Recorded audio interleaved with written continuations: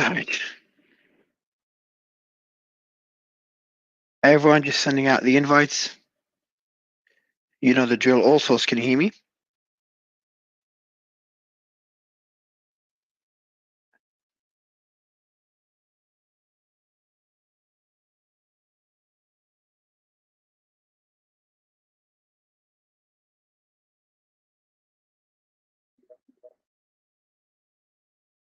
Also, can you hear me? Is it my end or your end?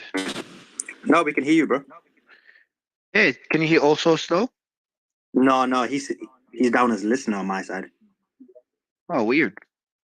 His account always gets suspended anyway because of all the Mexican gory stuff he keeps tweeting. His account probably got suspended now. It happened once on the space. He got kicked off, and then he couldn't join back. It was like 2 days ago. Now, first daily news space. Yep. I get my space shadow banned because I keep co-hosting him. Also, can you give me a thumbs up if you can hear me, or you declined to co-host? So there you go. Just glitched out for him. I'm gonna send out the invites.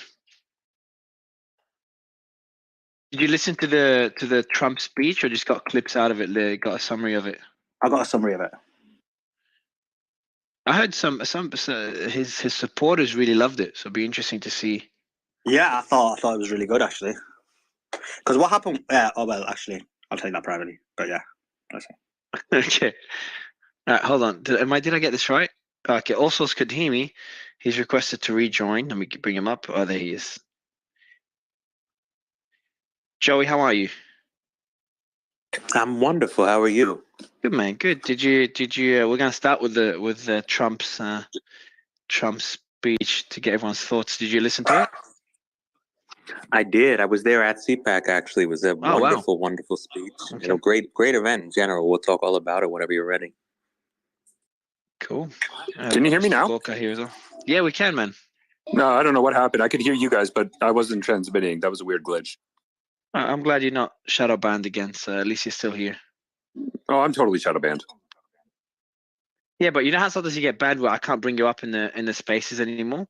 It's like once it crosses 1,000, forget it. Like you can't find me. Like there's no way you can find me. Once you get 1,000 listeners, like it's done. But it's funny because every time you do a space, everybody, like when they comment, everybody tags my alt account that's not shadow. Like so then I jump, like I'd see my alt account, I have like 50 notifications. Like where did all this come from? It's like everybody just commenting. I'm like, oh, is that the all source? Yeah, is that the all source number 2?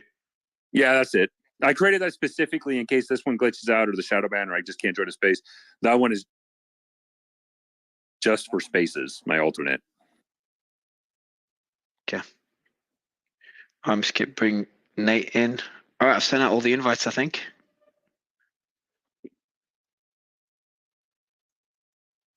All right.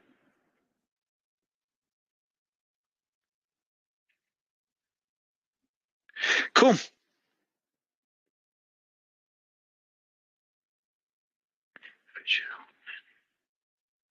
All right, everyone. I think I've sent it all out. Slayman, also, it's good to have you guys kick this off. Mike, good to have you back. How are you? Mike, can you hear me? I can. Sorry, I was muted. Thanks for having me. Yeah, I'm doing great. This is going to be a fun talk. It is. And we're going to invite Andrew up. Andrew, I'm going to send you an invite now. Mr. Feinberg, it'd be good to have you on stage. And we've got Dr. Gorka. How are you? I am excellent. Thank you for having me today, Mario. It's a pleasure. How was your interview with Trump that you sent me? I've listened to bits and pieces. What's his new strategy? How's the Trump in 2023? Is he the same? Is he different to the Trump, President Trump? I'll retweet it. I'll put it at the top of my feed. So we had him on my show on Tuesday for almost an hour, and my producer, who's a very matter-of-fact guy, said we've had him on the show 5 times, and he said this is the best one so far. No rabbit holes, didn't wander off, stuck on message. I think, look, if you want to know what he's going to do, you have to watch the actual CPAC speech. I was there. I saw the president again yesterday after the speech. Basically, no holds barred. He's declared war on the administrative state, on the corruption of federal law enforcement, of all the things he said yesterday. And it warmed my heart. The longest, most powerful standing ovation was on the transgender issue. He said, when he said that we will ban the surgical mutilation of minors in hospital for transgender surgery, and we will ban males from competing in female sports, the crowd erupted and wouldn't let him continue. So it's a declaration of war against everything that's corrupt and fetid in DC. And whatever your politics are, I recommend you either listen to his interview on my show or yesterday's speech, which is even in greater detail. Joey, what did you? Oh, sorry, I was just going to say, it's fascinating how this issue is the one that's getting. I was talking about it yesterday. It's gaining more traction than anything. Did he talk much about the Ukraine war? I'm sure he's talked about it, but in terms of spending time on it versus other issues, other domestic issues. You guys know where I stand. I have an unusual position in the conservative movement that I'm pro-support for Ukraine, not in the way that the Biden administration is doing it without any real accountability, but I want to support them because I see this as a nation wronged and invaded that's having their 1776. So actually, when he came on my show on Tuesday, I personally was surprised by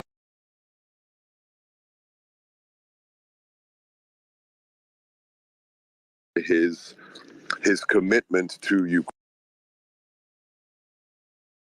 He just spoke about the unspeakable, the magnitude of the human tragedy of the cities utterly decimated and destroyed in Ukraine, and he took me by surprise on live radio. So yeah, he's committed to making sure the war stops, and he's not interested in saying Zelensky is a puppet of the World Economic Forum. No, this is wrong. And Ukrainians are suffering, and we have to stop it. So again, I would like everybody who's listening, who's interested, I'm pretty convinced he will be the nominee. So it is worth 90 minutes of your time to listen to what he said yesterday. And a question about the Ukraine war before we kick off Trump. Why we're seeing more and more Republicans take the stance against the war? And are you seeing Trump's position? How hawkish is he versus Biden or other Democrats? Because you said you were surprised in your interview yesterday. Yeah, well, look, this is the big challenge right now on the right, on the conservative movement. Why do we have the Tucker Carlsons of the world doing what they're doing? It's probably a combination of things. I think one of the biggest issues that we take for granted.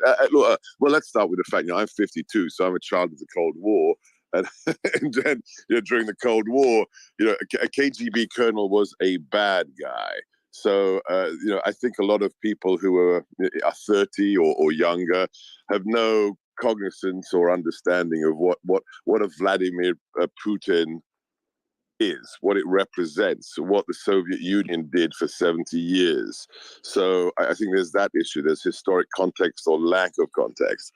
Add to that what we have, and it's understandable, I get it, we have the incredible fatigue, and sometimes not just fatigue, but distrust with the national security establishment on the right and the left, whether it's the neoliberal left wing Hillary Clinton type, or whether it's the neoconservative former Trotskyist, let's invade other countries and turn them into democracies at the end of the gun barrel. So people are fed up with never-ending wars, foreign wars, $7 trillion in expenditure, 4,000 killed. So, add to that the disinformation, the misinformation, Russian active measures. A lot of conservatives are saying, screw this, and we're seeing a revivification of the isolationism of the 1920s and 30s. So lots of things are coming together. but it's saddening to me that when a free nation, albeit a corrupt nation, is invaded, people think it's okay to say, well, we don't care, it's irrelevant, or to say that a small Jewish comedian is basically a Nazi, and we're going to believe that the KGB colonel is the guy fighting for Western civilization. So there's a lot of ignorance, a lot of cynicism, and a lot of fatigue, I think, with these issues. But it'll shake itself out, because I know the president will engage on Ukraine. If he is re-elected, that conflict will stop very, very rapidly. I've just it's at the top of my Twitter feed. If you wanna save the interview for later, you can just go to Seb Gorka and you'll see it right there. Sebastian, what do you think he'll do that Biden isn't doing? May I ask you a question, Dr. Gorka? Yeah, go ahead, Andrew. I do believe that's why we're here. Well, I'm wondering if you might have left off a reason for the prevailing attitude among conservatives. The Ukraine conflict, the U.S. role in the Ukraine conflict has been, I guess I'll call it a signature program of the Biden administration. The president was in Ukraine just, I think, last week or the week before, and he's really made it a core part of his foreign policy. So I'm wondering how much of the opposition to the U.S. support for Ukraine is driven by a reflexive desire to oppose whatever Joe Biden might be for, no matter if it might actually be the correct thing to do in this particular instance. No, I think that just adds a wrinkle, because even if, look at the way the MAGA movement or the neo-Buchananite, Tuckerists treat people like Lindsey Graham, right? I mean, Lindsey Graham isn't Joe Biden, but when he makes his statements about a more robust and never-ending commitment to Ukraine, he is excoriated by people who call themselves Republicans. So no, of course, there's the knee-jerk reaction of a rejection of anything that the Biden administration is trying to pitch. But no, this has far deeper roots. By the way, before you ask your question, Sleiman, Seb, you've just got a bit of background noise on your mic. Sleiman, you had a question for Dr. Gorka? Yeah. My question was that, because you're obviously pro-Ukraine, but at the same time you're pro-Trump. So I can't hear the person if they're talking. Can you hear me now? Yeah. So what's your question, Sleiman? I can ask it for you. There's a bit of a glitch with Twitter. Oh yeah, Costa. So the question is that what does he specifically think that Trump is going to do that Biden hasn't done that will end the war? Yeah. So Sebastian, the question is, what will Trump do different to what Biden has done? The narrative sounds great, but what can he do that Biden isn't doing? Well, I think we've discussed this in a previous spaces here with you guys. Number one, look, I find it mildly amusing that I'm frequently asked, what would President Trump do differently if he were in office? And the fact is, I have to laugh, because there wouldn't. Excuse me, 1 second.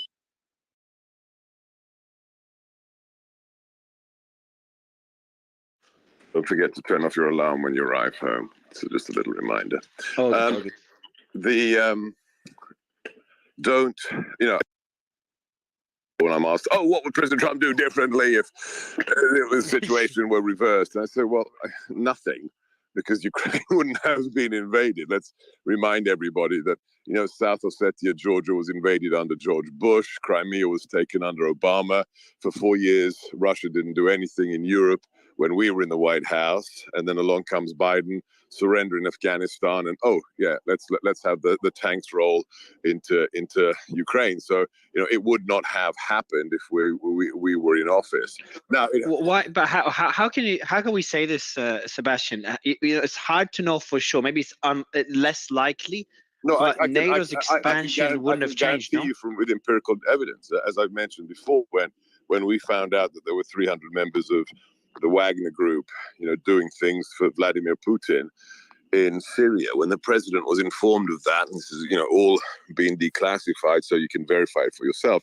When we found that there were 300 fighters under the orders of Moscow in Syria, destabilizing that region, President immediately told the Pentagon and the Secretary of Defense, kill them. And we killed them within 48 hours. 300 Russian operators were killed by U.S. capabilities. I won't say anything more than that. And Putin didn't even hold a press conference. He didn't rail about Western decadence and globalization. He didn't even say anything. So that just gives you an empirical metric of how afraid he is, or you can use respects or recognizes my former boss. So the idea that he would actually roll tanks into an independent nation state that borders NATO, it is counterfactual, counterintuitive, and it wouldn't have happened. Now, if he is reelected and ends up in the White House again as commander-in-chief, I would expect him to be very vociferous back on Twitter or whatever platform he's using, sending a very strong message to Vladimir Putin. I would expect Vladimir Putin to take a deep breath and a pause just by dint of the fact that President Trump is back in the White House. And then if it were up to me, if I were back in the administration, forces in the Baltic states, in Poland, and there would be behind the scenes, how shall I say this, very robust discussion of Russian interlocutors. So Sebastian, I think there will be very. Your mic is glitching. I think your connection is having issues, Sebastian. So while Sebastian's connection is back, man, I think we can kick off the show, man. And Sebastian will be with us when his mic is fixed. But maybe kick it off with an overview of the speech, of Trump's speech, just some key points. We can start discussing them, and we'll start going through the panel. For anyone new to the panel, which I don't think anyone is new on the panel, you can jump in anytime or just put your hand up if you'd like to speak. And I appreciate you all for joining. So, Sulaiman, what are some key highlights from Trump's speech? Because I know this could get a bit heated. Yeah. He covered a number of issues, a wide range of issues. He covered the issue of the deep state. Can't hear again. Okay, so Sebastian, I'm going to fix it on your end. So I'm going to remove you from speakers and bring you back up. So that glitch happens sometimes on Twitter. So it should work. Can everybody else work hear itself me? out. Sorry, go ahead. Yeah, we can hear you, Simon. Go ahead. So basically, so he covered a wide range of issues, and quite in depth in the sense of really focusing in on the issues. So some of the issues he talked about was the deep state. He talked about China and its involvement in the COVID pandemic.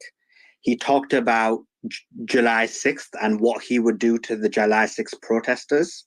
He also talked about the transgender issues. He talked about a baby grant. He talked about his rivals and, said a number of things about them, although not directly. He said he would stop World War III from happening, and hence why we asked Sebastian's the questions we did. He talked about illegal immigration. So they were just some of the issues that he talked about. So my first question to you, Joey, because you were there. Do you mind if we kick it off? Do you mind? Actually, I'm curious. I want to kick it off. I wrote them all down. I want to kick off the deep state one. And I know you wanted to go to Joey, and then we can probably go to Nate or All Source or Fiji to kind of balance it out. But Simon, can you focus your questions on the deep state? Because this is the video first. Maybe come up with a few. Video. Yeah, curious because he's used that narrative constantly for a while, and now the deep state as a term is just being used very casually. Back in the White House, their reign is over. Their reign will be over, and they know it. And America will be a free nation once again. We're not a free nation right now. We don't have free press. We don't have free anything. In 2016, I declared, "I am your voice." Today, I add, "I am your warrior. I am your justice. And for those who have been wronged and betrayed, I am your retribution. I am your retribution." Not going to let this happen. Not going to let it happen. I will totally obliterate the deep state. I will fire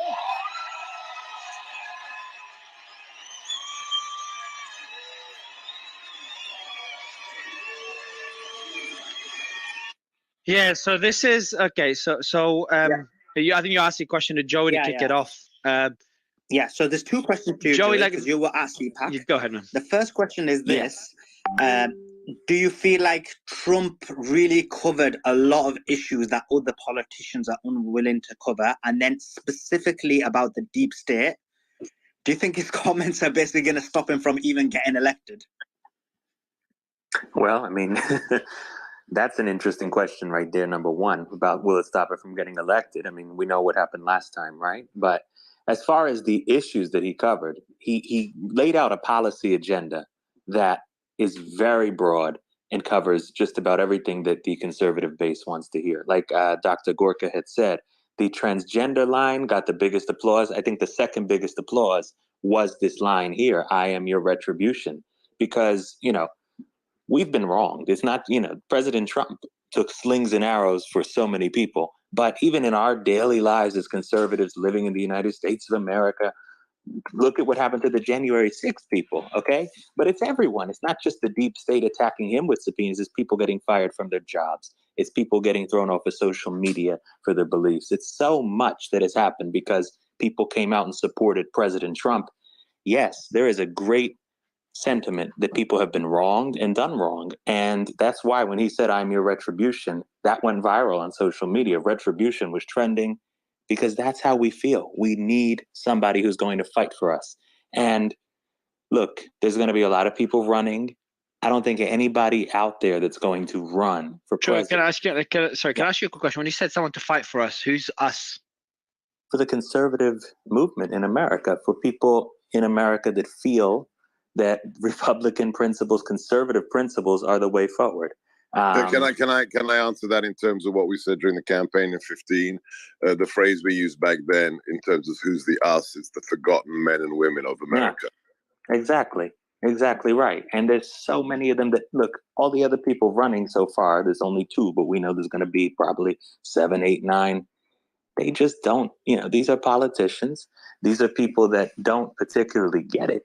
And President Trump he got there, he had a whole plan of what to do, and the entire time he got nothing but investigations. He got nothing but, craziness thrown at him for 4 entire years.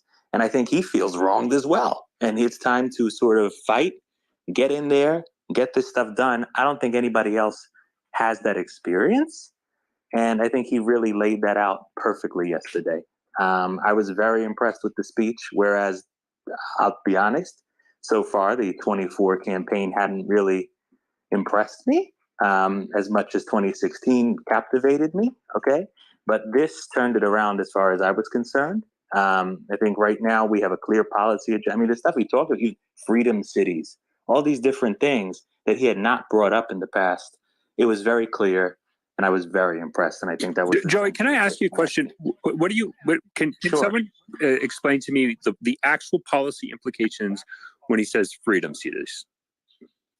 Right. Well, you can watch the exact video that he put out. Hold on. Yes, Andrew. Yeah. Yeah.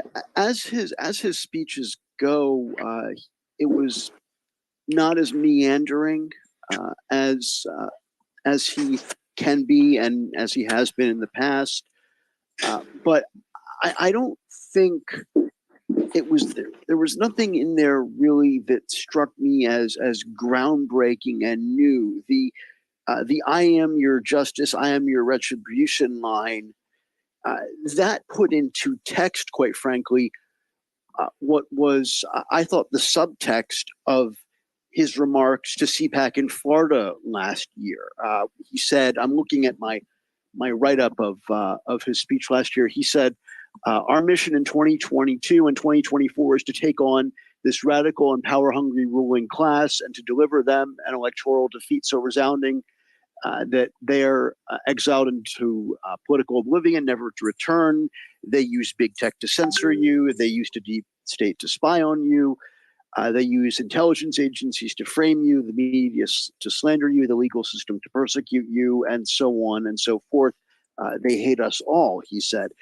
And so I think this isn't new. He's being more explicit about his desire to refashion government into an instrument that can be turned onto his perceived enemies and the perceived enemies of his supporters, whoever that may be. And this may get him the nomination.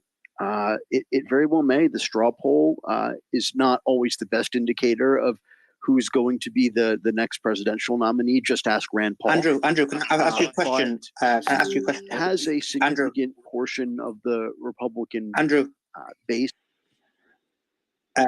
Andrew, can you hear Slayman? Andrew, I've just muted you. Not sure if you can hear him. Can you give me a thumbs up if you can hear Slayman? Can you hear me? He's speaking now. Andrew, you got to unmute and tell us if you can hear Slayman. Andrew, can you? I cannot hear. I can hear you, but I hear no one else. Oh, okay. Oh, okay. So I don't can you think hear me, Andrew? Same issue. So who can't hear me? I hear Andrew Jim. down, please. I mean, that one. Right? Yeah, all good. Everyone can hear you. Right. No, all good. Everyone can hear. I'll just fix that, Andrew. Andrew should bring you up, and Harry as well. I've just sent you an invite. It should work. I've DM'd it to you as well. Harry should work for you. But yeah, go ahead. Sam. That might be a. I'll sort out. So that might be a deep state attack. So just proving. Oh, there was the people when Twitter Spaces was glitching, everyone would love to blame the deep state every single time. It's like the FBI censoring us. Or it could just be Twitter just being absolute garbage. I'm just going to call it out. It's just terrible. I'm sorry. Twitter is absolutely horrendous. Sorry. It's been glitchy all day long. Hey Mario, can I just throw something in there in exchange with Andrew real quickly, if you mind? Of course, man. Yeah, of course. Yeah. So Andrew, a question for you. I think I'm always concerned. I mean, if you follow me at all, you know I've been a Trump supporter in the past, but certainly on the libertarian right, I guess is the best way to put me. There's always a risk that any president, any politician who has power can abuse that power against their enemies. Is there what Trump seems, based on your analysis, to envision he might do against his political enemies? Are you saying you're considering that would be, if he follows through with it, a new phenomenon? Or are you perceiving this as just a shift from, as I do, from the current situation where political enemies are being targeted, certainly by the Biden administration, but more broadly by this concept of the deep state, however we might define that loosely or precisely? I think what you're seeing in his rhetoric is a desire to make that a central focus of how he would run the executive branch in his next term. And say what you will about how the Biden administration has conducted itself, but I can't think of anyone who has run for president with the explicit aim of using the government to get revenge on the people who you think have disrespected you and your supporters. And what's more, this attitude has Andrew, gone mainstream in Republican circles. Andrew, can you hear me now? Yes. Oh, yeah. Okay. So my question to you is this: that when it comes to Trump's, because you said that he's mentioned this before, but do you think that mentioning it now, based on what Americans have experienced over the last 4 years, we've had, for example, the COVID revelations, we've had the Twitter revelations, do you think that right now it has a greater impact?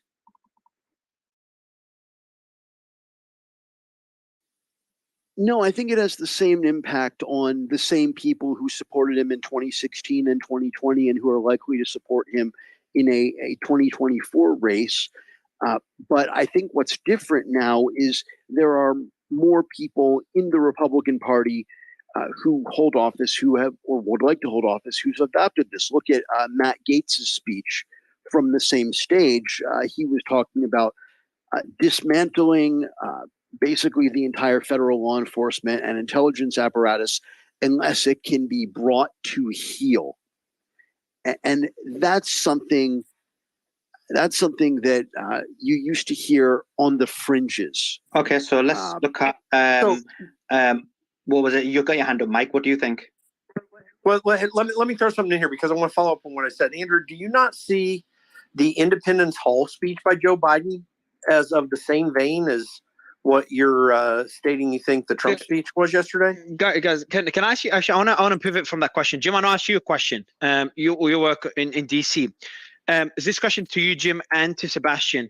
How important are speeches like this? Because I've seen that a lot of the narratives pre-election don't materialize, yet the people still love everything that's being said in a speech. They take it seriously and they rally around the words being said.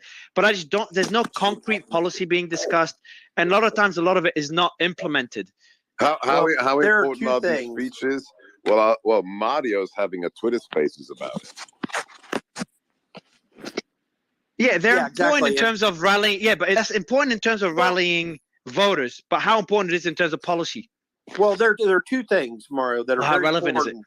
There are two things which are very important with speeches like this. The first one is rallying voters. Now, by the way, I will note that CPAC wasn't as big an event this year as it has been in the past. I wasn't there. I was just talking to a lot of people there. I'm usually at CPAC, but not as large as at other times. Nonetheless, there was some energy there, and people in the base, and this was broadcast on Newsmax. I think Fox News carried it, and some others. The base is stirred up by speeches like this. That is an important aspect of these speeches. The other reason, and the other thing you have to keep in mind when you create speeches like this, is you need to be able to cast out things that will be discussed moving forward so that you can, A, distinguish yourself from your opponents in a political campaign, in this case for the Republican nomination, and in this case specifically for Trump, to bolster what he has done up to this point and show how he's going to make that happen in the future, but also just to throw things out there that people will talk about. I think that he scored fairly well on both of those counts. I got a lot of feedback from people that were excited about it, and we're having discussions about it, like Sebastian just talked about. Yeah, so Harry, you just jumped in. So what we're talking about is Trump's comments about the deep state, and obviously Americans care greatly about their rights being infringed on. What's your thoughts on this? Well, I always find Donald Trump's comments on the deep state to be conspiratorial. And I think you might see the people at CPAC or his base riled up. But I think what you're going to find is your independent American is looking at Donald Trump kind of calling him the lunatic that he is. When he talks about, the deep state's coming for you, it's all fear mongering, right? He's trying to rile up the base. He's trying to get people, scared. That's what Trump has done his entire political career. And I think that it was no different with the speech. He's just trying to play into people's emotion. If you watch the speech, it's a lot of that. It's a lot of they're coming for you. I mean, he put on Truth Social the other day regarding the investigations. He's like, they're not coming for me. They're coming for you. Okay, right, yeah. Hey, Harry, that's not even substantive because we just went through the whole Russiagate thing for many years. We went through the Russiagate thing for. Yeah, I'm not sure who muted everyone. It wasn't me. It was Salman. Accident. Just guys. Harry, we just went through the Russiagate thing for many years. We went through efforts. But Jim, I've got a question. Jim, I've got a question for you. Do you think, Jim? I've got a question for you. Do you think the elections were stolen? Listen, I'm ambivalent about coming to such a conclusion as that. I do know for a fact that election law was changed against the Constitution in states like Georgia and Pennsylvania, Georgia, where there was a consent decree outside of the legislative process, Pennsylvania, where the Supreme Court changed the election law against the legislature, and Article 2, Section 1, Clause 2 of the Constitution clearly says that it's the legislatures, not consent decrees or courts, that may, in any action of court, that changes what the choosing of electors are. Jim, that is a very good. You don't call it a stolen election. What you call it is. Jim, hold on. Let me finish my point. Hold on. Just let me finish my point. All source.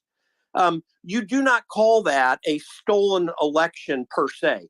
What it is an election process that was altered against the Constitution in a manner that benefited Democrats in those states, and some others, by the way, which I would point out, also did very similar things. So stolen, well, I don't know. I don't know if I go that far, but altered in a way that benefited Biden? Absolutely. And in fact, we had a Time magazine article which made this very, very clear that there was a concerted effort by the U.S. Chamber of Commerce and labor unions to try to take out Donald Trump. So it's consistent with that. That effort.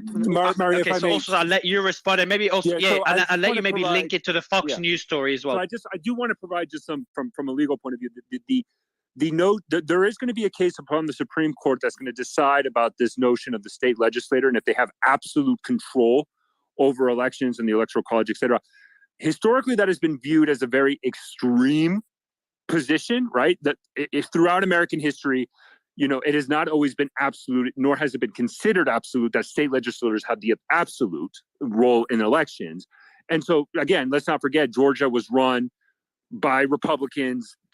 Both the legislative and the executive branch were Republicans, right? And so I think that's important to highlight that. And again, but I think it goes away from the politics. The notion that state legislators, this will be going up to the Supreme Court, but this belief that they have absolute control over elections historically in legal precedents has not been that, let's say, extreme. I just wanted to provide that context. We will see what the Supreme Court rules. Well, that's not entire. All sorts. That's not it. Your analysis is not absolutely true.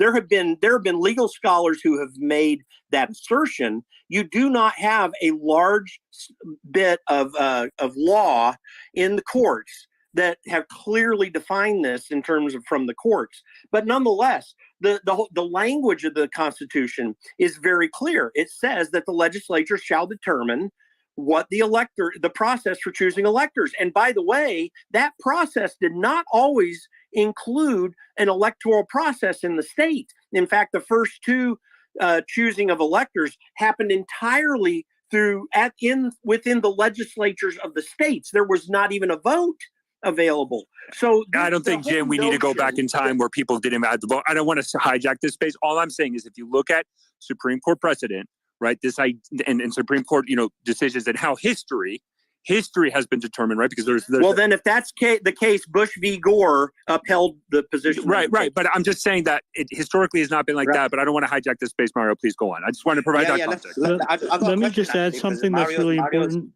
Mario's changed it. Joe.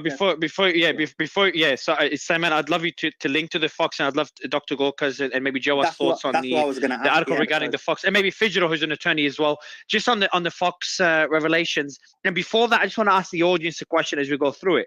In the audience, I want you to put in the bottom right comments. I want to see the sentiment here. Do you still believe that the elections were stolen? Do you believe that Trump should have won the election over Biden? Or go ahead. Yeah, Dr. Gorka, that's the same question to you. Do you believe that? And then what's your? But Simon, I'd love you. But Simon, can you? Can you explain for the audience the Rupert Murdoch's testimony? And I'd love Dr. Gorka's thoughts on that.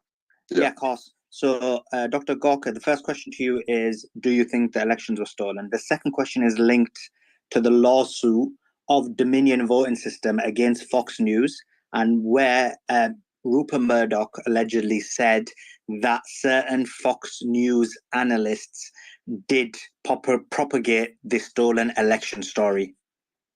Yeah, so here's my take. Let's get concrete and stop using, what some people consider inflammatory language, right? I live in Virginia.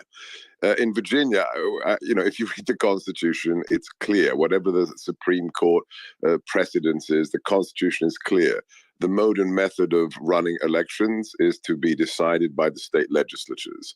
The then Democrat governor, Northam of Virginia, in the first time in the history of the United States said, we will not verify, we will not check the signatures on ballots. Now, if there's anybody out there who thinks that's cool, you're the problem, okay? Because in a court of law, you've got to have opportunity and you've got to have motivation. Ask yourself an honest question. If you're a Biden supporter, if you're a Democrat, if you're a member of the mainstream media, what is the only reason not to check a signature? Whether it's on a check, whether it's on a contract for your apartment, the only reason you could have for not verifying a signature is fraud. The governor of a state is not permitted to do that. He did that, and then signatures weren't verified. So if you think that, you don't have to say that's stolen, but the idea that you're not going to verify the identity of mail-in ballots, it stinks to high heaven. And secondly, on forensic evidence, again, let's just use our common sense. Are you telling me a decrepit white old guy who's been in politics for 47 years, a machine politician, suddenly got more votes than the first handsome, young, black president? Guys, we don't need to have a discussion on whether it was stolen or not. Let's just use a New York term. It was hinky to the max, and it was unconstitutional in those states where the secretaries of state or the governor took actions that are not permissible by the Constitution of the nation or the Constitution of the states. The Pennsylvania Constitution states it is the state legislature that will run the elections. That was not the case, despite the Pennsylvania legislature being run by the GOP. The Secretary of State and the governors rode roughshod over the situation. I just want to bring Fidgetal into this because he's a lawyer. Fidgetal, the case, just in case some of the audience don't know what it's about. So Dominion voting system are suing Fox News for defamation for their claims that some of their analysts have been propagating that the election was stolen and basically talking about the Dominion voting system in a negative light. So Fidgetal, if you want to answer what Sebastian said and then any comments you've got. But I haven't commented on the Fox story. If you want me to comment on the Fox story. Yeah, please. Yeah, go ahead, Sebastian, then we'll go to Fidgetal. So the Fox story is pretty embarrassing for Fox. If you look at the internal text messages between the talent, Tucker, the owner Murdoch, and the rest. So it does not shower them in glory. I do actually recommend anybody who's listening to read the articles that have been written in the last 2 weeks since these disclosure statements have been made. On top of that, look, full disclosure, I have a daily radio show with Salem, but I have a weekly show with Newsmax, and one of the reasons I have the show with Newsmax is because Fox shot themselves in the foot when Paul Ryan, a famous rhino, became a member of the board. Things changed. The tenor, the tone at Fox changed when they called Arizona before anybody else, even in the mainstream media, called Arizona. People, I remember my phone blowing up. The DMs, the comments. What the hell is Fox doing calling Arizona for Biden? Newsmax basically exploded in subscriptions because of Fox. Fox was deemed to have genuflected on the at the altar of PC MSM coverage. Sebastian, you mentioned Tucker Carlson. I know we're going to Fidgetal, but I do have a question because some of the audience may not know it. So obviously Tucker Carlson's text messages are out, but but in terms of what would make him look bad is if he publicly said something different to what was in the text messages. Now, I've looked into it, and I've not seen him publicly state that the elections were stolen. So what's your thoughts on that? Yeah, I'm using a different kind of optic. For me, in the case of Tucker, so Tucker is deemed, and I think reasonably so, to be the iconoclast. They fired so many people, whether it was Lou Dobbs, whether it was Trish Reagan or others. The people who are very popular with the MAGA base were pushed out of Fox in the last 2 years. Tucker is seen, along with maybe, let's say, Jesse Waters, maybe Bartiromo, as being, the holdouts, the America First pro-Trump holdouts. But if you read, I'm talking about looking bad in terms of, the numerous texts where Tucker's like, oh my gosh, this is going to make the corporation, this is going to make FNC look bad. That's not Tucker's image to his listeners. That he's concerned about how Fox looks. His thing is he's a neo-Buchananite, a hardcore, conservative who's a patriot, and the idea that he's saying behind scenes, we've got to care about, how the corporation looks like. That doesn't sit well for those who saw him as an iconoclast. That's what I'm concerned about. Or so what surprised me.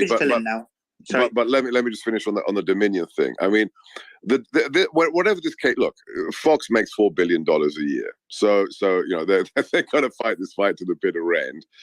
With defamation, they have to demonstrate that they knew that they were lying or that they were defaming at the time that the defamation occurred. That's going to be very hard for Dominion. My argument, I never had truck with those who concentrated their efforts and their time on the voting machines, Venezuelan data farms, or what have you, because I look at the last 70 years of politics in America. I mean, go to the history of Nixon versus Kennedy. Everybody knows what Joseph Kennedy did for his son in Chicago, in Philly, buying, manipulating the voter rolls of dead people. We joke, if you're an American, we make fun of the dead voting in Chicago, the dead voting in Philly. So you don't need scary algorithms and network computer devices through Dominion to have hanky-panky and fraudulent elections. All you need is people photocopying ballots. So for me, this was a non-starter. Yeah, sorry. Yeah, that's fine. I just want to balance it out, Fitzgerald. You're a lawyer. So if the question I asked you quite a while ago, if you want to answer that, and then if you want to respond, that'd be brilliant. Go for it, Fitzgerald. Jesus Christ, I got lost in so many different areas. Your mic is shit, Fitzgerald. Your mic is shit, man. Okay, give me a second. I've been waiting for an hour. Thanks, man. All right, done, Fitzgerald. No, I'm joking. Go ahead quickly, man. Dr. Dinesh, go ahead. Is it better now? Oh, it's perfect now. Yes, perfect. Okay. I just want to point out a couple things. One, I love you, Jim, but you have danced between strict scripturalist and a living document in terms of the Constitution to serve your purpose like a B- artist. Like, really, Jim. Like, that's why I wanted to go point, but I won't go point. Sebastian, also a little bit of a disinformation. It is not Dominion's requirement, and these text messages are going to be devastating to the already pretty strong defamation case. Intent has different layers to it. There's extreme recklessness, extreme negligence, and the necessary need to prove full intent, which is obviously always the hardest thing in court, right? They don't need to really prove more than them saying on air over and over and over and over again that there was theft, that there was fraud. It's the duty or the burden of the plaintiff to prove truth, right? The best defense to a defamation case would be truth. So in order for Tucker, Fox, and all of them to defend properly, they need to prove that there was fraud and problems in the election. Not even just problems, they alleged fraud, theft. Right? Dominion's just going to provide the actual data. It's going to be up to the defendants to prove why it's not true. It's a sinking ship. You see them jumping out so crazy because the easiest defense to a defamation case is this is the truth, and they know they didn't provide the truth. I'm going to let you carry on because I know you waited a while, but just a specific question about what you just said now. In terms of a defamation case, isn't it the case that you need to show that in the text messages, for example, this is an example for the audience, that basically Tucker Carlson was like, this election isn't stolen, as a matter of fact, and then on broadcast he then says it was stolen. So that would be example of defamation because he's basically stating something which is not factual. Or for example, it doesn't make a difference what he says in private. It matters what he says in public that defames, that damages the image and the brand and the reputation of a company. And so let me finish. Please let me finish. What they've caught themselves in is, and I'll combine the two quick conversations. And by the way, I want to go back to something that me and Sebastian actually had a really good conversation about back in the day, which is I was hoping that Trump would come and have the opportunity to be a true independent, because that's what I believe his constituents believe he will be, can be, and should be, but he is not acting that way. So I believe that what happened is Fox News, as evidenced from all the texts that have been distributed thus far, that's the beauty and the issue of defamation, is you get deep discovery.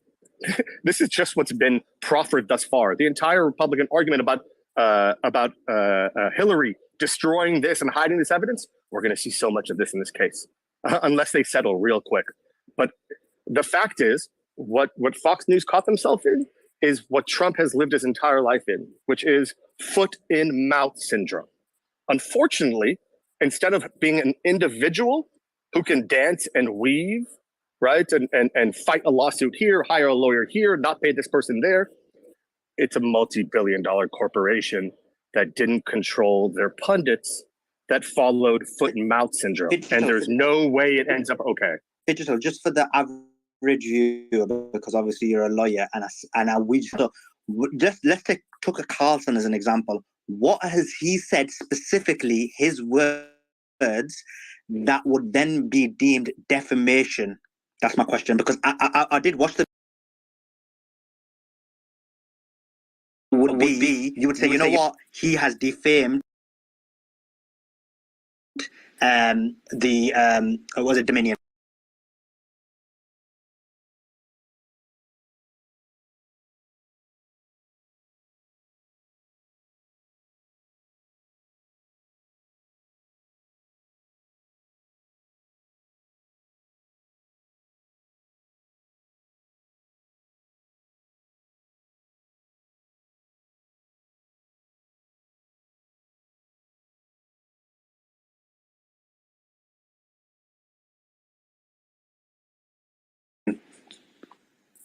So, hey, Pedro.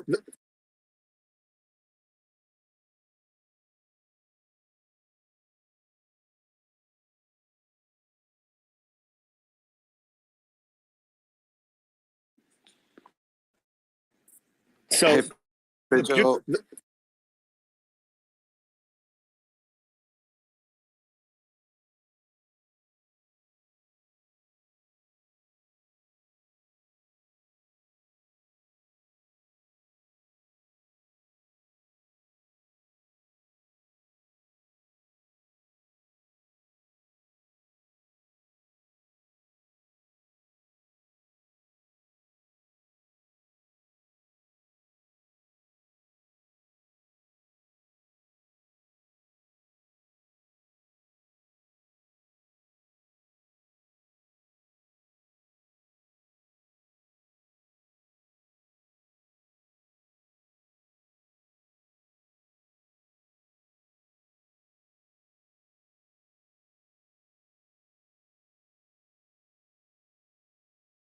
Just to give you perspective, you are having the Twitter files of the right now. You are watching what happens.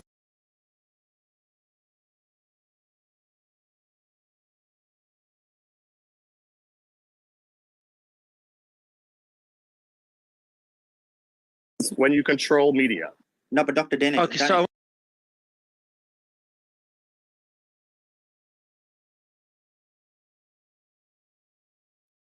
what you mentioned is the text messages, right?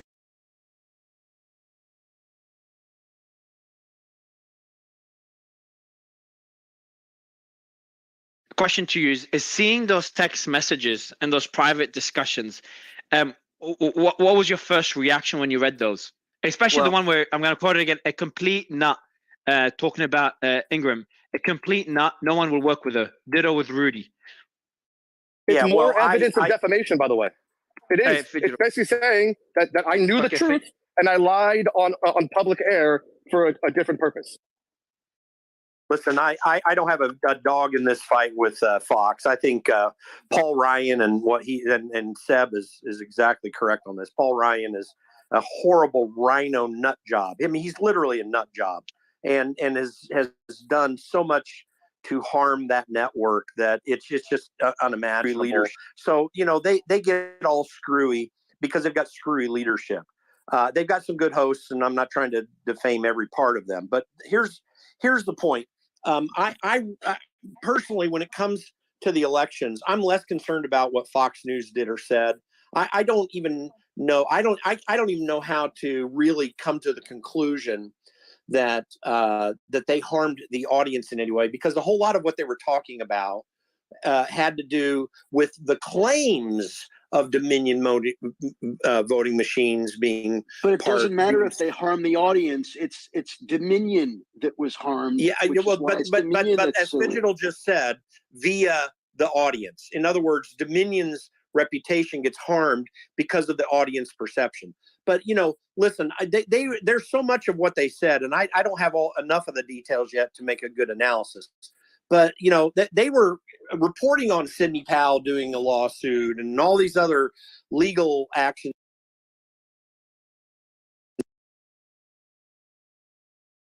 As a host, whether that's enough to do this. And in terms of the overall election, the Dominion voting machines, in my opinion, I don't even know how to evaluate if they had any effect at all. And I see nothing there. I'm concerned about the other things that I talked about. Jim, so go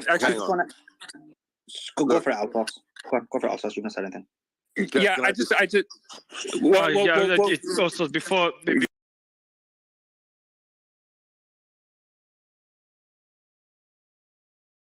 If we can get, I wanted to get Sebastian, and then we can get Joe. I thought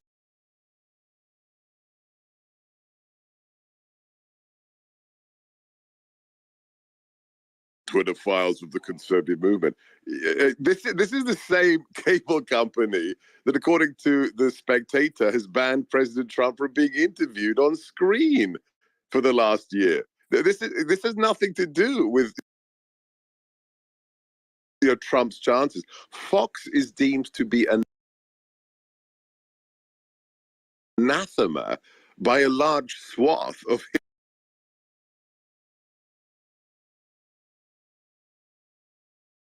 service was doing so badly a year ago.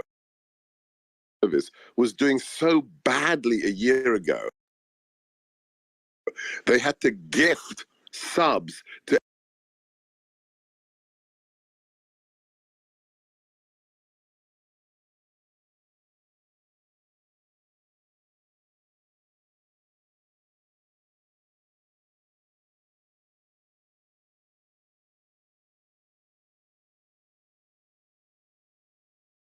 for Fox, guys. Can we just wake up and smell the coffee grinds? This could be a serious problem for Fox, but really check here, guys. Can I just ask Joe a question about it? Joe, because you're quite a critical thinker, so that's why I like asking you these questions. Up to now, although Fidgetal and Dr. Danish have given us some points, I'm still not seeing, specifically about Tucker Carlson, what he has said publicly that would then be defamatory. So if you can answer that, that'd be great. So I can answer that last part really quickly. Let Joe answer first. And then let Dr. Dinesh, because my point. I agree. Dr. Dinesh, maybe just to be clear, in that Hill article, if you guys Google the Hill article, there was a Hill article that came out maybe a few hours ago. In that article, they've laid out the timeline. So literally the day after he was texting Ingram about how Sidney Powell is lying and he caught her, she was on his show and he said, I can't believe they're doing this. I can't believe they're stealing the election. To the point, the one thing I'd like to say, to the point that Sebastian was making about they don't need Fox. I mean, I work in the media. I work with media. Without Fox, I don't think they have a chance. You don't have the exposure. And if you look at every president that's won until now, pretty much, it's whoever spent the most on media or who had the most coverage that wins. Do you know how much Donald Trump spent on media in 2015? Yeah, he spent half. He spent half of what Hillary spent. It was the first time in 25 years that happened. Bingo. He got it for free from Fox. He didn't have to spend. He got it free from everybody, from MSNBC, CNN. Everybody wanted him. I said it on a TED Talk stage that he's going to win when he was 23% in the polls because of the coverage he was getting and what was happening. But now, without Fox, I don't think he has a chance because you need that media. How many people watch Fox? You know what the viewership of a Fox show is? Out of 330 million people. Do you know how many? The highest rated show on Fox is Tucker. How many people do you think watch it? You can't look at numbers that way anymore. No, numbers are irrelevant. Do you know? Answer the question. How many people watch Tucker?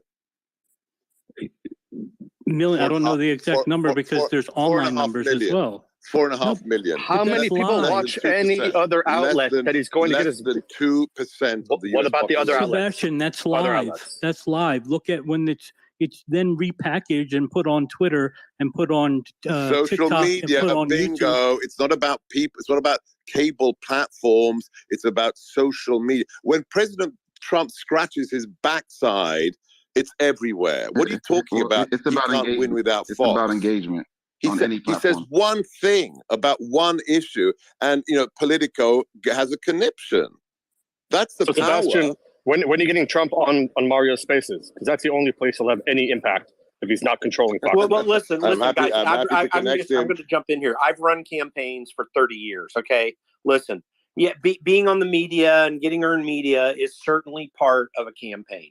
Donald Trump's going to get enough of that if he runs and gets the nomination to be able to get the word out, whatever he wants to. He's going to be all over Newsmax. And in fact, I'm going to tell you this, if he gets the nomination, Newsmax's numbers may get up to Fox numbers by that time. They're already very strong. But so Jim, can I ask you, Jim, Donald Trump won campaigns is because of the fact that he mobilized a grassroots base, both with purposeful effort and organic response. If he gets that again, it's not going to matter if he's all over Fox News. Mario, can I talk? I have a question, Jim. Before I give you the mic, Bernard, I want to go back to Jim. And Harry, you've been awfully quiet today. Usually you're the loudest out of everyone. It's like Jim took your limelight today. But I've got a question for you, Jim. Dr. Dinesh, can you go back to the quote that was mentioned? And then we will go back to CPAC, Sebastian, I promise. But I just want to really touch on this because that was one of the topics of discussion. So we kind of pivoted slightly to it, talking about the establishment, and then we'll go back to the speech. But Dr. Dinesh, can you go back to what was mentioned by the text messages and then what was mentioned the next day? Yeah, and can you link the article as well up as well? That'd be brilliant. Because I'm looking for it on Google. Or you could DM it to me, Dr. Dinesh, and I'll send it to Slimman. Okay, sounds good. Really quickly, it was Sidney Powell is lying, by the way. I caught her. It's insane. Carlson had wrote in a text to Ingram. The court filing had shown. And then Sidney is a complete nut. No one will work with her. Ditto with Rudy, in reference to Rudy Giuliani. Ingram responded. Carlson wrote back, "It's unbelievably offensive to me. Our viewers are good people and they'll believe it." And then on November 21st, Carlson texted an unidentified Fox employee that it was shockingly reckless of Powell to claim the election had been stolen from Trump. And then the next day, she came onto his show and said the complete opposite. So on this particular point, Jim, and I know it's a bit moving away from Trump's speech, we'll get back to, what are your honest thoughts? Because we've been on Spaces for a long time, so you're generally relatively balanced and call it out on both sides to an extent. So I'd love your thoughts on this. Well, when it came to the lawsuits that Sidney Powell was doing, I really never could click with what her point was or what she was trying to accomplish. I mean, I heard what she said, but then I never saw it play out in practice. So that was always suspect to me, oddly, because Sidney Powell is one of the best lawyers in the country. I mean, she, in so many other areas, when she's outside of what was going on with Dominion Machines, she's fantastic and people do rely on her. So even that analysis of her was really stupid. It might have been right related to this particular case, but she is considered and has had deep well of respect from people in the legal community for a lot of years. That's not Jim, you're losing not on these credibility. topics. Are you serious? Can I just, for the record, Jim, look, for the record, she had minimal background in any of these issues and none in national security. And she'd only actually fought a handful of cases. So she may have had respect on other issues, but when it comes to election integrity, election transparency, and national security, she had no background. Oh, that's the point I'm making, Sebastian. That's what I'm trying to make. Yeah, in other areas outside of this, she had a deep well of respect. None in this area. It was really an odd argument to me. Rudy Giuliani, for all the quirks that you want to say about him, again, people still do respect him. And I know that there are some quirky things there. And I grant that. I mean, I get it. I've met Jim, Rudy. Nobody respects Giuliani. I'll listen to the first I argument. think it's irrelevant. Nobody respects Giuliani. I think it's irrelevant. That kind of moves away from the... I'm not going to let that go. Mayor Rudy Giuliani, as prosecutor, put in prison the head of the top 5 mafia dons of New York. Whoever just said that is a cretin. No other prosecutor in American history in the span of less than 4 years put away the top mafia dons of 5 families and then brought New York back to stand on its feet after 9/11. I will not have these statements made. Fitzgerald gave you. Guys. It's everyone's speaking at the same time. So just to let you know, Sebastian, Fitzgerald did give you a thumbs up. Just thought I'd let Sebastian you know. So he agreed on that I'm sorry. Rudy Giuliani did incredible work to revitalize New York City, but primarily Manhattan, in terms of cleaning up the Midtown. We can have conversations and separate stuff. I simply said that nobody respects him anymore. Had nothing to do with I do. Had nothing to do with. I do too. Let's go. So Jim, I'll let you finish your point, Jim, because I do want to move on to the speech and then another point made by Trump. Mario, whenever you're done. Yeah, whatever quirk After someone wants Jim, to point out, Rudy Giuliani has a fantastic reputation. He has done tremendous work, and whatever quirks you want to find with him, most of that is just political bullcrap anyway. Both he and Sidney Powell. And Sidney Powell should not have gotten herself in an area where she has no expertise. That having been said, with the revelations that we have of what, by the way, these Fox News hosts that were dissing on them, like that's totally not credible. Not those people. They knew they only were making an emotional response at that moment on what they thought was going on, which may be relevant to this case. But Jim, hold on, Jim. But we didn't say. Hold on, Jim. When we covered the Twitter files, you didn't go. Oh, Twitter employees were just doing an emotional reaction. It's okay. They were not being objective about it. It's just an emotional reaction behind the scenes. No, like both sides in this case, it just looks like Fox was saying something different to what they believed from what we've seen here. Is that a fair statement, or do you disagree with it? And feel free to disagree. I think there was a lot of turmoil internally about how to handle it. You had Paul Ryan doing his shtick, and you had the hosts doing their things, and certain, and some of them were suspect with it. I mean, listen, it's a network that is rudderless and leaderless. They just happen to have a big position. You didn't say that, but this is like you can, just do you want to say we can make those same points? Bernard, I'll let you. Well, I'll do it. Okay, guys. What I'm gonna do is I'm gonna get Bernard. Yeah, no, Aaron. I saw. I want Aaron to kind of sum it up right after Bernard gives us his thoughts, and then we'll move on to the next point from the speech. But Jim, I just want to say that, and again, for anyone listening, me and Jim are friends, and we speak on a daily basis. But I want to say on this point, you could make that exact argument for Twitter, in my opinion. But Bernard, do you disagree? I don't know what your stance on this. And then Aaron, you've been there since the early days of the Twitter files. I'd love to get your thoughts, because you're generally pretty balanced as well on the Fox News revelations and Murdoch's testimony. And then we'll go to the next point from the speech by Slyman before Dr. Gorka kills me. Go ahead, Bernard. Mario, first of all, how's my mic? Can you hear me well? Yeah, it's good, man. Okay, good. So I want to respond to Can't hear you. Hey, good. Yeah, I think we can. Yeah, good. Slightly muffled. Yeah, a bit muffled, Bernard. Go ahead. Oh, hold on. No, I can't hear anything. What I could do, Sebastian, is it's only with Bernard you can't hear, so it should be fine. If you want, you can come down. I can bring you back up. It should work. I'll wait. Yeah, it should be fine. Go ahead, Bernard. So I want to respond to 3 things that were said here. All right. First of all, regarding Giuliani, I think we just got to take a step back and just keep it all real. Okay, we can't have emotional debates when it comes to trying to get to the root cause of some of the issues that we're discussing. So Giuliani, if you looked at him from a certain perspective, he was a great mayor, a great attorney general. Giuliani was a thug. So if he came after you, it was a wrap. And he locked NYC down. And if you were a business, if you owned property in New York City, you loved Giuliani. Like he cleaned that shit up. But if you were poor, if you were an immigrant, you hated Giuliani, because Giuliani just said, fuck y'all. I'm gonna lock shit down. If you act up, I'm gonna throw you to fucking jail. And he did stop and frisk. So basically he was proactive in terms of policing, but yes, everything got better. If you talk about things from a certain perspective, everything got worse from another perspective. And then Giuliani today just didn't keep it real. I think people respected Giuliani up until a point when he supported something that everybody knew was objectively false, which brings me to Fox News, who then did the same thing. And then I think the blind spot here is that everybody knows Trump was capped. You know, the way he was framing the entire debate as though the election was stolen from him was cap.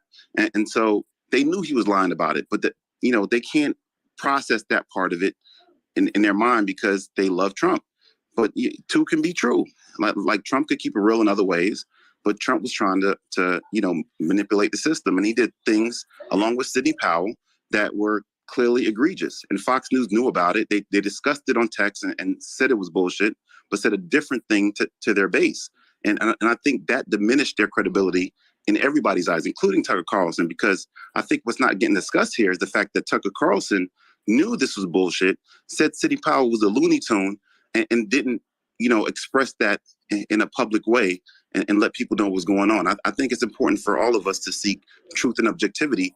And so we have to look at this from both perspectives. And the last point that I would like to make is regarding Trump and his ability to engage the public. I think what people are missing is it's not, the metrics need to be interpreted accurately. And so when we're talking about platforms like the, mainstream media, Facebook and Twitter and, everything else, we're talking about influence. And so if you have a base of people that agree with you, that then, operate on your behalf, sharing your material on social media, and then you're engaging people in conferences and meetings, like that engagement is important. And Trump has a outsized ability to do that. And I think everybody's kind of missing that. And so you have to look at the metrics regarding the impact of Trump more broadly and globally, not just platform specific.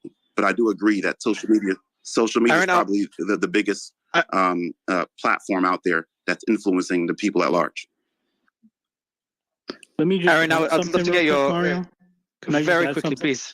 Yeah. Very quickly. If it's about, hold on, Joe. Is it about the? Yeah, you are, Aaron. Joe? Is it related to the Fox Murdoch's testimony? It's related to the fact that a point no one's talking about is that this narrative was written up before the election even took place. So there's evidence of that. So it is relevant to Fox. It was a narrative that was written up a week before the election even took place that then got spread by Fox, got spread by Trump, got spread by everyone. And there's evidence of that. And there's actually emails of that going back and forth to call this election a fraud, and that the machines were fraudulent as well, and the meeting didn't work. This was all written up before the election even happened. I don't know how you can think they found evidence of this afterwards. So, listen, just getting back to the issue of media. Number one, I have no particular horse in this race politically. I'm no fan of Trump in the next election. I'm no fan of Biden in the next election.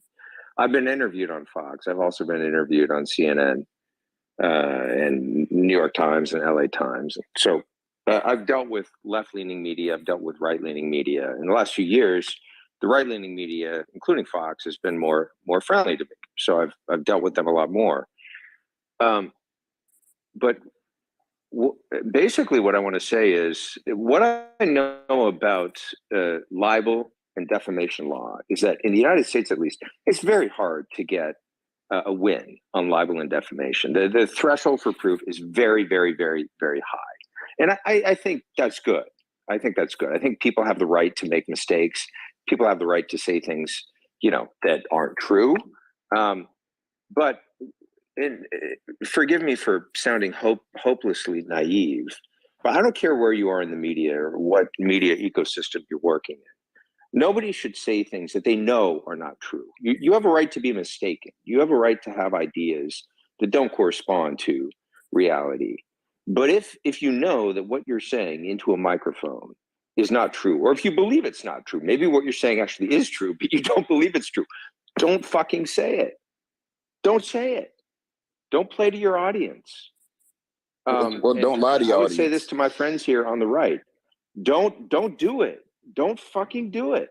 Is it that simple? Like, for example, now, when you're hosting something, isn't it your duty to basically present certain ideas? So, for example, on this space, I might have opposite views, but I present them in order to initiate. Sure, but make it clear. Make it clear. Hey, let me play devil's advocate here. When you're presenting something as though it's something that you are convinced of and that you believe in, when you're making an argument for a point, right? So, like, sometimes here, Mario will ask me, hey, carry out. Dr. Aaron, can you present the other side? Like just to play devil's, okay, let me think of the best argument I can make that someone who believes differently than I am would make, and let me try to articulate that. But Aaron, Tucker Carlson said on text that he knew it was a lie. Like he said, this shit is dumb. And then in public, on his platform, he said a different thing. That is the definition of a lie. No, Bernard, I'm with you. Listen. When I do that, I make it clear that I'm playing devil's advocate, and then I'll state my counter argument. This is what Aaron believes, and so I think you should not present your convictions as anything other than what they are. So, Aaron, another question that you pointed out just before that, and it's something Fidgeter mentioned. So he said that when you make a statement, I'll explain why I'm saying this. So when you make a statement, the perception matters. Now in UK, the defamation law isn't like that. How it is not the perception, but what they do is they look at the specific words, and then those specific words, they say, how would the average person look at the words as opposed to perception at that point? Is it the same in the United States, or is it? No, it's not at all. The Dominion is going to win the case. Okay, they're going to win. They lost contracts. They had demonstrable impact. They're not going to win at all. Let's just get over it. Whether or not they set. I don't. Right. Thanks for that, Mario. Yeah. It doesn't matter. Look, anyone can shout and scream and say someone's going to win, someone's going to lose, but we're trying to specifically look at certain aspects of it so we can educate the audience. So, Aaron, if you can answer that question, that'd be brilliant. Yeah. First of all, I don't really care who wins that case, because my point was going to be, regardless of who wins that case, because legal thresholds are different from truth thresholds, right? And what you can prove in court is very often different from what the case is or what is real. Or what happened. And, there's issues of evidence and how much evidence can you gather. So I don't really care who wins that case. Defamation lawsuits have a watchdog effect of kind of keeping people maybe a little bit more honest to try to avoid the possibility of a defamation suit. But I don't think that the truth of this issue will come out in the court's ruling of the defamation case. That depends on a lot of factors that have nothing to do with the truth. That depends on what you can prove. That depends on what evidence is available. It depends on the bias and interpretation of a judge or a jury. But we can't ignore the fact that it's not just a judge and a jury. Defamation case. It's not just a judge and a jury. Bernard, listen. Regardless of what happens in this defamation case, everyone in media has a responsibility not to lie. And everyone has a responsibility to tell the truth as best they can perceive it, knowing that no one is infallible, everyone can be wrong, but believing that I am saying something, recognizing that I'm saying something that I don't believe to be the case, is something no journalist should ever do. But Physital's going to correct me, but a lie is not enough. Just 1 second, Jim, before you answer. Just Fidgetal's got his hand up, and because I mentioned him, I just feel like it'll be it'll be tight not to let him respond. So go for it, Fidgetal, and then we'll move on to the CPAC. Sure. Let's be very clear. Law is not about the truth. Law is not about right or wrong at the end of the day. Law is about money, and law is about time, and law is about outcome. The only way that there's a win or a loss in this case is fully dependent on the timeline of the court case and what happens with the elections, right? So most 98.5% of cases settle, if not more. I think more than that, right? And how long you continue to fight is a function of money and public perception. Just let me finish. Just Bernard, just let me finish really quickly, please. The core issues is if it's proven that, in my opinion, that the Fox News anchors knew, and these text messages are damning as all hell, right? If you want to talk about intent, the fact that they were saying these on the background and then layering those with what was said publicly, and then somebody, I forget who it was, said, what did the public think? They're going to bring in the public. And by the way, the jurors are the public. They're going to say what they heard and what they thought. The reality is that this all led to two things that are really important in this conversation. One, January 6th, which was based off of Stop the Steal, which ideologically was fomented by what is either a lie, a believable lie, an unknowing lie, or a truth. We'll see, right? But the second part is, and here's where I was disappointed, Sebastian. This is specifically considering our conversations earlier in terms of a redemption arc. Maybe my distaste for Trump, not as a human, because we talked about his gold toilet. That's not the point. But what can he do if he doesn't fear or face an issue of re-election, right? The problem is, and this goes straight to the CPAC, why are you talking about retribution? You are doing the same gymnastics that all of the Fox News hosts are saying now, which is, well, these words were not clear.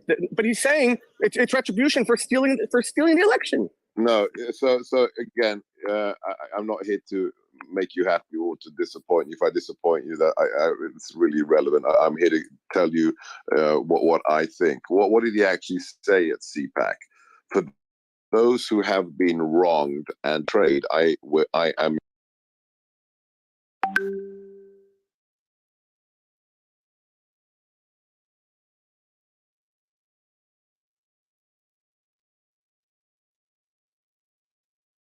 Your retribution. This isn't about personal vendetta.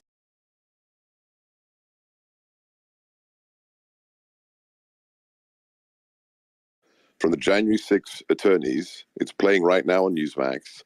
Inside the federal penitentiary, every night at 9 p.m., these are political prisoners who say the Our Father and sing the national anthem. Why?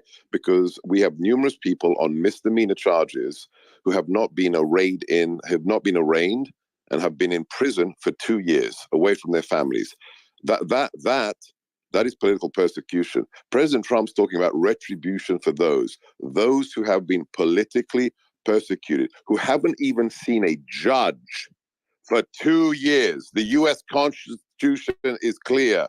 Swift access to justice, irrespective of who you are. You cannot be held in prison for 2 years. I agree. No, I'm going to finish. I'm going to finish my point Dr. now. Gawker, okay?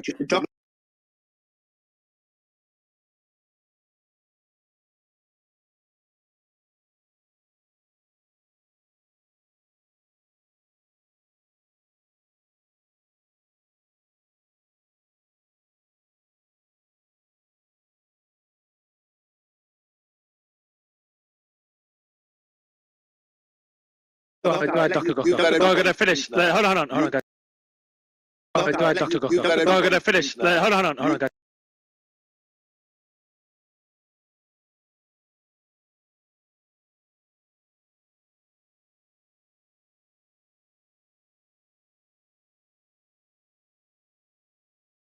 Dr. Gawker, go ahead, Dr. Gawker. Go ahead, Dr. Gawker.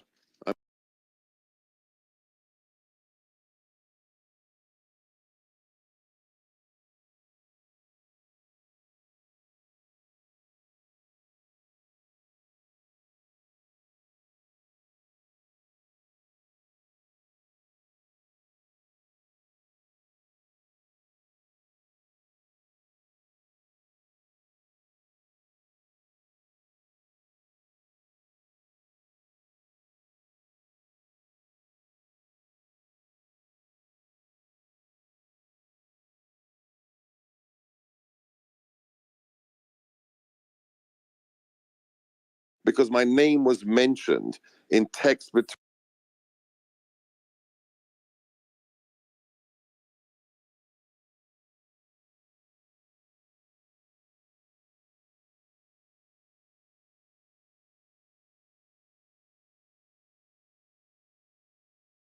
between organizers of another event.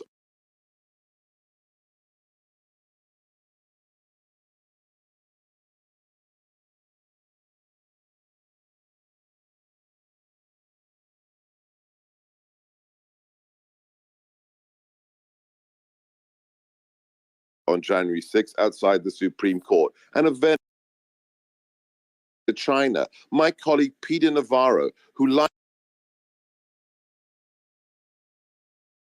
likewise Congress that refused to have on its committee membership roster.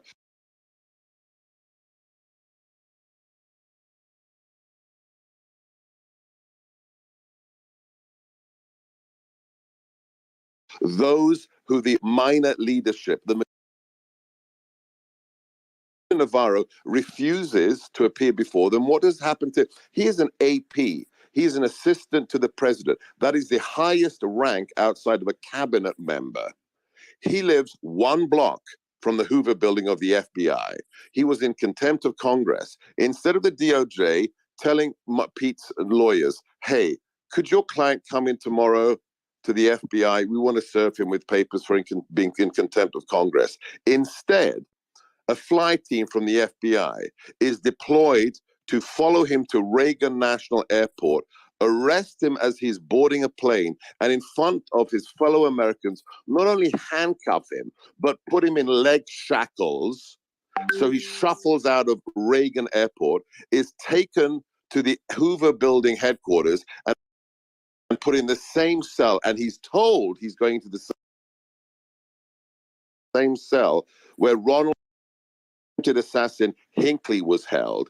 That man deserves retribution in the name of the US Constitution, whether you like it or not. And it's apolitical. If they'd done that to one of Biden's or Obama's assistants, I would want retribution to them. Leg shackles or for being in contempt of Congress, that is political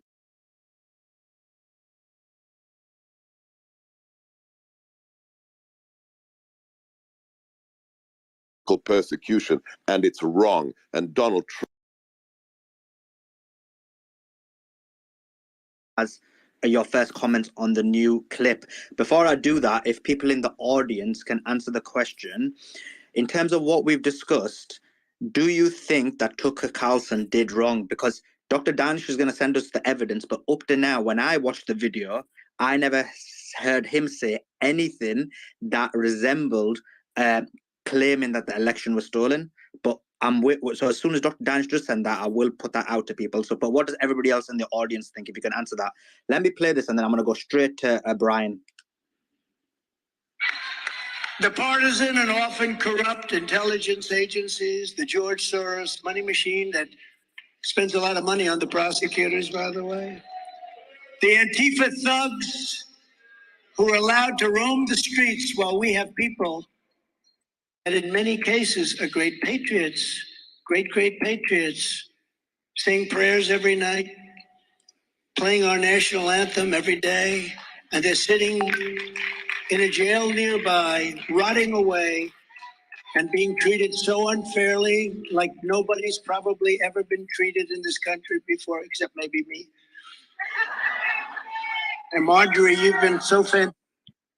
Brian, if you can respond to whatever you wanted to before, and then if you want to talk about Steve's comments as well. Yeah, so I'll just comment on what Sebastian said really fast. I think that Fox News using the word Hannity and Tucker, their talk shows or their commentators and not real news, I think that's like a total cop-out. I get the point. You can realize Rachel Maddow used that defense, right? Oh, protocol. Can we Brian jump in? And I don't agree with it. I think that is a cop out on Fox News's part. It's Fox News. They're supposed to be fair and balanced.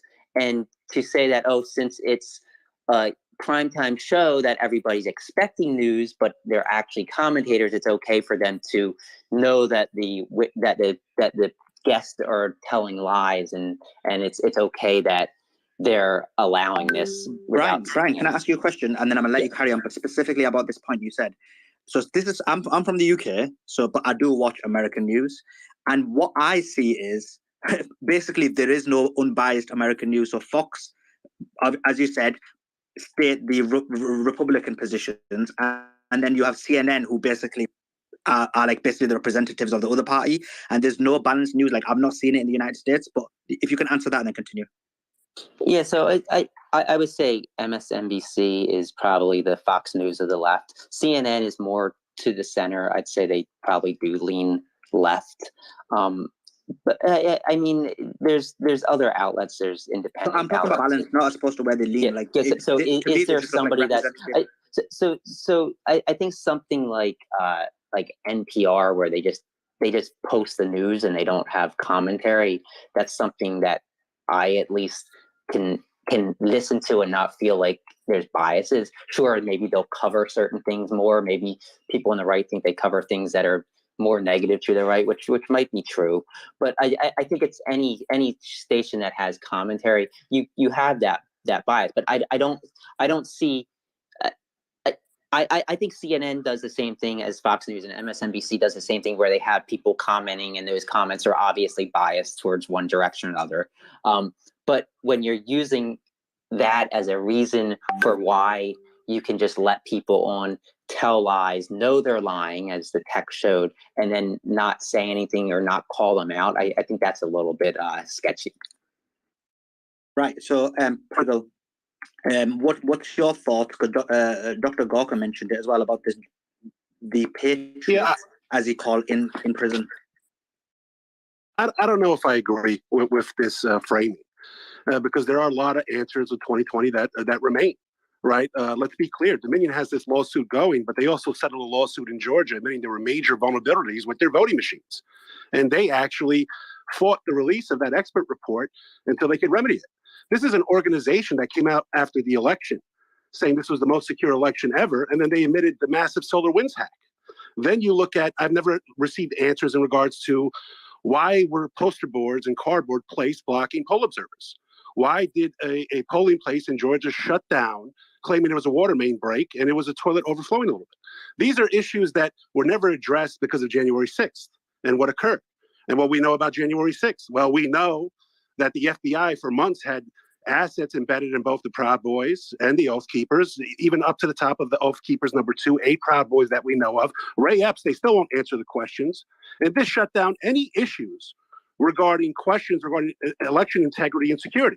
And as to regards to fraudulent activity, no court would touch it. The bulk of the cases were kicked out on procedure, which they didn't even get discovery. There was one Pennsylvania trial court that granted a judgment, it was overturned. But if you know about the Pennsylvania Supreme Court, it's highly partisan and appointed, right? This is not, these issues, people were too scared to actually touch it. That's the reality of the matter. And this is eliminating, mass universal absentee ballots being sent out, and issues in regards to actual mail-in ballots, envelopes being kept with the ballots. So we can never prove fraud either way. But eliminating that, they were major election integrity and concern issues. And for people to say, well, you're crazy if you think so. Well, some of us have been around for a couple of decades. And I remember in the 2000 election, it wasn't the initial count that took Florida months. It was a recount. Right? Everybody on the same election night witnessed Trump majorly ahead, and all the battleground states shut down at the same time for varying excuses. And we can make whatever claims about it we want, but to act there as if there aren't serious concerns and questions, especially when you saw what was done under the name of COVID. And then under the guise of COVID, they completely overhauled U.S. election laws, including in states where it was clearly unconstitutional, even though they legalized it after the fact.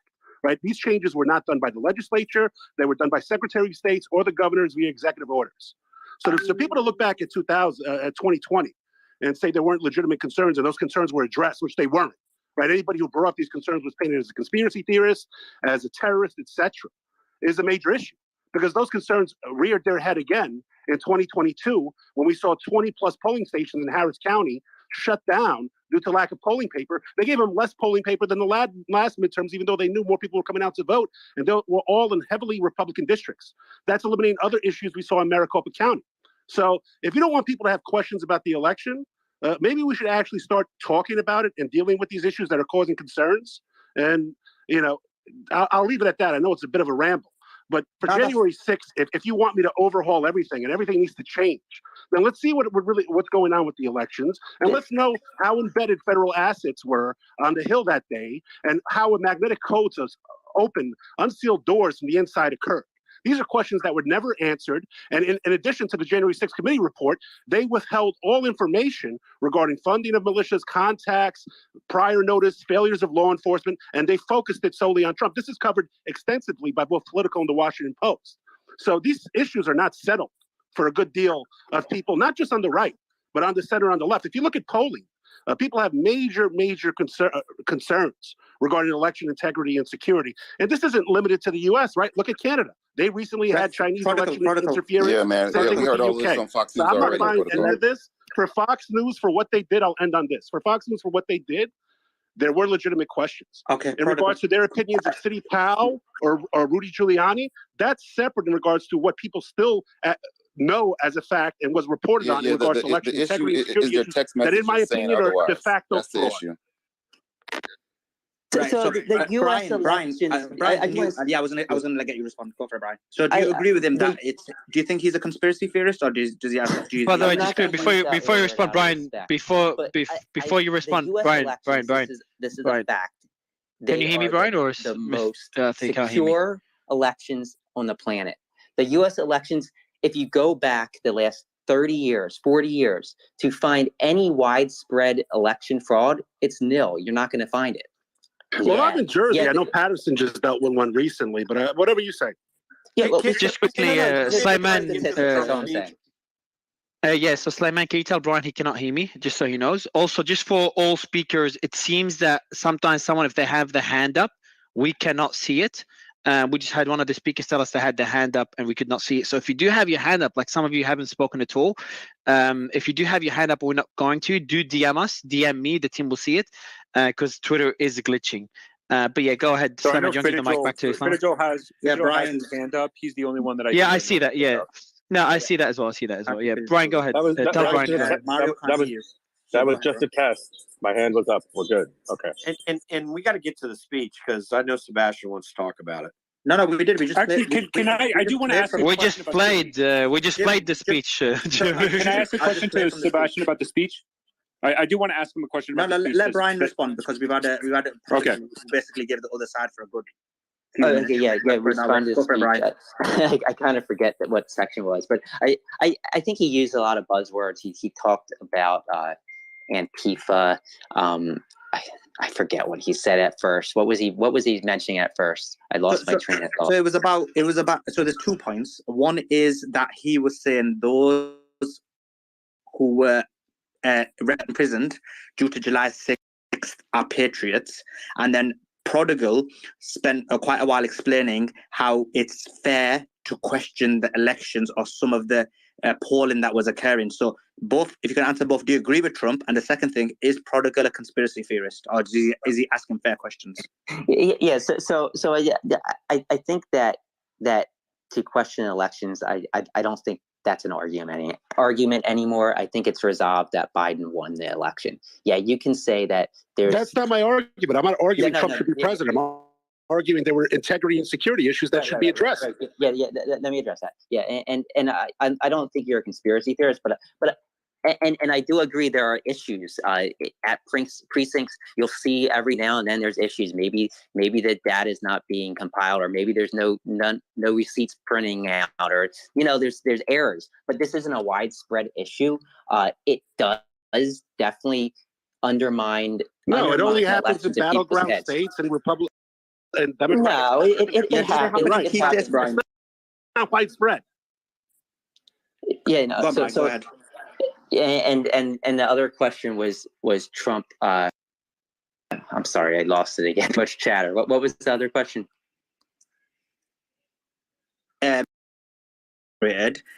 Patriots.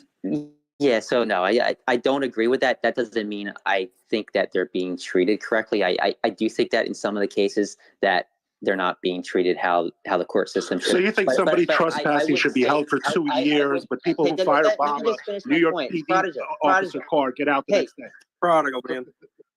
So every time I start getting a point, I lose my train of thought because somebody cuts me off. But yeah, so I don't think they're patriots. I don't want to say they're not patriots because you're innocent until you're proven guilty. But if they did what the U.S. government says they did, which is break into the Capitol, assault police officers, all of that stuff, I don't see them as patriots. A patriot wouldn't try and undermine a free and fair election. Okay, let me play another clip, and this is going more global, but because we want to get through some more of Trump's comments. So let me just play another clip.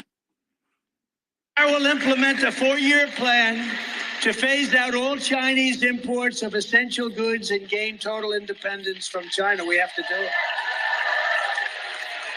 We have to do it. I will hold China financially accountable for unleashing the China virus upon the world.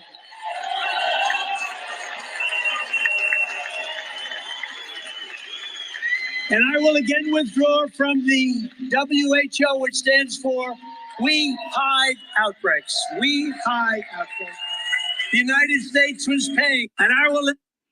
So let's go for Dr. Danish first, because I know you're on here as a COVID expert. So what do you think? Yeah, it's actually a good point. Yeah, Dr. Danish, that's going to be an interesting one because there's like two sides to it. On one side, and I kind of balance it up. On one side, he's speaking out against, or he's trying to stick to the fact that COVID did come from China and not censoring the story of lab leak without going too much into detail.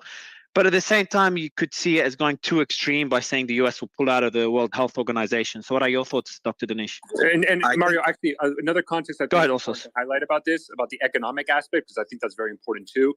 We did get reporting today that the Biden administration is going to announce more executive actions to limit more dual purpose like equipment and commerce to China. So we're starting to see this continuation of hardening trading positions with China, both by Republican and Democrats.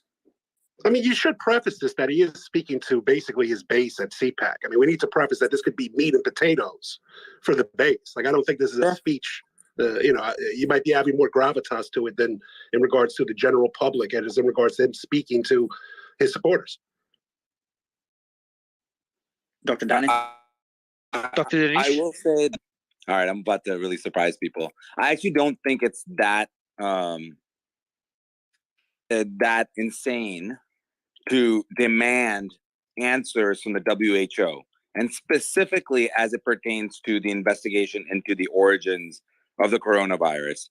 So, as many may know, when WHO put together a team to go investigate the coronavirus and specifically the origins of the coronavirus, they had somebody on the team that was perhaps implicated in its origin itself, which was Peter Daszak. And I think that it is not, I actually think he would see more bipartisan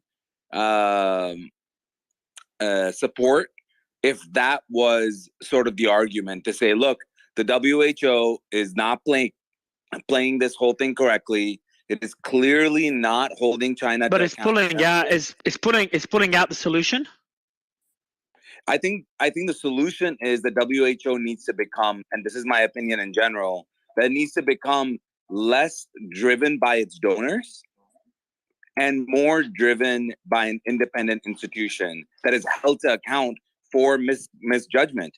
I will tell you that ultimately, if we don't look back and say the WHO really did a poor job of assigning a team for the most important question of probably 2020, I think that I think we're doing everybody a disservice. I think WHO failed. Is there other instances where, similar to what happened with COVID, where the World Health Organization failed in terms of corruption before protocol jumps in? There's more than that. You name me one thing. They silenced Taiwan when they were trying to warn the world. They pretend they didn't hear them.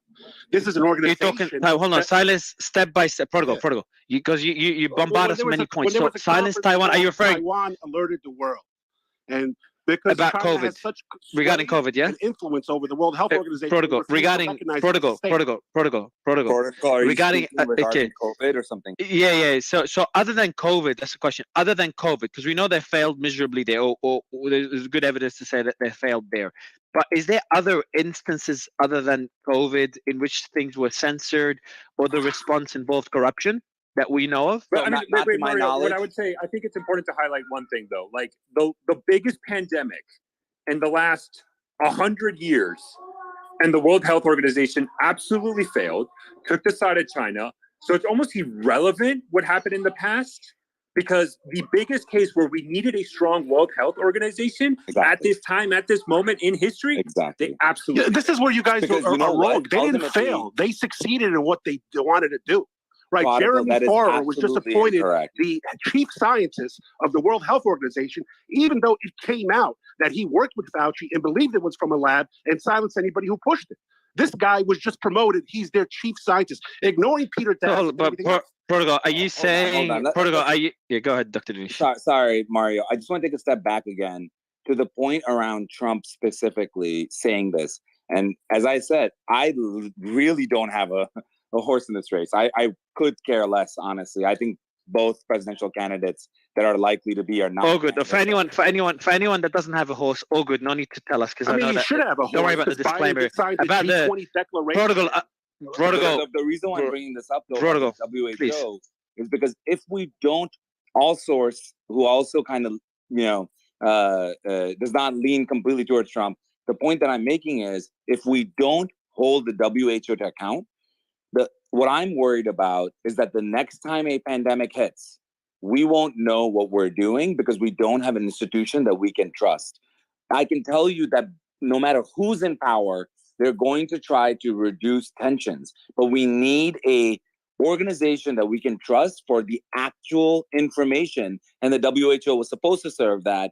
And there will always be conspiracy theories about how bad they are, but ultimately this was one where they really messed up. Like, this is an actual Dr. Dinesh, so let me chime in here real quick, because I think you made a point and you got away from it when you refer to the funding of the WHO. And I think what's getting missed in this entire discourse is the fact that the WHO is also held accountable by the United States. And there was also incentive and clear documentation that not only did China manipulate the WHO, but so did the U.S. as well. And they're the biggest funders of the WHO. And so it's... Bernard, how did China actually directly influence it? Because that's not what the information I'm talking about the narrative that was shaped about the wet market theory. Both the U.S. and China had an incentive at that time for it to be directed in that way. And we see that from the NIH documentation. We see that from all the communications, all the independent publications that were put out, the messaging that happened. And WHO, the NIH, and the U.S. government at the time were in line with the messaging regarding the origins of COVID. And I think that what we're talking about, the evidence speaks otherwise. I think ultimately they chose an expert and team of experts that actually had the intent. Going back to Trump's quote is pulling, in terms of pulling out from the World Health Organization. You know, Jim, I'll go to you on this point. Are you there, Jim?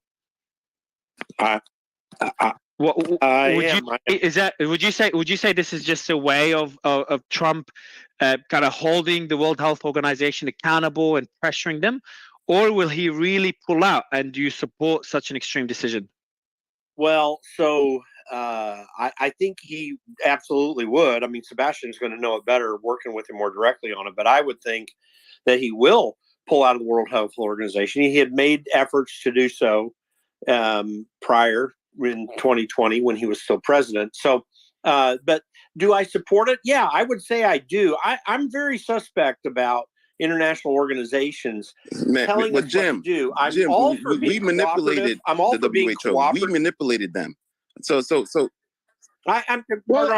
Gates Foundation gives them a lot of money too. They're controlled by their guys. Let me make my point, guys. Let me go ahead, Jim. Okay, so anyway, yeah, I'm sure we did in certain ways. Whatever. These international organizations bother me because we need to set our own policies. Like, we need our policies in this country to align with the will of the people as expressed through the people they elect and the assertions that they make toward those elected people and in public discussion.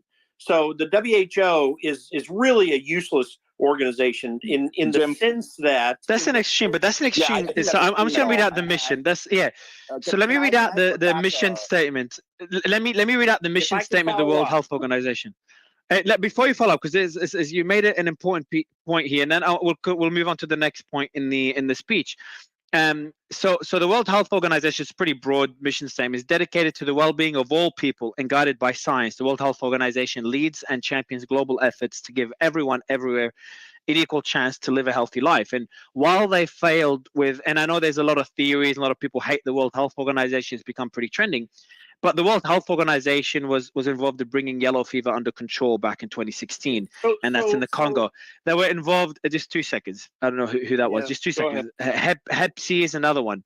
Fighting tropical diseases back a few years ago. Then we got the eradication of smallpox decades ago. Not decades ago. That was in the 80s. So yeah, decades ago. And then there were reducing malaria. So there's a lot of countries that don't have what the US has, what Western Europe has, and the World Health Organization. And most diseases are in those countries. Most deaths to this day dwarf COVID over the last few decades.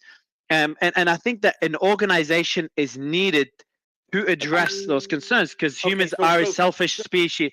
2 seconds. So humans are a selfish species, and to kind of counter that, organizations to represent those countries are important. No one talks about the deaths in Yemen. No one talks about the deaths in Africa. That's how we are as humans. We talk about a balloon in China. So it's important to have them. Now, are they corrupt? Yes. Is the best way to address them pulling out? I don't know. Is there other ways to address it? That's what I'm curious about. Would love your thoughts, Jim. And then we'll go to Dr. Dinesh, and then we'll go to Dr. Dinesh, and then we'll move, and Joa, and then we'll move on to the next point. But let me finish my point. Yeah, I will. Go ahead, Jim.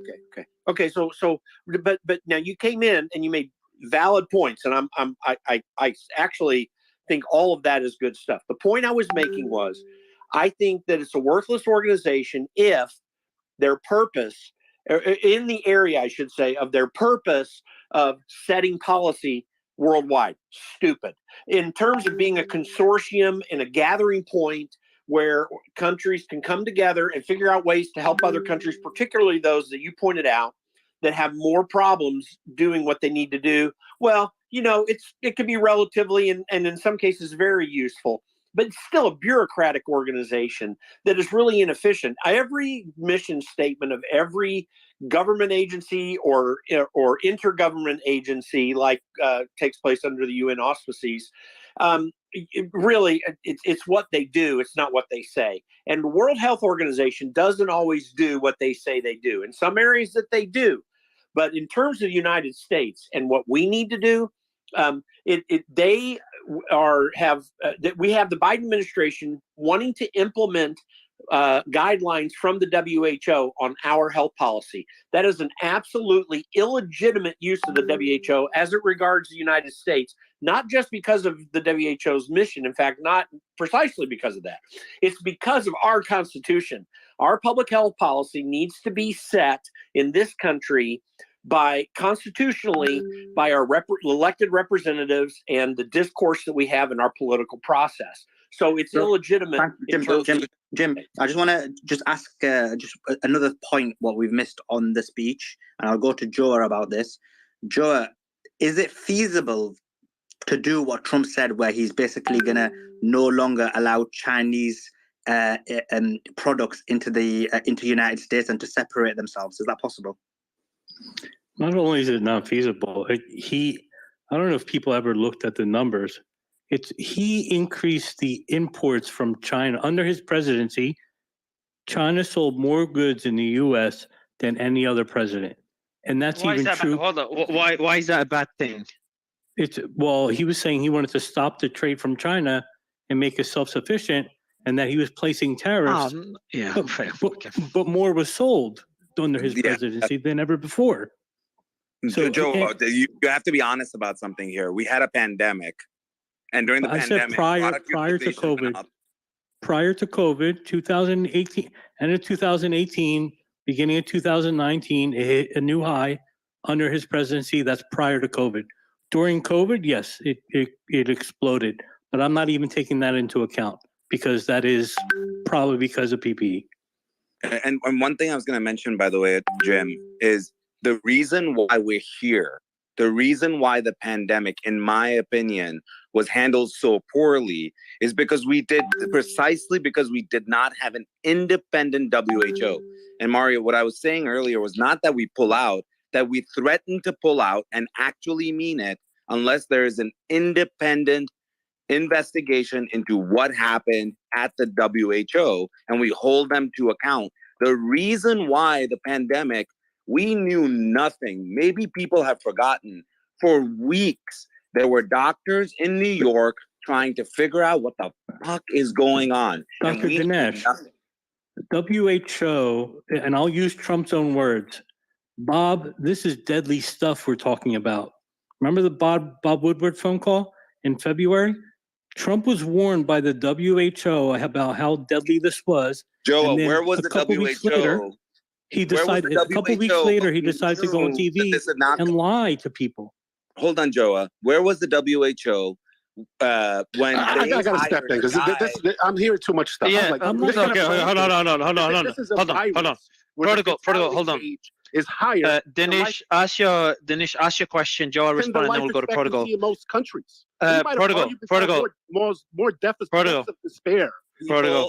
People. So, Dr. Dinesh, make your point, and then we'll go to Joa, and then we'll go to protocol. Go ahead, Dinesh. Yeah. My only point was, where was the WHO when we were looking to understand what's going on with COVID? Where was it? Where was that institution? Why did they hire Peter Daszak as their representative to go into China to figure out what's going on? By the way, that's the same guy that was in those papers associated with Eco Health Alliance and the DARPA funding, where we literally know that he asked for something that looked exactly like COVID. Where was it? That's the whole legitimacy of the WHO, if they can do stuff like that and nothing else. It's not the whole legitimacy. It's the largest legitimacy. Let's just put it that way. Because listen, I agree with Dr. Dinesh. Various programs that they do around the world, and some of those are very helpful. But if they are going to drop the ball and stuff like this, that's evidence they're dropping the ball on some of these other programs that they're doing in the long run. I'll let Protocol just jump in. Yeah, I just wanted to correct Protocol, before you answer that, do you say what you want to say? But in addition to that, do you agree with Joe that basically Trump's actions don't correlate with the words that he's mentioned in that clip? I would replace Protocol. What do you mean disagree? Replace Trump's name with U.S. President. Protocol. Let me say something. Are you gonna agree with me? I will. You will. Protocol. You know when you speak, everyone's gonna stop. Trust me. Oh, I didn't mute you, but still, I should have. But Protocol, I'll give you the mic. I know you're gonna go on for a while, but I'm just gonna say replace Trump's name with U.S. presidents. And then go back to Sulaiman's question, because anything that they say in those speeches, you can't take them word by word, and they don't always relate to facts. With any president, they're trying to impress voters, not improve the country decades from now, not in all cases. But go ahead, I'll let you respond. Yeah, I think, it's a very broad question. I think Trump is one of few presidents who did that. The last presidents I've seen in decades left office, got a golden parachute, deregulated everything, started wars, didn't increase real wage, and there was no real wage increases. They offshored U.S. manufacturing. At the same time, they basically did business as usual with China as it was a rising power. So I disagree. I think Trump suffered. His reputation suffered unfairly. He was one of the few presidents to leave office and not actually see his net worth plummet. And when I hear this talk about the World Health Organization, what Trump did, Trump was being impeached over a bullshit Ukraine question about corruption, which is okay to talk about now, but wasn't okay to talk about then. Even though the FBI had Hunter Biden's laptop, verified it in his possession, and knew it was authentic. Well, he was the one who actually started sounding alarms. I still remember Chuck Schumer, because I'm in the New York area, Nancy Pelosi going out to Chinatown, right? Yes, he was hesitant. He did take it. But then at that point, this whole operation hit a different level. When Britain, the UK, tried to do their herd immunity, and it failed, at least publicly, everything changed. The whole script flipped. So I disagree with that. But the only 2 points I wanted to touch upon was when you talk about Trump and China. I remember him going after Huawei. I remember him actually making this an issue when nobody cared about China and its geopolitical rise across the world. Nobody was talking about it. It might be in fashion now because people care about some spy balloons, but this infiltration has been ongoing. You look at the ports, almost 70 to 80% of cranes and software operating them at U.S. ports just came out today are made and manufactured by a Chinese company with their software that can throttle down U.S. port goods flowing in and out and track military shipments of equipment and material. There are major issues ongoing. Do I think I think he was taking a different strategy. He also had the trade war. China, people don't remember, China was suffering that trade war. They agreed to phase one, then COVID hit, and the whole world shut down. They never honored phase one. Biden never forced them to honor phase one. He didn't care. He took China to the World Trade Organization multiple times in regards to the de facto taking over Hong Kong and wanting to keep the Made in Hong Kong label so their goods weren't known as made in CCP China. Like, there were actual actions. People forget the economy was booming. Real wages were increasing for all groups. Blue collar wages were outpacing white collar wages. And guess what, white collar? How are you guys doing in this economy now? You liking it? Because I see a lot of blood.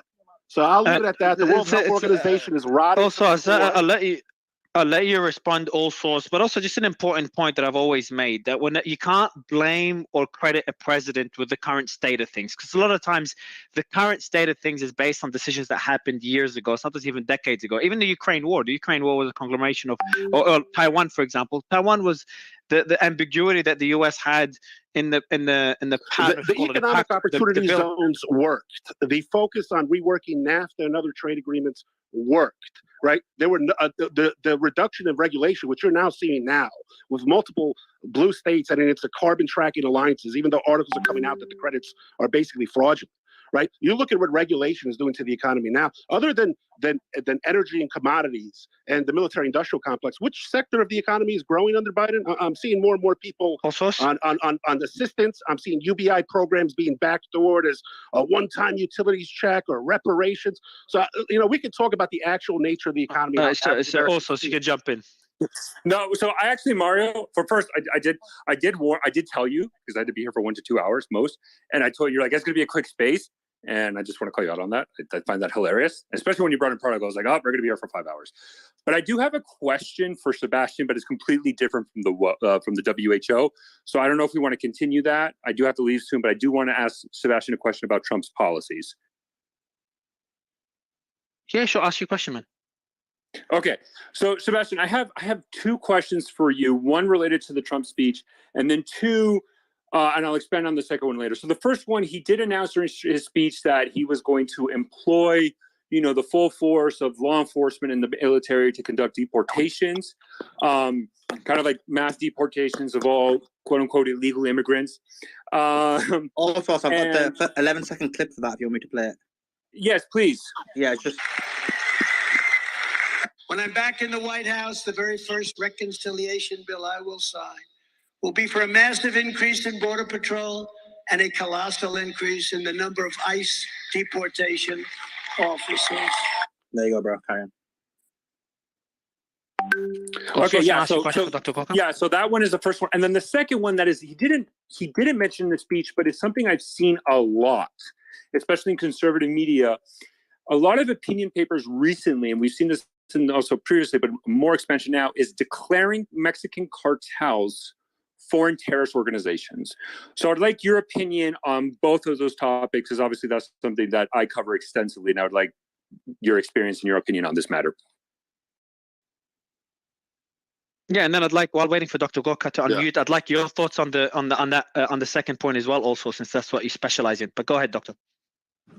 Look, I did a little back of the envelope math for my show on deaths by so look, if you start counting how many military personnel have died in foreign wars since 1945, since the end of World War II, if you add Korea, Vietnam, Gulf One, and Afghanistan, and then Gulf Two, or Iraq too, the total number in 70 years is 103,000. According to Biden's current CDC website, 110,000 people died of drug overdoses in the last 12 months.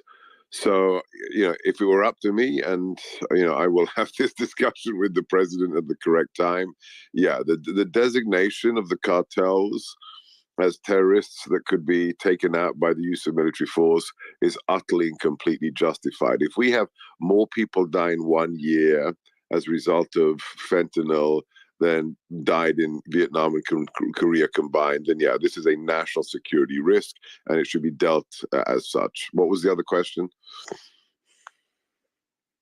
Also, you're muted. So I think the 2 questions were the illegal immigration and the declaration of the foreign terrorist organizations. Yeah, look, it doesn't matter whether it's illegal immigration or anything else. It's a hot button issue. If you have a problem with government corruption, if you're fed up with the uniparty, and whoever made the point earlier is absolutely right. This is the president who has paid the most personally for his time in office. It's not comparable. Even Jimmy Carter has done better than President Trump, who has been destroyed in terms of reputation, is sued every single day by a new plaintiff or a new out of control district attorney, and who has lost innumerable amounts of money as a result of being in the presidency. For me, the next 4 years of a Trump administration, he has my support, of course, because I worked for him. I was his deputy in the White House. But the enormity of the situation is so of such a scale. Whether it's the 300 people being murdered today by fentanyl, or whether it's the state of the economy, or people having their constitutional rights abused for 2 years being held in a penitentiary on a misdemeanor charge, that requires a level of action that a regular politician will not be willing to do. Why? Anybody else that runs for president will want to be reelected. I don't care whether you, as a conservative, like Nikki Haley, or whether you like Tulsi Gabbard, or the governor of Florida. It's irrelevant. Every single one of them will want to serve 8 terms. They will want to be reelected. President Trump constitutionally can't be reelected, so he can come in and he can literally burn the deep state to the ground. So whether it's deporting people who are here illegally, or whether it's sending drones to kill the cartel leaders in Mexico, he's a president who can do it because he doesn't need to be reelected. And the enormity of the challenges require that level of robust commitment. And if you listen to his speech, I mean, just the fact alone that, again, yesterday he said that we are going to, I'm going to propose a constitutional amendment for term limits. He has declared war on the, the uni-party, quote unquote, political elite. So, if you want to ask me any policy question, is he serious about it? Yeah, because he's got nothing to lose. And this time it's personal for him. And he also wants to be, the retribution, the sword of retribution for those who have been politically persecuted. Sebastian, a question. Who is when Bush said we have a war on terror, right? You can't really define terror. Who's the deep state? Who's he going to target? Well, you really shouldn't be out saying things like you can't define terror to a guy who spent the last 20 years doing that, right? I was a professor of counterterrorism for the Defense Department. You can define terror and terrorism. Terrorism is the use of violence to intimidate a population and to target politically their legitimate government.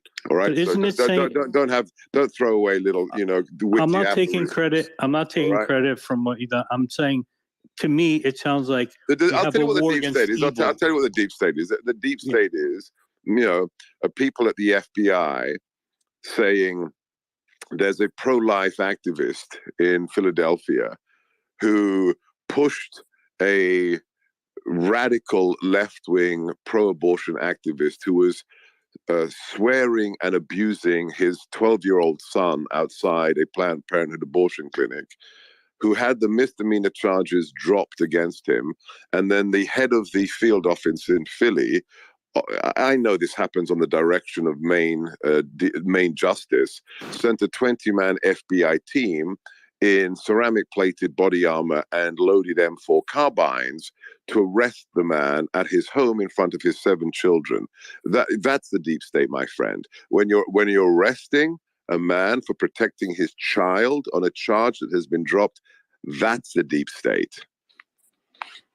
Isn't that corruption or abuse of power? So I'm just trying to understand, deep state has become trending. Is it centralization of power? Is that maybe an objective way of describing it, Sebastian? For some people, the deep state is, they don't like it. It's too aggressive. It's too provocative. You can talk about the permanent bureaucracy. Steve Bannon uses the administrative state, but the point is the same. It's those who are unelected, who do not enjoy the mandate of the American people, who think that by dint of being an SIS at the CIA, or by dint of being a deputy assistant director at the FBI, they get to decide the direction of the country, not the president who has been elected, be they Democrat or Republican. That's what the deep state is. The deep state is the permanent bureaucracy who says, I know better. Nobody elected me, but I'm going to decide. And the deep state is also the people who say, Peter Navarro lives a block away from the FBI. He's on a misdemeanor contempt of Congress charge, but we're going to send an FBI flight team to arrest him and shackle him at Reagan Airport. That's the deep state. I want to go. So before Joe, just before you jump in, I want to go quickly to Brian just to kind of respond to this, but also I want to prep us for the next topic. And my question to you, Brian, is how the hell? I think someone said that the biggest standing ovation Trump got is when he talked about the transgender issue, not about stopping World War III, not about the deep state or China lab leak theory or China's being the source of COVID and their responsibility. It was the issue of transgenders and pronouns and all that. Do you mind if I just touch on the cartel foreign terrorist organization? Oh yeah, of course, yeah. Sleiman, hold on, Sleiman, you're unmuted.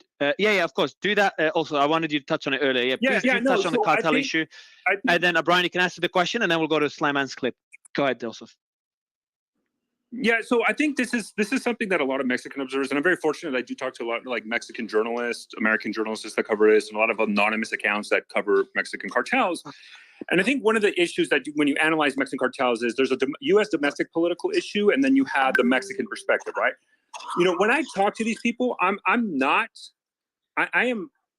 have experience with this, so I am not against having U.S. military or and more, or just law enforcement, deeper cooperation with the Mexican government. But where I do kind of draw the line is the unilateralism aspect of it, right? I think there's much more to our relationship with Mexico that requires us to analyze it from a holistic picture. So I think if the Mexican government requests it, and then we can go into legality and the terminology, but if the Mexican government requests that cartels be designated as foreign terrorist organizations, then we should do it. We do have very if it's a non-functioning government. If it's a non-functioning government. So hold on. We have a lot of laws in place right now to target Mexican cartels. Now, there is a lot of issues of corruption in Mexico right now that are very deep embedded with the cartels, right? And that has been demonstrated by the Garcia Luna trial in the Eastern District of New York. But in the end of the day, they are a functioning government. It's not a failed state. Yes, violence are astronomical. Mario, we joke about it, but there's a reason why I get shadow banned. Today, I had to edit a picture because of a decapitated body and head was found in San Luis Potosí, right, from CJNG against a rival cartel member. So a lot of the tactics they use are terrorist tactics, no doubt. It's to gain their control. But we can make it substantially worse, and we can deeply we can worsen our relationship with Mexico if we take unilateral actions. Now, one of the things I think, and Sebastian, we know this, Trump actually had very good relations with the president of the current Mexican of Mexico. Very good relations, way better than now with Biden, right? Which kind of caught a lot of people by surprise. And it wouldn't if you understood I think people misidentify AMLO as this left-leaning politician when he's really more of a populist in line with a lot of Trump's policies and a nationalist, right? AMLO has very, very common similarities between Trump's policies just from a Mexico angle. So my opinion is I'm okay with doing whatever we need to do. We just have to do it in coordination with the Mexican government. And we have to acknowledge that although they're not perfect, the worst thing we can do is do things unilaterally. And that can worsen a very important economic and political relation we have with the Mexican government. I want to go to Brian just to kind of go ahead, Sebastian. Go ahead. On the principle of unilateralism, just one quick thing, Mario. So in international law, and this is one of the things we used after 9/11, there is a principle. If there is a national security threat to your nation, and it is real and it's imminent, and it is originating from the territory of another country, if that country refuses or is incapable to deal with that threat, international law actually permits you to take unilateral action.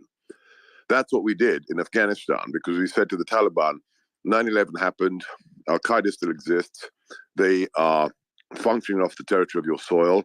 The Taliban said, Al-Qaeda who? Never heard of them, they don't exist.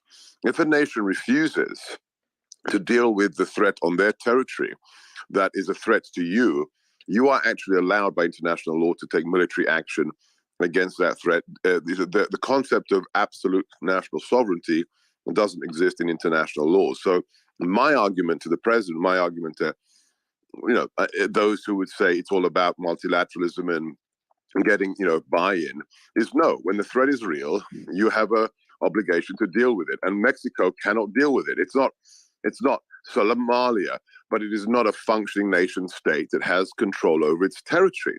As such, it is arguable under international law that the cartels, which are responsible for at least 80,000 deaths every year in America, are an extant national security threat to America, and America doesn't need Mexican buy-in to deal with it. So, even in international law, we have the chips on our side. Yeah, I just want to jump in on this very quickly. No, but I want to move on. Piotr, I do want to move on to the quick, because we are waiting on it. That's why I want to move on from the Mexico topic. Brian, I want to get your thoughts, because I know you've been waiting for a while. Just on the deep state discussion and the comments there, and then Slimane will play the clip on the issue of transgenders and the policy there. Yeah, so I don't think deep state really And a question, Brian, just remember my other question after you respond to the deep state issue is that, how did the issue of transgender, why is that getting a bigger standing ovation than stopping World War III or COVID, the source of COVID? Yeah, so I'll just quickly touch on the deep state thing. And I think the deep state didn't really become like a pseudo mainstream phrase or term until Trump became president, and all of his people began getting indicted or investigated. And people that get indicted, convicted, they don't want to admit they did a crime, so they blame it on the deep state. That's the way I see it. That's the way a lot of people see it. I know many on the right are going to disagree with that. But then going to the transgender stuff, I mean, I think it's crazy. I think there's like 0.5% of the U.S. population identifies as transgender. And Republicans use it as this wedge issue to kind of take people's minds off of other things. And yeah, there's instances where a transgender person or a drag queen did something disgusting or horrible, and it is horrible, but it's literally like 1 out of a million situation. And Brian, why do you care about that identity, but you don't care about the people who their strongest identity isn't race, isn't culture, isn't their sexual proclivities, but it's their actual religion? They most strongly identify with their religion. It is a concern. When you say who weaponized it, Biden actually tied the school. But let's moving up. Hold on, but Prodigal, how is that related to transgender issue? Prodigal, how is that related to the transgender issue? We're talking about religion now, which is a good discussion. I want to do a whole space about it. He has respect for one identity, which up till recently. No, but I don't think. Hold on, but I don't think. But he didn't show. He didn't show.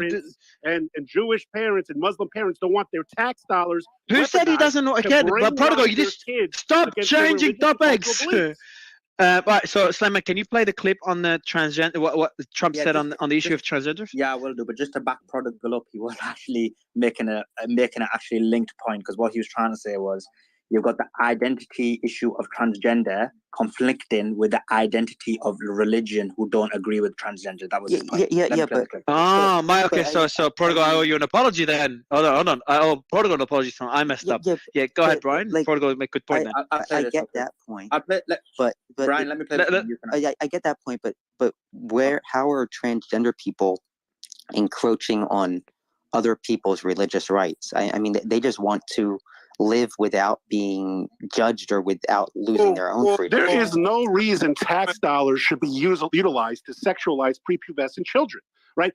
When reading tests and math scores are at all-time low, this should not be an issue for 6, 7, 8, 9, 10-year-olds in school who can't read and write and have 2 years of lockdowns and are basically decades behind where they should be. But that's not what I'm arguing.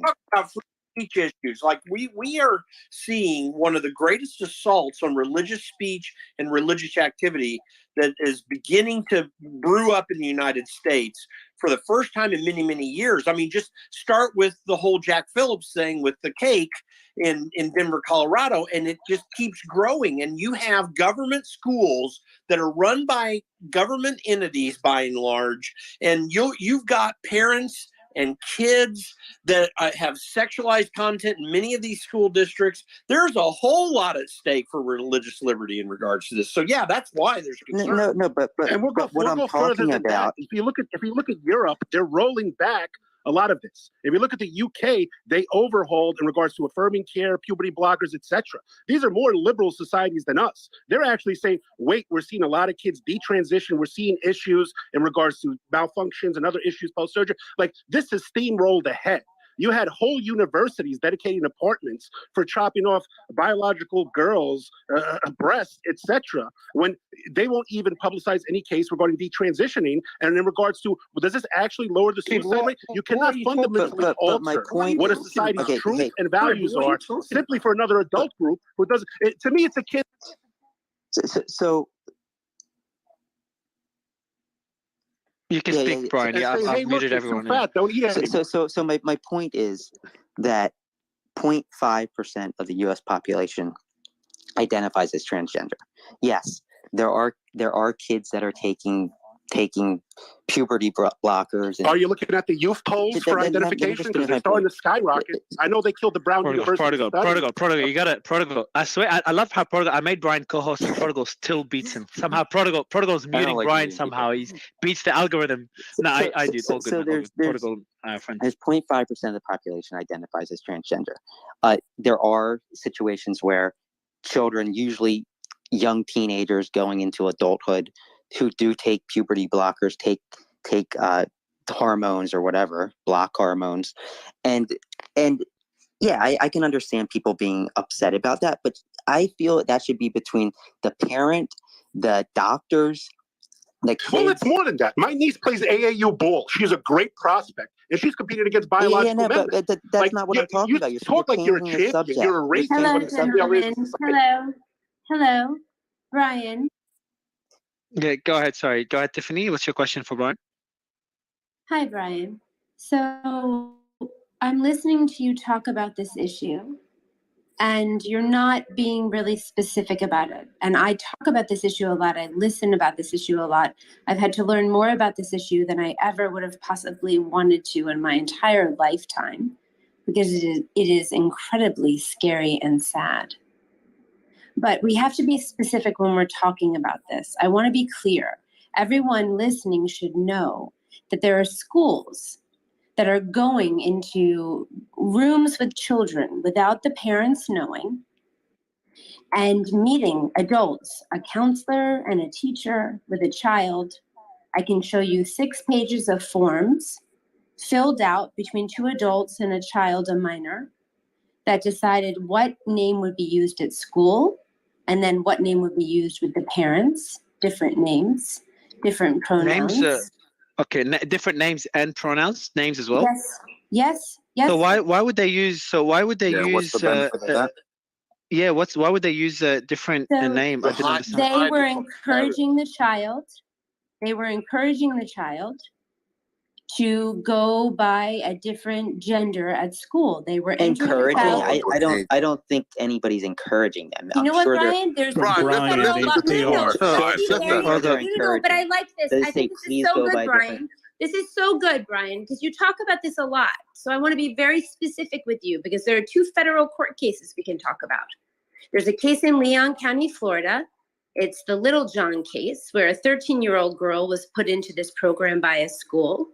And they lost the case, and the court didn't dispute any of the facts that this child had been put into a social gender transition program at the school without the consent or knowledge of the parents, 6 pages of forms, what bathroom would the child use at school, what pronouns, what name would the child use, all to be kept from the parents, including... I totally agree that shouldn't happen. No, Brian, wait, another case. So you need to know they lost the case. The judge didn't dispute any of the facts. Anyone can go look this up.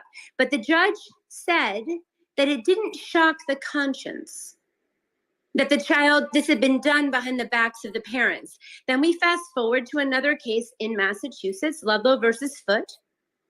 2 children from the same family, same situation, same court ruling. Both of these court cases are going to appeal, one in the 11th Circuit, one in the 1st. But we have a very important problem that everyone in America needs to understand, where our government schools think that they know better than the parent for the child. And okay, so I have Tiffany. I have a couple of questions. So the reason they're using a different name in the school, is that to hide the pronoun from the parents, or what exactly? I didn't understand. Okay, and the reason they put it as a different name, so the parents can't see it on any files, any documents, that this is the person who's using that particular. Okay, and okay, this is fascinating. And so Brian, on that particular point, what are your thoughts on hiding the school, hiding? So I think that you're not understanding the point I'm trying to make. So the question was, why did everybody cheer so loudly when Trump started mentioning, or when people at CPAC started mentioning the fight against transgenderness? I was there. I was in the 4th row, man. Okay, so my response was that they're using it as a wedge issue. There's 0.5% of the population identifies as transgender. They take situations, a few situations, and make it out to be. And my response is that a little girl in Clay County, Florida, who was 11 years old. And I Brian, no, hold on. Yeah. So Brian, I'll do it for you, Brian. I'll do it for you. I know what you're saying, Brian. Go ahead, Tiffany. This is real, Brian. A little girl in Clay County, Florida, 11 years old, was put into a social gender transition program at school. Her last name is Perez. You can go look up the court case. She tried to kill herself at school. The parents came to the school. They found out she had been put into this social gender transition program. I want to explain. This is like having an 11-year-old lead a double life. Think about what that's like for an adult to do. So I think the point. It was kept. You guys were talking about. Yeah, Tiffany. I know you're very passionate about it. I would like to. I'll go. So I'm gonna. Before doing that, before, if you don't mind. Yeah, I will balance. I've got a few points to make as well. I'm actually enjoying this discussion. If you don't mind this one, Simon, I really enjoy it. But Sebastian, I'll let you jump. I know you wanted to add something before I ask Tiffany a few questions and just go a bit of back and forth. Very simply, go ahead, because I've been saying this literally for a year now, okay? As somebody who listens to, callers every single day across the nation, I have predicted that this will be the issue for the election, or for conservatives. This will be the transfer. I think, Sebastian, you got a call. Oh, you're back. Yep, go ahead. The transgender radicalism will be the issue that will mobilize people, because it wakens people up. It red pills those who don't have any political identity or who may be Democrats and say, hang on a second. Now, let me explain why Krasenstein, who's usually just doing, the misinformation and propaganda for the left. I'll let you respond, Brian. I'll let you respond. I know. I'll let you respond. Promise, Brian. He's harping on this wedge issue thing. No. And Tiffany can give you the actual cases, the tragic individual cases. But this isn't a wedge issue. Leah Thomas, who is a man who has a penis, who walks around the changing rooms with his penis out, okay, was ranked, look it up, 426 nationally for swimming as a male. 426. He said, I'm a girl now, and he became the #1 champion in America. That is not a wedge issue. Every parent of every girl who has got up at 5 a.m. to go training on the track and field, to go swimming, like my kids were on the water at 4:30, training in their sculls as rowers, they're saying, hang on a second. My daughter has spent 5 years, 6 years becoming an athlete. They were counting on this to get into college. And a guy who comes up as an utter loser, grows his hair long, says he's Leah, and the dreams of my daughter are dashed, and then he walks around the changing room with his penis out. It's not a wedge issue of 0.5%. It is the issue that probably will win President Trump the election. And as to the 0.5%, look up the latest data for how up to 40% of Gen Zs identify as LGBTQ, okay? Parents are saying, what the hell happened? Did you say, hold on, did you say 40%? Yes, yes. Okay, up so to 40%. Okay, if Joa is there, Joa, if you could just check that number for me, and I know you want to speak, I'll let you speak in a bit. He is right. So go ahead. He is right, and before you add, I know you have a point. Who cares if 40% are LGBTQ? Well, you're what does it saying bother you? Okay, Jim, hold on, everyone, hold on. Issue. All right, so everyone just Jim and I think it was Joe, whoever's jumping in. If you don't, Brian, I'll let you respond because I want to go back and forth with Tiffany, and everyone just jumping in. Just remember that we did a whole panel on this that was balanced. In this case, Brian is the voice of many, so I just like him to respond quickly, and then I want to go back and forth with Tiffany because I've just got a few questions to better understand a few things. Brian, I'll let you respond just to make your point. Yeah, I mean that the poll that he cited about Gen Z, that's LGBTQ, right? Which includes gay and lesbian, which is mostly gay and yeah, lesbian teenagers, which has nothing to do with transgender. Which has nothing to do with that. But that's still a crazy number, 40% that are not just that's insane. But I mean, do you think there's a cultural factor to it? I don't know. Does that bother you, Sebastian?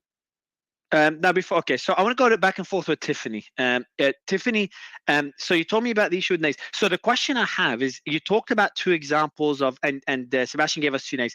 I think what the question that I had for Brian is, how is this a more concerning issue than the risk of World War III? And I think most of us would agree that World War III is a scarier issue than this. If you disagree, let me know. But this still relates more to people, in this case, people in the US. Is that just because it's relatable? Because you gave me an example of two girls. I can give you hundreds or thousands of examples of people dying in the Ukraine war. Yet the issue of I don't know what term to use it, because transgenderism is not a term that many like. But this issue seems to be the core issue, as Sebastian mentioned, for the entire election. So maybe I'll go to, before you go to Tiffany, I know that Dr. Dinesh and Joa have points to add. So Joa and then Dinesh, I'll let you guys jump in and then we'll go back to Tiffany. But Mario, you're forgetting one thing, and it's going to be fast. This is a conservative conference. Quickly. It's a conservative conference. It's the meat and bones. This is in D.C. There's a lot of lobbyists, media. There's a lot of the uniparty in the right that pretends to care about American interests and the American people. So, they might applaud. They might not like the war in Ukraine when other people don't. So that just might be an issue where people in the population are cheering for it because they have their interests and financial incentives tied to it. Yeah, thanks, I mean, my point is that the trans issue, and I think why I get so much applause, is it's a symbol of how ridiculous the woke are to the right? Just like the wall to stop fentanyl is a symbol of how ridiculous the far right are, right? So these are two of the symbols that are competing. Now, right? You started building it again, or am I confused? Prodigal. I'm talking about the symbol. You bring up the trans to the right, and they're like, see how ridiculous they are, and then you bring up the wall. So I don't think the numbers matter. That's only 0.25% of the population. We are sexualizing children, which I think is wrong. And I think a lot of conservatives also think is wrong, and that's the symbol of it. Dr. Dinesh, I'd love Dr. Dinesh, I'd love your thoughts on this, and Prodigal, I'll let you jump in right after. Yeah. We go Prodigal and then Tiffany. Go ahead, Dr. Dinesh. So we're not sexualizing children. Just want to be very, very clear about that. I've read some of my nieces. So, Dr. Dinesh, Prodigal, for the last Prodigal, I asked you. Okay, Prodigal. I'm gonna finish. I've had some talks with school boards in New Jersey. So I would disagree. Hold on. Okay, so Dr. Dinesh, So can you, Dr. Dinesh, explain what sexualizing children? Because I was speaking to someone who teaches kids for a living for a long time, having a debate about this a couple of days ago. So that's why I'm really curious about it. I want to get the thoughts of different speakers. When you say sexualizing children, what do you mean by this? So we're not sexualizing children. When I'm saying that, what I mean exactly, I'm being a little bit more specific. No, what does sexualizing children mean for people that are arguing that we are sexualizing children? Is making it seem like we are forcing children to make sexual decisions, which is not what's happening exactly. And when it is happening. The definition, Dr. Dinesh, is make sexual or attribute sex or a sex role to a person. And that's exactly what they're doing. So just to be clear, I'm going to be I need to be a little bit more clear here. Just like Tiffany was saying, I think we need to be specific. So what we're talking about here is that children are expressing an interest in one gender versus another. I actually will tell you that a lot of physicians are concerned about the long-term harm of exposing children to puberty blockers. I can tell you that is a very common feeling amongst physicians. We have early data showing that that there is, think about it, we're suppressing their estrogen and testosterone at a time when those hormones are helping us develop our reproductive system. They're helping us develop our bones, our brain, and actually a lot of other parts of our bodies. Again, you see that you can't walk and chew gum at the same time. You can't have two opinions at the same time. Can I? So can I? Yeah, I want to chime in too when you get a chance. Yeah, sure. So, we'll do. So and one last point, Mario, just to kind of make sure that this is clear, is that when people are saying that we're sexualizing these children, what they're trying to imply is, and sure, the definition might say whatever it says, Joa, but what the implication here is that we're trying to force children into sexual behaviors, and that is not what's going on. What is happening? So I want to go. So go ahead. So what is happening is that children are expressing what their gender, and that's a very big difference between gender and sex. What children are expressing are their gender preferences, and I think that we need to see if they maintain those preferences and then make decisions once they're adults. Okay, so Tiffany, I want to go to you quickly. The first question I have for you: for anyone above the age of 18, are you okay with them doing whatever they want? Installing it, changing the gender and changing the gender in any way they like? Yeah, but they can't. But I don't want men in women's spaces. It's been shown that it's dangerous. Women and women. Sorry, women and women. Men and women. Not sorry. I do not want men in women's spaces. Biological men should not be in women's spaces. But Mario, wait. Tiffany, what about women in men's spaces? Okay, yeah, same. Let's just keep to our own private spaces. Thank you. So Mario, I have to speak to the other thing that we were just talking about. We're talking about the sexualization of children. I'm a mom of 4.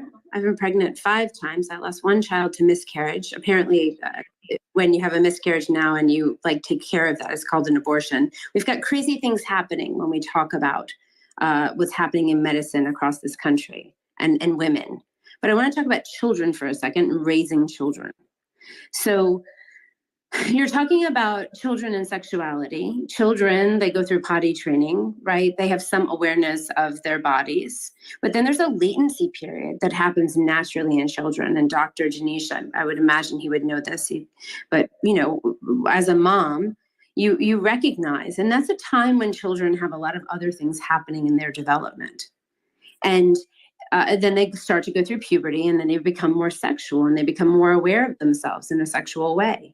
But that latency period is important in development because it allows them to learn and grow in different ways.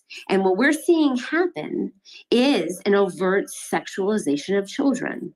The sexual ideas, the least interesting thing about a child in elementary school should be their sexual orientation. I'm going to stop right there. I would like for anyone on this. Hold on. What about gender? Let me talk to Brian. Brian, I'll give you the mic again. You and Slayman, but if you don't mind, let Danish and Tiffany go back and forth a bit, and then we'll go to Brian because I've got so many questions. I really want to push back on this conversation. And again, I'm in a very different position. I'm a cis hetero male. Right, so who am I to even speak on this? So hetero, just to be clear, is you're a straight male, you're heterosexual male. Is that correct? Oh no, there's a difference between heterosexual, sexual. But just to understand. Yeah, go ahead. So the point that I'm making to Tiffany though is that if a child is specifically meeting criteria for gender dysphoria, it needs to be talked about. It needs to be explored. It needs to be talked about with the parent. The parent needs to be involved in the care. They need to have therapy with a therapist with no freaking agenda. And again, I will repeat that there's a lot of things out there. We don't know enough about the long-term impact puberty blockers in children, and I am against it until we do. But I was I mean, what you said before was such a win. You saw me 100%, 100%. The idea that you disrupt the natural puberty of a child. I mean, first of all, a child can't consent to puberty blockers. No child has, wait, let's just think about patients, right? Doctors, patients, the way you interact with a patient. A child can't consent on their own to block their puberty. There are all kinds of complications. And parents, Dr. Janish, let's just be clear, because I heard you before. Parents are being told that this stuff isn't going to have long-term consequences. Exactly. And that's the problem. It's horrible. Yeah, that's an awful I thing. feel like if parents knew and you said, listen, here's the deal. Like, we can do this with your child, but like, you know, we don't know if they're ever going to be able to have an orgasm or sexual, like an intimate sexual relationship in that way. We don't know if they won't, that they may be infertile. They may have atrophy of their vagina and have to have a hysterectomy, and there will be all these complications. If parents could see all the complications and they could make an informed decision about it, then I wouldn't be so strong on this issue. But what I'm so worried about is that parents are making decisions for their kids and they don't know all the information. Tiffany, I just want to bring you back to a point you made earlier, just to balance it out a bit, because everybody's agreeing generally here. And I'd love Brian's thoughts on this as well. Yeah. So the point you made earlier was that you found it painful that a child has to live a double life, right? Now, the counter argument to that is the reason they have to live a double life is because society or their parents are not accepting of their choice. How would you answer that?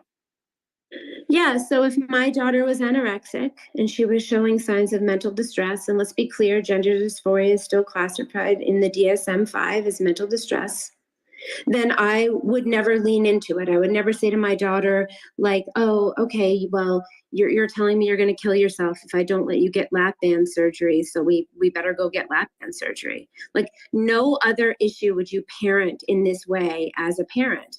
Sometimes but Tiffany, what if the data shows that Let me just finish. No, sometimes the most loving word that your child hears from you is no. And we need to empower parents to support their children through this. The bottom line is this: suicidality never has one reason. There are always numerous comorbidities. When we look at gender dysphoria, there are a lot of other issues that come into play. Tavistock in the UK was shut down. What they saw was that they had about 35 to 40% of the girls showing moderate to severe autism. And girls are very difficult to diagnose with autism. So the actuality is it was probably much higher than that. And what we have to recognize is we have a segment of very vulnerable children in the United States of America. And this belonging, this feeling of being part of something with a flag and a love and inclusivity and all of these things that are very lovely and wonderful. I'm not going to lie. It seems, to be a wonderful community until, these detransitioners tell their stories and they're cast out like pariahs. And so Tiffany, if I can push back a little bit. Sorry, Mario, 1 second. Yeah, sure. And then we'll go. Yeah, so Dr. Nish, I'll let you push back, and then I know Brian has been. Sounds very similar to the conversation that we were having 5-10 years ago around just being gay and so on. So I will say, unless there's any irreversible treatment involved. So my question for you, Tiffany, is that if there is no medical treatment involved, and part of the unique decision for that specific patient is that the treatment for their gender dysphoria is acceptance of their desired gender, don't you think that should be a decision that the parents and the child should make with their treating person if there's no medical treatment involved? But let's be honest about how regressive the stereotypes are around this issue. The idea that, my thing is, I have 4 kids. They're so different from each other. And no one knows if my kids are gay or straight or whatever. It's no one's business what that is. The bottom line is I love my children no matter what, and I'm raising them with a good, solid core to be a kind and good people. And what I think is that parents need to know the truth about all of the different medical interventions. But when you set into motion in a school behind the back of a parent social transition. There is a school to scalpel pipeline that starts. And for anyone that thinks that that's a harsh thing to say, there are like 40,000 girls on GoFundMe right now looking for money for top surgery to have their healthy breasts removed. To go back, yeah, Mario, Brian, go ahead. Mario, we're going to go to Brian. Shall I play what Trump said before because we haven't even played it yet? Sure. Go ahead, Brian. Brian, just before you answer I agree. Like when a school's going behind a parent's back, I think that's horrible. But I had to get going, so I want to make one final point before I do go. I find it ironic, going back to CPAC, that this is such an issue for Republicans, that they think that the state should tell parents and children privately what their kids can do after speaking to doctors. I put this in. Like I always put myself. That's not the situation. They are changing cultural norms in society. When I see Miss Universe is transgender. Hey, just let me finish my point. You're not letting me finish my point. Okay, so I put myself in the shoes of a parent. That what if my kid came to me when they were 14 or 15 and they told me, I feel like I'm this other gender. Would I want the state dictating to me what I can do with my kid, or would I want to be able to go to 5 different doctors and 5 different psychiatrists and get the best opinion for my kid and go through with what I think's right and what I think's right for my kid and what the doctors and psychiatrists think are right for my kids? Why does Ron DeSantis know what's best for my kid more than I know what's best for my Tiffany, kid? I'd love. Yeah, so Tiffany, I'm happy to answer that. It wasn't Ron DeSantis. It was actually the Florida Board of Medicine. And what they did, they're doctors, they're on a board, and they actually invited people from all over the world, including detransitioners, to come and give testimony. And I welcome everyone to go and listen to the testimony. There were some parents that were in the audience. So Tiffany, just to go back to the question, Brian, I know you said you have to leave. If you could stay with us a bit longer, because I want to keep that discussion going on for a bit, and we didn't get a panel ready. So it'd be good to have you and Denise here. Tiffany, just back to the question though, if you don't, I'm sorry to interrupt you, but to go back, because I had a similar question to Brian, because you referred to how schools make decisions on behalf of the parent behind the parent's back, and that's completely unacceptable. The parent should make the decision for their own kids. And then Brian's question is, should we allow parents then to make those decisions? And where does the state get involved? Where should we draw the line? You can't let doctors, supposedly tell you what's best for your guys. kid. Sorry, I'll let Tiffany quickly respond. I'll go Ian. I know Ian, you're very passionate about this, so I'll go to Ian right after. Go ahead, I Tiffany. want to hear Ian's opinion. I'm excited to hear what he has to say. But here's the thing. But here's the thing. If my child said to me, like, I don't feel like my right arm belongs on my body, and I really love my child, and if he complained to me about his right arm every day, and he said, Mom, my right arm doesn't belong on my body. I need you to cut off my right arm. And I went to the doctor and I said, I want you to cut off his right arm. And the doctor cut off his right arm. That's a good point. Point taken. So where does it? Yeah, I know this is an extreme. I know. Yeah, I understand. It is, and it's the suicide. Also, we have to all, whatever our opinion is, we have to be very. Mario, there's a study that Jay Green did at Heritage Foundation. Everybody should go look it up. The suicidality thing is a myth. And it is a myth, Jay and Mario never ever. Hold on. Never ever would I encourage my daughter to continue to starve herself if she was anorexic. It's just not the same. She told me it's not the same. That is a completely false. Everyone, it's always been touted as the be all end all of why trans, like why kids need to be trans immediately, right? And we're talking one consult, not multiple, not 10. Ideally. Hold on, just back to the Ian, back to the suicide rate. Let's talk about that. The suicide. The idea is that people the question I have a question. People committing suicide because they're not allowed to be trans as kids, which is fucking bullshit. No. So the question. Ian, just quickly. Yeah. Okay, so just to understand the myth. The myth are not the numbers. The myth is the reason why they're suicidal. Is that what you meant? Because the suicide rate is high. We agree on this one, but the reason on why. Okay, so what I want to say before we continue, just sorry, Dr. Dinesh. No, I was saying correlation is not causation. That's a fair. I mean, it's a fair argument. I think, and as Stephanie mentioned, suicidality is multifactorial. Yeah, we have to look at the so just Jim, Ian, let Ian and then Jim. I just want to say, right. We have to look at the comorbidity that trans people, transgender identifying people. I don't believe in transgenderism. I don't think it's really a thing, but that's a debate for another time. You can question me on that anytime. Now, I don't believe that it's because of that sole reason. Oh, they're trans, that's why they're killing themselves. They can't identify as trans, not being allowed to. That's why they're killing themselves. That's not the reason why. If you look at what they're actually dealing with, it's depression, it is social anxiety, it is it's a fair point. It's a fair point. Yeah, it's a fair. I don't know the answer. I'm just saying it's a fair point because like I was shocked. I think we need to ask the question, right? We need to actually do the research on this and figure out why these what's getting these people to kill themselves. The idea quick question, that it's all because they're trans. Wait, I have a question for you. I have a question for you, Ian.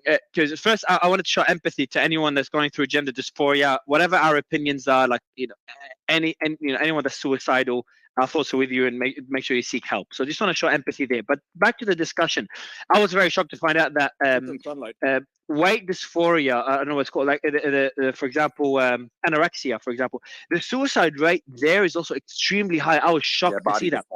So body dysphoria. There you go. Sorry. So that was I was really shocked when I saw those numbers. Now, to go back to the question that I had for you, Ian, just want to get your position on this because I've never asked you that question. Then we'll go to Jim because you've been waiting. Mario, just on that point that you raised. So it is shocking on the anorexia, but nobody says that the girl who's anorexic, we should allow her to keep losing weight because otherwise she might commit suicide. This is where the trans argument collapses. There is no other mental condition where we actually, this is what Jordan Peterson has identified correctly, we never affirm an aberrant mental condition. We don't say, oh, you really think you're fat? And if you're not allowed to vomit after every meal, you're going to commit suicide. Well, keep on vomiting. I would say, but there's physical health issues. I'm not. The point is valid, though. I agree with you. I agree. Understand your point, but there's difference between physical. Prodigal. I'm not talking. Maybe Dr. Nish, you can respond to that point. I'm going to just push back a little bit on Dr. Gorka's comment. Chopping off. Yeah, go ahead. Sorry. Just Ian. I'll let Ian. Yeah. Just guys. Please, just 2 seconds. Sorry, Ian. I'll give you the mic right after, and I want to go to Jim. But Dinesh, you respond to. I just want to respond to Dr. Gorka real quick. So the point that to try to, it's kind of like saying, well, some coughs, because dysmorphia is just a symptom. It literally just means that you are uncomfortable with that situation. I mean, like that's the gender dysphoria and body dysmorphia. They are similar in that sense. And so I don't think it's fair to just say, well, it's all the same. That was the only point that I wanted to make. But suicide rates are down. They're not up. Since the 90s, they've come down drastically. For which one? For gender dysphoria, Joe? Total. High school children in 1991, 29% of them thought seriously about suicide. Today, it's 17%. It's been coming down drastically. Except for those who undergo transition, where it's 40 to 50%. Correct. And this is the new ADHD epidemic where teachers were telling kids they have ADHD and we're put in special classes. Now teachers are making medical decisions on what sex they should be. Teachers should just stay out of it. That's absolutely correct. I mean, Ian, let me just play what Trump said and then you carry on the discussion. Sure. Yeah, and I'd love, and then we'll go to Jim and Ian. So go ahead, Simon. Yeah, I'm going to head out because Fitzgerald's here, so he's going to hold it. It's time to get insanity from our military. And signed the world's first ban on critical race theory long before anybody had even heard of the term. It was all banned. Everything was good. All right, that was it. I don't think that was it. And that got a standing ovation. Wow, the topic is insanely It's huge. Anyone who says it's not a big topic or it's a losing issue. My question, Ian. My question. Oh, it's crazy. Look. Anyone that tweets about it goes viral. Anyone that talks about it, our space about it, goes viral. And some weird pushback coming from certain quarters of people who are supposedly conservative, right? Nominally conservative, soft right people. They see someone like Matt Walsh. They see someone like what's the other Daily Wire? Michael Knowles, right? Yeah. Yesterday, he had this great speech at CPAC where he was talking about transgender ideology and how it needs to be eradicated from public schools and so on. And, it was a great speech. I agree with a lot of it. Obviously you can have an argument about how it could be worded better or whatever. And yet, despite having a standing ovation, everybody agreed with it. What do I see? I see conservatives, so-called conservatives, talking about how it's a losing issue and how we should stop talking about it because the average person, the average American, doesn't care about transgenderism. They don't care about a child being forced to mutilate their body. Ian, didn't he say, I'm sorry, Mario, one thing. Ian, didn't he say that transgenderism should be eradicated? I don't remember him saying specifically in schools. The next line he talked about the ideology. So, and within the whole context of the speech, he's referring to transgenderism as an ideology. He's not talking about transgenderism as in transgender people because he doesn't believe, and this is his opinion, anything is a fact. Anything. He doesn't believe anything. And by the way, Prodigal DM'd me and said that he's no match for my wit or my banter, and so he left. He'll come back. Go back. So, Ian, I have a question for you. Would you? Because I know you're for anyone that's new to the space, Ian and Jim are, we're all friends. We do the spaces all together. So, just a heads up. Now, the question to you, Ian, pronouns. If someone I don't think I've ever asked you that question. If someone came to you, an adult came to you, and said, "Hey, can you? If it's a biological male." And he said, "Can you call me she?" Would you use she or no? Said, "Hey, we'll use she/her pronouns." I'd say, you know what? Out of courtesy to you, sure, no problem. But don't force me to do it. Don't compel my speech. Don't say it's illegal for me not to call you by she/her or whatever, right? But I'm never ever going to use they/them pronouns. I'm not going to use ze/zer or je/jem. Why? Yeah. So why on that one? I'm curious. Because those are not real. There's only male and female, and if out of courtesy to a person, to an individual that I may disagree on a bunch of topics, but I may agree on others, that just as a courtesy to them individually, I will refer to them as whatever they prefer, right? When I say whatever, I mean. Ian, why is that not real? Why is that not real? But then what do you mean why is that not real? Because it's the fucking English language. The reation there's only a gender binary. It's only male and female. There's no third gender. There's no fourth gender. There's no tri-gender. There's no omni-gender. I mean, this idea that there's like a million genders, Ian, Simon, when. Imagine Ian, what happens if we had a transgender issue in Ukraine? You'd explode because these are the two most polarized, most passionate topics for you. What's your question, Simon? I will not. My position on Ian, I've got Simon's got it. Yeah, don't mute. But yeah, Simon's got a question for you. Go ahead. Let me finish the question. So my question is this: why? Because you said they, them, plurals are not real. Well, they're real, but you're saying they're not real in this context. Because you're talking about a plural, not a singular. So my question is this to you. So my question to you is this: why is calling a man she real, but calling her they plural is not real? Because it's not proper English. It's grammatically incorrect, and you cannot be a plural. You're either you're an individual, right? You're a single person. So you accept you don't accept grammar, but you're willing to do a biological change. So biologically, you're willing to say someone is a... Not in general, just for the individual. It cannot be compelled. I will not be compelled to do it. If the government says, hey, if you don't refer to this person by their preferred pronouns, we'll put you in jail, I will keep fighting. Just like Jordan Peterson, right? No, but he you get the contradiction in 2017. Because you're basically saying you value grammar over science. It's not about science. It's just about common courtesy. If I respect the person, the human being that I'm talking to, no, but why not respect them and go be grammatically wrong? You're willing to be scientifically wrong. Why not be grammatically wrong? Like I said, it's on a case-by-case basis, right? If I'm having a conversation with someone and this is such an issue for them, why make it a problem? It's your issue, Ian. It's literally your issue. Stop caring. It's my hold on, Fidget, what's your take, Fidget?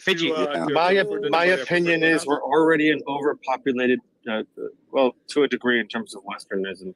And like, why do you guys care? Your mic, Fidji. Mic. Oh, your mic. It's not good. You're saying we're overpopulated? Sorry. Can you guys hear me? Okay. Yeah. Okay. Yeah, finally. Fucking Mario, the audio Nazi. I did not say Nazi. The audio. Fidji. Shit. What's your point? Stop caring about what other people do. What do you care if they saw an arm off or cut their tits off? Like, stop. I think. Digital, No, but you can't say that's. It's pretty crazy to say don't care if kids about I know your point you're making, Fidji, but you made it really badly. Sorry, religion is the biggest religion in my opinion. It's not fact. In my opinion, based on my background, is that in my opinion the biggest abuse that we do to our youth is religion. We force this down their throats based on our ideologies. But what do you think this is? What do you think this trans stuff is? Do you think it's not like a religion? Ian, Joe, 1 second. Joe, 1 second. In fact, it's a lot worse because they're telling people. Guy, let's just go one by one. Fidji, I'll let you make the point. Ian, I'll let you respond, and then Joe, you can jump in. So I've often said that I'm a libertarian at heart. I'm fiscally conservative, fiscally responsible, foreign involvement conservative, but I have a fundamental belief that being somebody that was forced into an oppressive religious upbringing, I believe that is one of the most abusive settings, and that sets the foundation for all these conversations. And what I'm trying to say is, I don't care whatever you believe. Don't force it on other people. And I feel like, where does the transgender thing start from? It starts from, you just said, male and female. That is biblical. So Fidji, I think the point is that you're talking about not forcing, but you can't say it's biblical. You know, every single culture, Ian, isn't he using your argument as well? Because he's basically saying don't force it onto kids. Isn't that your argument? Don't force it onto kids. Yeah, he's actually using my argument, except he's trying to say that it's biblical that there's male and female is a social construct, which of course it's not. Biological. There's only male and female. There's XX and XY. You can bring up all the various variations, but at the end of the day, the XX and the XY are the only thing that matters, right? That's chromosomes, and we knew this 20 years ago. Wait, Ian, religion or science? Which one? Digital, just to be clear, Digital, the two, like Ian said, we primarily in the world have XX and XY. I don't think it's completely from the Bible. Yeah, who cares? Who cares? Well, it matters. Mind your business. Mind your business. When it comes to children, it matters. Mind your business. So if I mind my business and they don't mind theirs, and somehow I don't care what Ian does. Ian compelled. Can go and be whoever he or she or they want to be. I don't care about that. What I do care about is children. And I think it's a completely fair conversation to talk about, hey, are children actually, or are the parents of children actually being told everything about these puberty blockers? Are we actually having an honest conversation with them? If Ian, and I will say, if they have informed consent, it's a completely different conversation. Yeah, but how do you inform a child, claim, right? Like there's, people are walking in, I don't know if you guys know, I'm from St. Louis. Did you guys hear what happened to St. Louis Children's? Are people familiar with the bombshell that's going on here? No, let us know. Dr. Janice, can I ask you a question though? So what's the bombshell? So Tiffany, before you ask Tiffany, now there's a whistleblower. Tiffany, I'll give you the mic in a bit. Tiffany and Jim has been waiting for a while as well. What's the bombshell? I think everyone's excited so to know St. what Louis you're talking Children's, about. there was a whistleblower who, by the way, themselves is queer and is married to a transgender person, and was a whistleblower saying that children were being offered therapies without their parents' knowledge. And I think that that's incredibly unheard of. And I think we need to have honest conversations around the fact that we're doing things right now that we don't know the long-term impact of. We do not know what the long-term impact. But Dr. Dinesh, you're a doctor. How do we find out the answers? Evidence. We can't just put kids on these puberty blockers and wait find out. 30 We'll find out. But so that we can't find out. Incredibly irresponsible, in my opinion. That is so irresponsible. I think it's Fidji. Like, do you? Oh shit! Oh shit! Protocol Fidgetal. Shit! What's gonna happen now? Here we go. I don't know. Maybe I wouldn't. We went from By the way, if you combine my name and prodigal, it's fraudigal. A male penis in your locker room at an age of 10, or you can't survive in society. You can't have school lunch, right? You ask what the effect is. They killed the Brown University study showing rapid onset gender dysphoria, which clearly showed, and EU and other trans experts, leaders of their field who are right-wing by no means, are actually concerned about the causation and cultural effect. Like, this is there. This is not Breitbart. It's been done. Look at the EU. Look at how they just reformed. Look at what the NHS is doing. Like, this is actually ongoing. And Camille Paglia, I know she's not a fan of the left anymore, but she is right. Childhood is very confusing for a lot of young kids. And where, in the 60s or 70s, they might have been hippies or a different era, beatniks, etc. They're telling most kids this is their first reason why they're having concerns and issues, right? There are no protocols. There are no safeguards. And we see already how Big Pharma chooses its profit over anything else. If you look at our medical research institutions and fundings for medical journals and how NGOs and people allied with this movement, where did you think all those monies and organizations moved after gay marriage was won? A lot of people got employed by that. A lot of people had jobs. To the church, this is the new issue. And they're fundamentally saying, and I'm dealing with this in my real life, that you have to accept that a person in front of you who has a penis is a woman. I have no problem. Let them do whatever the hell they want. To me personally, if the parents want to do it to their kids, these are lemmings anyway. There's more of them than me. Let's thin the herd. Let them do it. But when they're telling me I have to fundamentally change what Western cognition is of female, male, my cultural and religious beliefs. Prodigal, would you use a Prodigal? If I told you, Prodigal, if I told you, would you? Prodigal, I have a question to you. Question to you, Prodigal. Question to you. If I said to you, right? Quick question, Prodigal. If I said to you, Dinesh before, no, he can, yeah. Prodigal, just quick question. If I said to you, can you call me? I'm curious what your stance is because Ian told us his stance. If I said, can you use the pronoun she, her to me, would you use that just to make me feel better, or would you stick to what you consider as fact? I mean, if I knew you as a professional setting or whatever, and I knew it made a difference, yeah, I'd probably do it, right? But that's not what's being done. No, it's stranger. It's stranger. They're locking people up. No, not compulsive. No, I'm not forcing you. No, not forcing you. I know. This is a different discussion. But would you do it voluntarily or not? I mean, I probably, I would amuse the person most likely, but I guess, yeah. I mean, I wouldn't want to start. Would you go as far? Would you go for other reasons, right? And this wasn't a political context in regards to education, funding, weaponization of tax dollars, etc. People say, "Why do you care?" I don't know. I remember Garland had a letter weaponizing the FBI against parents at parent-teacher conferences. Like this is. I wouldn't, Mario. I wouldn't do it. Oh wow, okay. You wouldn't use actually I'm not surprised knowing your personality. No, to be honest with you, I don't call people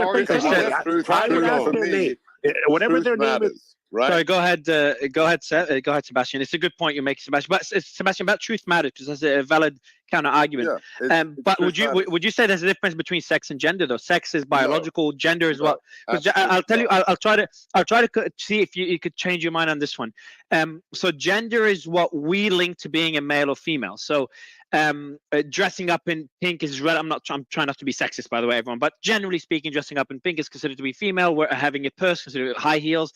These are female characteristics. Male characteristics, again, being sexist and being generalist, but having having a beer with friends and sports and stuff like that. So again, I'm generalizing here to make a point that gender could be interpreted by some differently to sex. Is there can you differentiate it in any way, Sebastian? No, this is the sleight of hand. This is the queer theory sleight of hand that gender is different from sex. No, it's utter bullshit. Look, everybody knew the tomboy at school. Okay, the tomboy who grew out of it. Wore dungarees, liked to climb trees and stuff. That was still a girl. The chromosomes were XX, and in many cases grew up to be a completely feminine, a beautiful woman. Okay, this is there are some fey guys who are always going to be fey. There are some tougher, more combative women, but they're still women. I am not going to give up reason. If you want to be on the side of science, I mean, this is the absolute absurdity of what the left has become. They are the science deniers. I mean, confuse a leftist like Krasenstein, ask them how many genders there are, and I'll wait. If you can't answer the question, how many genders are there, then you are the science denier, okay?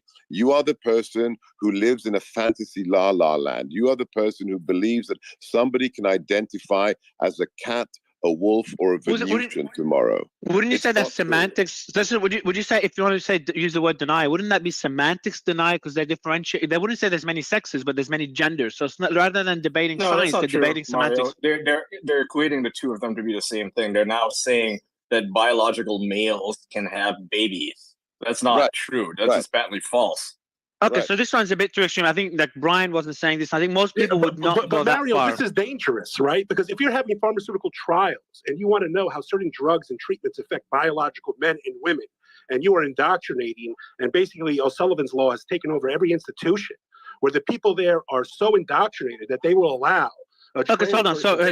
Protocol. I just googled for Sebastian goes to you as well, just for the audience. I just googled gender definition. I've never thought I'd have to do that. And then the male sex of the female sex, especially when considered, that's the definition from, I don't know what, Oxford, I think. Yeah, Oxford. Especially when considered with reference to social and cultural differences rather than biological ones. It's an invention, Mario. It's an invention. Isn't every word an invention? No. That's not what I mean. Mario, the argument is that gender is a social construct. That's what we're being told, right? That it's artificial, that it's environment dependent, which of course is utterly absurd, because if it's a social construct and artificial, then why do you have to take hormones? Why do you have to, I'm 6'3" and 240 pounds. Why am I not a woman by dint of saying I'm a woman? Okay. This is where the whole argument collapses. And think about how important this is, because we've had somebody who, I've never met him. Clearly he was oppressed by some religious dad or something. Say on this thing, literally less than 10 minutes ago, let's experiment on the children, right? Somebody who has no medical qualifications said to a medical doctor, well, let's just find out. The doctor says, we have no data. This is dangerous. Lupron that is used to chemically castrate pedophiles in prison is being used to actually chemically castrate children. And somebody in your spaces says, oh, well, let's just find out. Let's give it to the kids. This is why the truth matters. This is why I will not indulge the rejection of science by calling a man a woman. No, I don't want to be polite, because denying the truth isn't polite. It's insanity. It is the rejection of science. I find it funny that the cradle Catholic is saying, you know what? I believe in science, and therefore I'm not going to give into your dysphoria by calling you a girl when you're not a girl. Before going to Joa for balance, Bernard, I want to ask you that same question. Sorry, I was before going to answer that again. The question you asked me earlier, Mario. No, the same question you asked me, right? You asked me if I would call you by, if you went by, say, she/her. No, Maria. He wants to go by Maria. Fidji. Okay, Mario. Yeah. The only reason I would do that is because I don't want to have an argument. That's the only reason. It's not out of some kindness. No, it's just I don't want to waste my time having the argument with you. That's the only reason. I'm being polite. If I said to you, you know me, I wouldn't argue with it. If I said to you, Ian, you can call me whatever pronoun you like, but it would make me feel better if you use she, her. You don't get school lunch I think you will, Ian. Would I still use Bernard, it? No, I wouldn't. In that case, I think you will. I think you will. I think you will. Ian, it's me. Ian, we go back. Ian, it's me. I'm joking. I want to go to Bernard. I would think that you have an issue that you need to deal with, right? And I'm not going to encourage you to, lose yourself in mental illness. That would be my advice. But Ian, there's an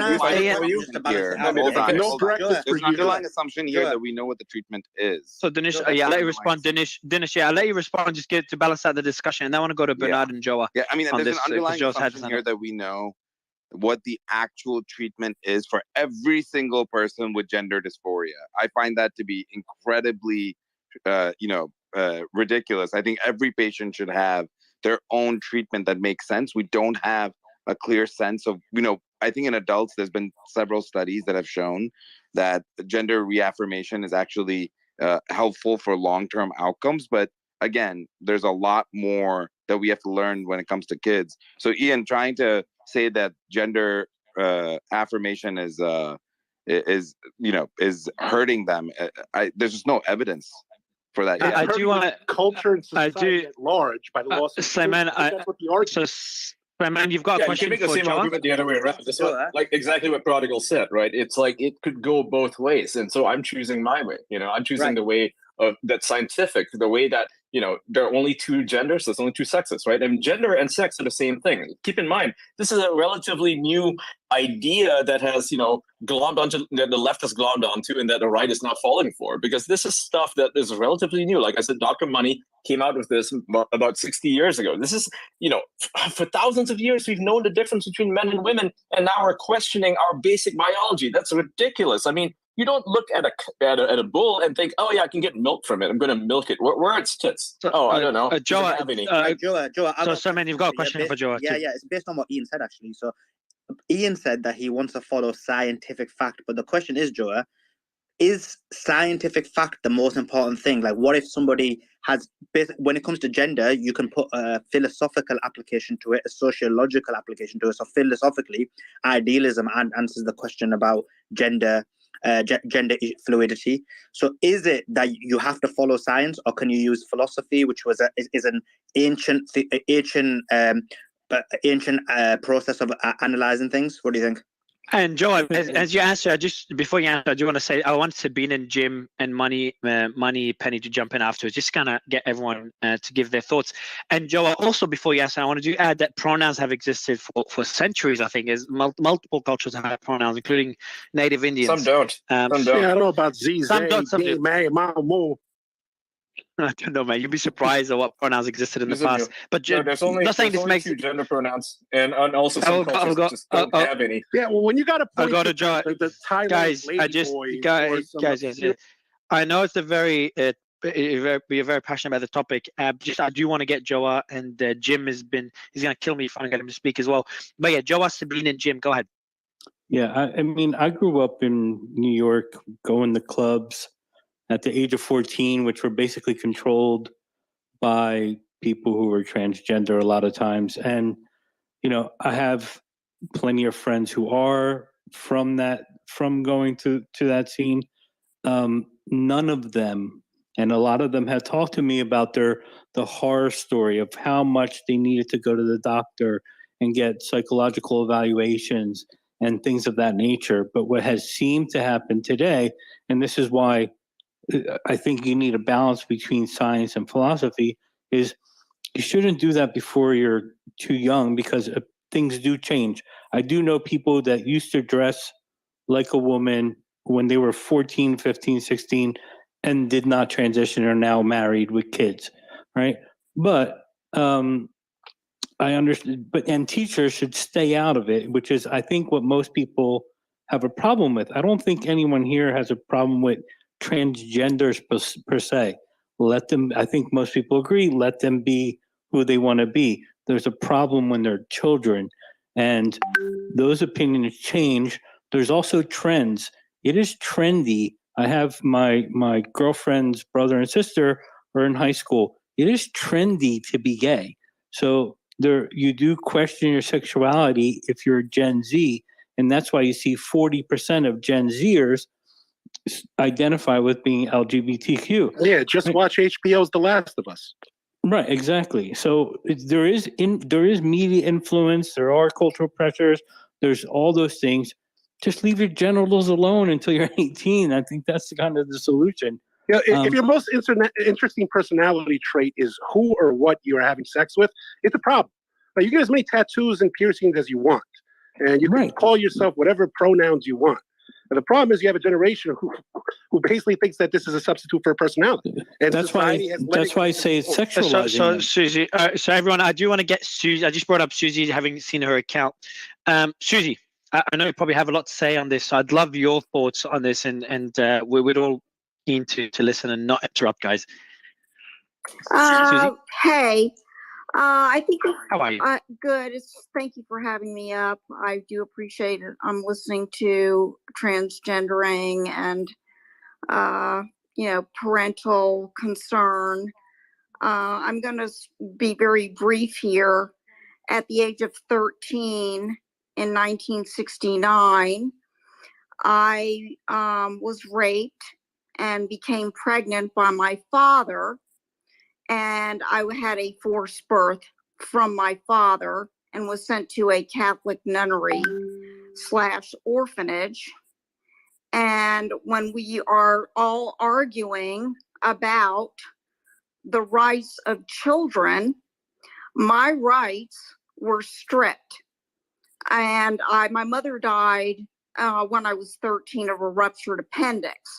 So I was left in a abusive environment, and now everyone in this room is arguing about children, and no one is talking about the fact that the Supreme Court flipped Roe v. Wade, and that we have 11 states who went to Dobbs, and I am absolutely disgusted with the fact that we are talking about children, but we are not talking about the fact that children are raped and raped and raped. I think, Susie, I don't see how that has anything to do with what we're talking about. Like that. So it's a very valid.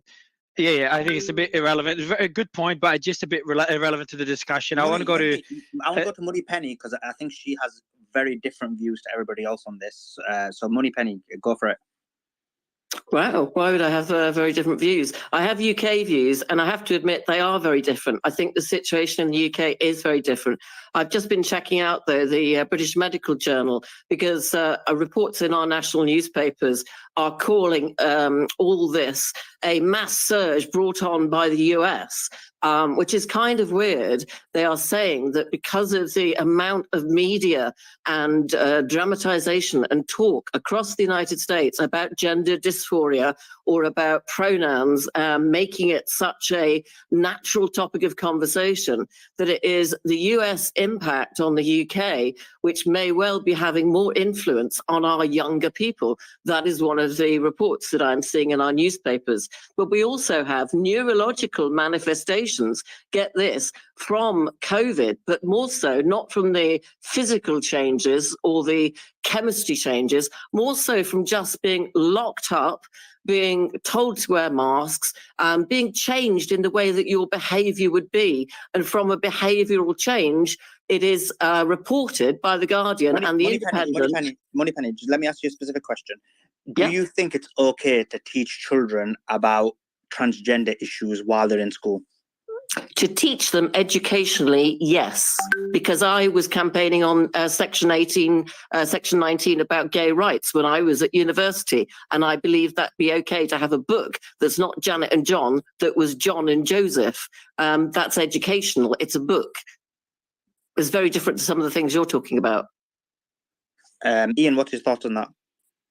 No, I think that it really depends, right? If you're in college, obviously you want to be able to learn these topics, right? But when we're in the American context, we're talking about 6-year-olds being taught about transgenderism, being taught about anal sex, being taught about oral sex, being taught about all these things that they have no right to even learn.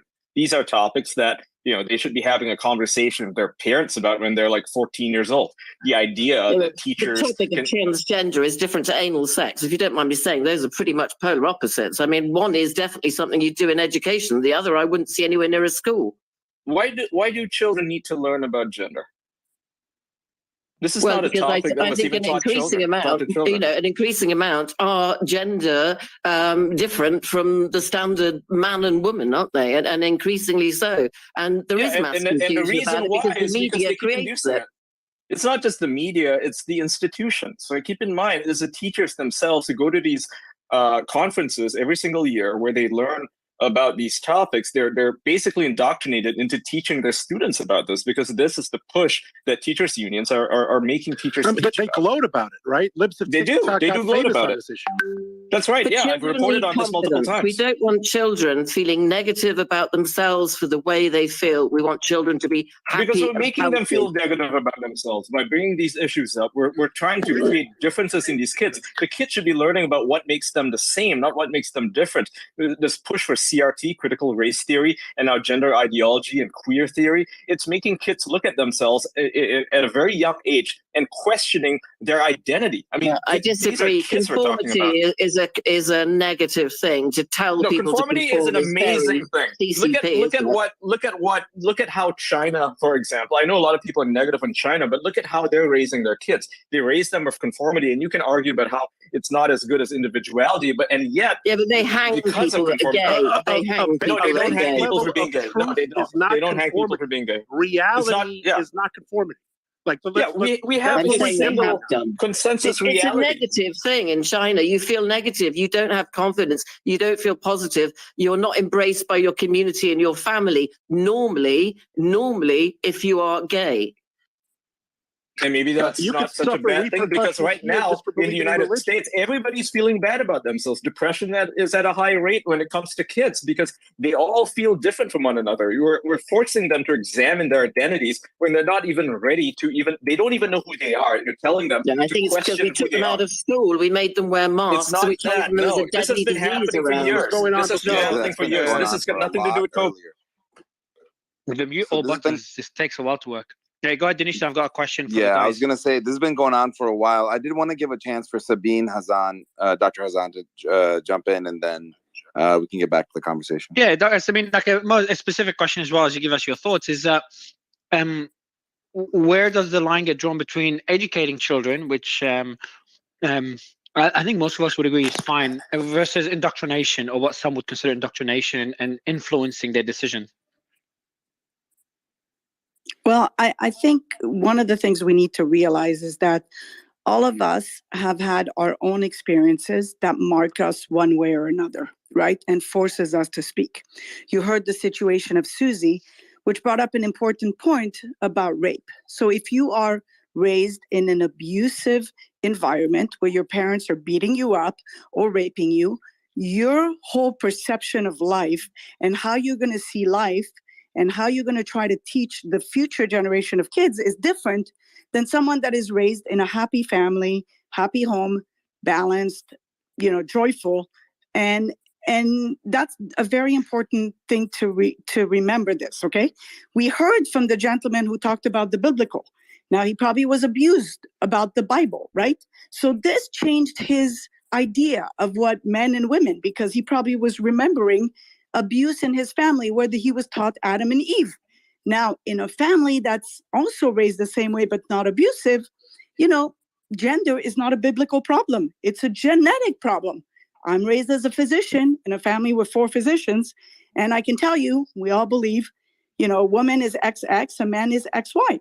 End of story. We don't dispute about it, nothing. Now, what I'm going to ask also is, what changed from my generation to now? That body dysmorphia is through the roof. That autism is through the roof. That this is even a big deal that we're talking about. And I'll tell you what changed. We live in a world where influencers make money, where sex sells, where changing your gender sells surgeries, sells drugs. So perhaps we should stop labeling and accept that there's some people are the way they are, and not make a big deal about them and accept them and love them for who they are. I grew up in Montreal, where my best friends had different colors, different religions.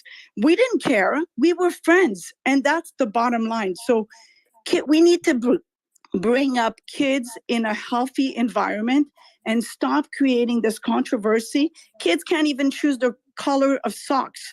They're not allowed to sign an informed consent for clinical trials for a reason, because they're kids. We should not convince them, because the worst thing you can do is convince a kid that he has a gender problem when he doesn't have a gender problem. Then they do the surgery, then you're going to have a problem later on. I think kids that have dysmorphic issues, they present with signs and symptoms. This is a discussion between the parents, the kids, the physicians, the government. The media should have no business discussing this, because what we've seen with COVID is that when the media and the politicians started talking with COVID, it became a shit show. I'm sorry. Research was messed up, and we're still talking about COVID almost 4 years into this. So that's my point on all this. Embrace kids that have, that feel that they are different, and love them and try to encourage an environment that is not abusive in the home, so that we have society that is growing up with, human beings that don't have so many traumas in their lives. Jim, what do you think about Moneypenny's point that when it comes to children, it's okay to educate them, and by not doing so, you're creating an ignorant populace? Well, Moneypenny's a good friend, and I greatly respect her and really appreciate her opinion. And I think it tags in to what Sabine said as well. Dr. Sabine made some great points. The thing is, though, in schools, at least this is my impression in the United States, there's just not a need. We really don't have time in the educational day for kids to have to go through all this. There's just the sex education was promoted in the United States beginning roughly somewhere in the 60s and 70s, because there were concerns that kids were not, or there were stated concerns. The argument was that kids were having sex outside of marriage and getting into problem pregnancies and blah, blah, blah, blah, blah, all that problem. Well, some of that existed, sure. But since that time, there's been a consistent push to make certain that we've got this kind of education in the schools. And in the meantime, real academic success, real focus and effort on good behaviors around studying, around achievement, and around learning, and the challenges that go with that are taking time away from kids. And this goes, and I make that point. Jim, let me ask you a question specifically about that. Well, some will argue against you and say, guess what? Learning maths is important, learning science is important, but also learning how to be an all-rounded individual in a modern 2023 society is equally important. So why shouldn't they learn these things? Whose society are you talking about? Your society's all fucked up, I mean, when you don't even know how to do your ABCs, you can't do basic math, and your big focus is on gender, that tells me your party's all fucked up, and this is why China's going to win. But what about just normalizing it, Ian? Like, if you normalize that this is reality, there are gay couples, don't make it a point about teaching them that man can be with man. But if there's a story in school that there is two husbands in a marriage, and use that as a story, not to educate them that there are, just simply normalize it. Don't make a big deal about it. You guys are having a flawed argument, right? Up until the 90s, right? What they did, separate the little boys, separate the little girls. Maybe it was a couple of hours, maybe it was in 2 days. They didn't fundamentally change text. They didn't change science. They didn't change the English language. They didn't rewrite books, touch media, etc. This is not, you guys act like tolerance is not there. Nobody cared. The transgender operations, etc., were ongoing for adults for a long time. The issue is that they have fundamentally attacked children who are just not equipped to deal with this issue. And people said, well, what standard do you want to look at it? Well, I look at it in a legal standard too.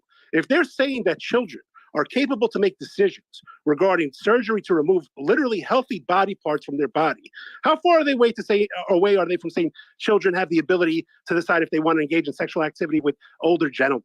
Or older, just to be clear, what kind of legal authority are we giving children when they can't even pick? One second. I just want to ask Moneypenny a question just to balance it out. So in the UK, and she's from the UK, so in the UK, they've made bigger moves than they have in the United States. So in the UK, it's actually compulsory to teach 4-year-olds to 16-year-olds relationship sex education, which includes teaching LGBTQ values, which includes teaching about sex in relation to those ideas during that period between 4 and 16. Do you think that, as the speakers have said, that is too early and kids should be learning these things later or maybe in sixth form? Well, the Muslims in Birmingham thought it was too early. That is actually the Section 19 rules, where I actually campaigned and went marching through the streets of London when I was a student. That is just LGBTQ. You didn't even mention anything about the whole transgender depth of explanation that we're talking about here. I'm talking about Janet and John book in a school that has lots of books, and a John and John book and a Janet and Janet book being in the same bookshelf. That could be as little as a school would need to meet what you've just said. or it could be more.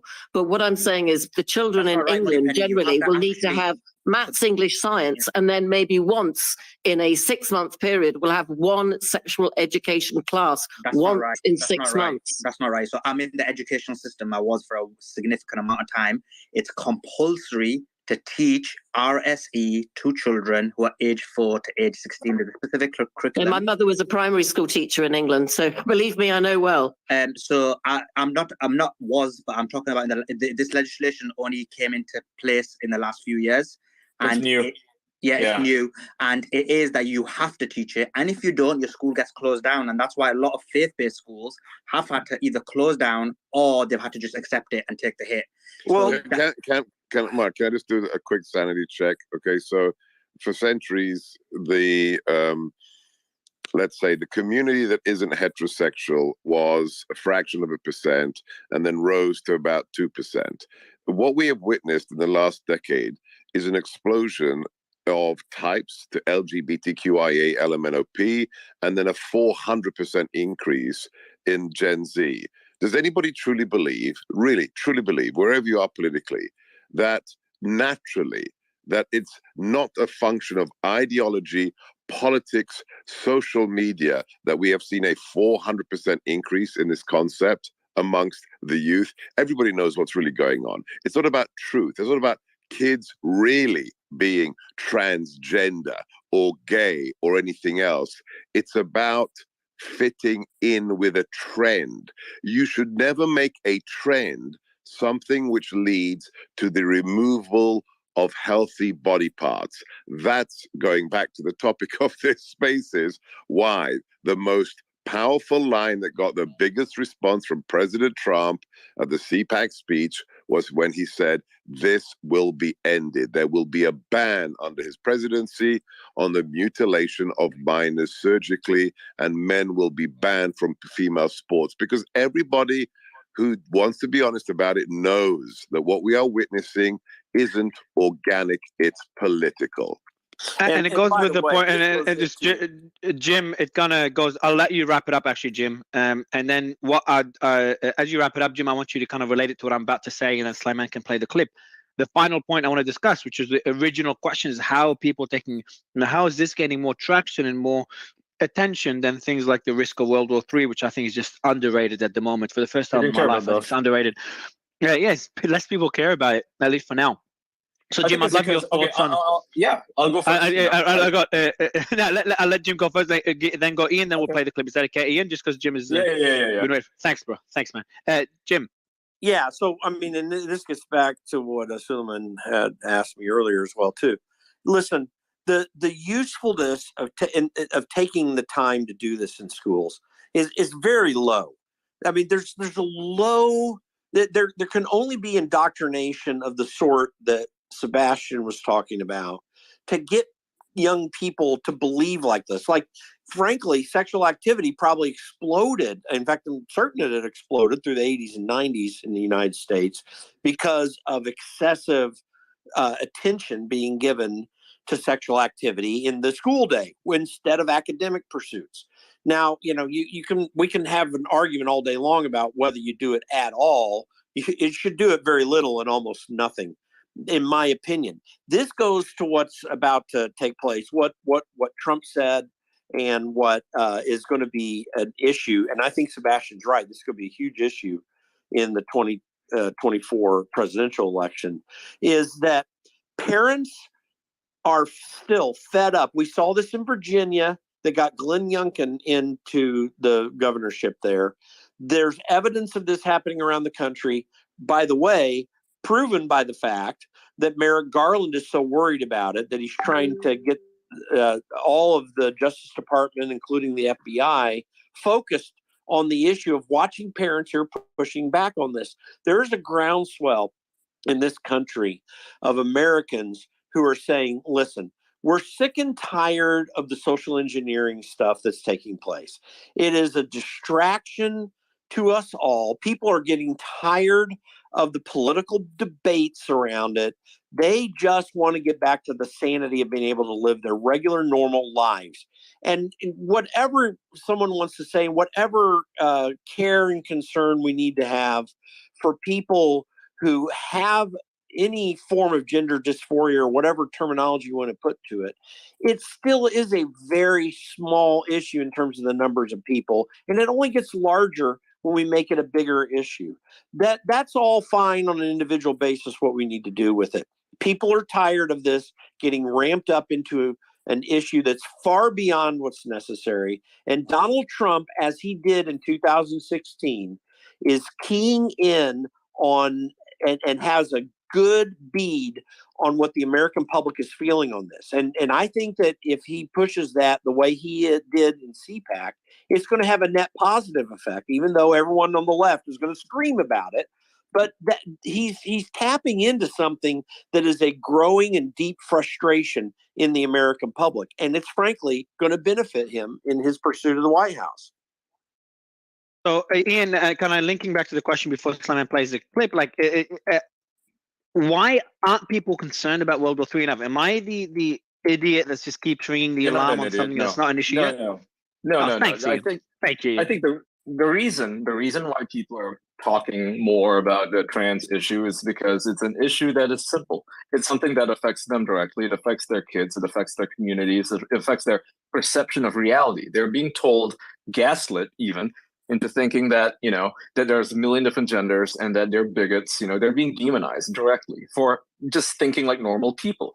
This is affecting them directly. It's not an abstract concept. The problem with, World War III as a concept is that it's abstract. Most people are not clued in on geopolitics. They have no idea how it's going to start. They're only being told it's a possibility. And to them, it's a distant possibility because they're not being given specific. It's not something that is affecting their lives, their day-to-day life directly. Now, however, when it comes to the trans issue, when they go to work, they're writing their emails, they have to put their pronouns in there. They don't like doing this. They don't like being told, compelled even, to address people's mental illnesses and affirm them for the sake of making them feel good. So when you ask me questions like, hey, would you call me by, she/her? I would say it depends, right? It really depends on whether I feel like it or not. But you can't compel me into doing it. Or how psycho the person looks. Or how crazy. Exactly, yeah. Right, yeah. I might want to do it to trigger somebody, but if I was in a professional setting and this person was, say, above me in some cases, I would probably want to play nice with them. I wouldn't want to risk my job, just to make a point. I mean, this is just an individual decision, right? But principally, of course not. I would not want to pander to them, but this is the reality we live in where we have to play by the rules of the game, right? So obviously, on a broader cultural context, when it comes to in general, would you be okay with, referring to somebody by their preferred pronouns? I would say no. I'm going to refer to you by, the pronouns that make sense biologically. The only reason we're talking about this right now is because we're trying to push back. We, and when I say we, I mean conservatives, are trying to push this back into the fucking hole that it belongs, right? Go back in the goddamn closet, honestly, because we don't want this to be an issue. We want to talk about the issues that are actually pertinent to to the broader conversation about civilization, about where society is going to lead. This whole thing, this descent into a transgenderism, it only serves to divide the country. It only serves to divide the planet, really, honestly, on an issue that honestly doesn't matter. It only affects a very tiny percentage of the human population. We're talking less than 0.0 whatever percent, right? This is not even a 2% issue. This is not about being gay or lesbian. It's like being gay or lesbian, whatever, be whatever you want, sleep with whoever you want, unless it's kids, right, or animals. I totally agree, but it's a US preoccupation, this. If you had this in the UK, in Europe, people would not believe that I have been in a room with all these very, very professional, intellectual people talking about this for 30, 40 minutes.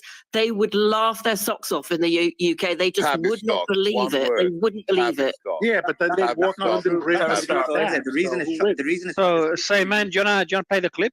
Yeah. So I'm gonna play the clip, but just one sec. The only reason it's not discussed in the UK is because it's shut down. You're not allowed to speak about it. At least in the US, they're allowed to speak about it. In the UK, when these RSE curriculum came into place, it was only the Muslim community who spoke out about it. Unfortunately, they didn't have the eloquence or the ability or the thought. What do you mean? What do you mean they're not allowed to speak about Solomon, it? that's the culture that is going against it. It's not some law that's in there saying that you can't talk about it legally. No, there's a law. There's a law in the UK.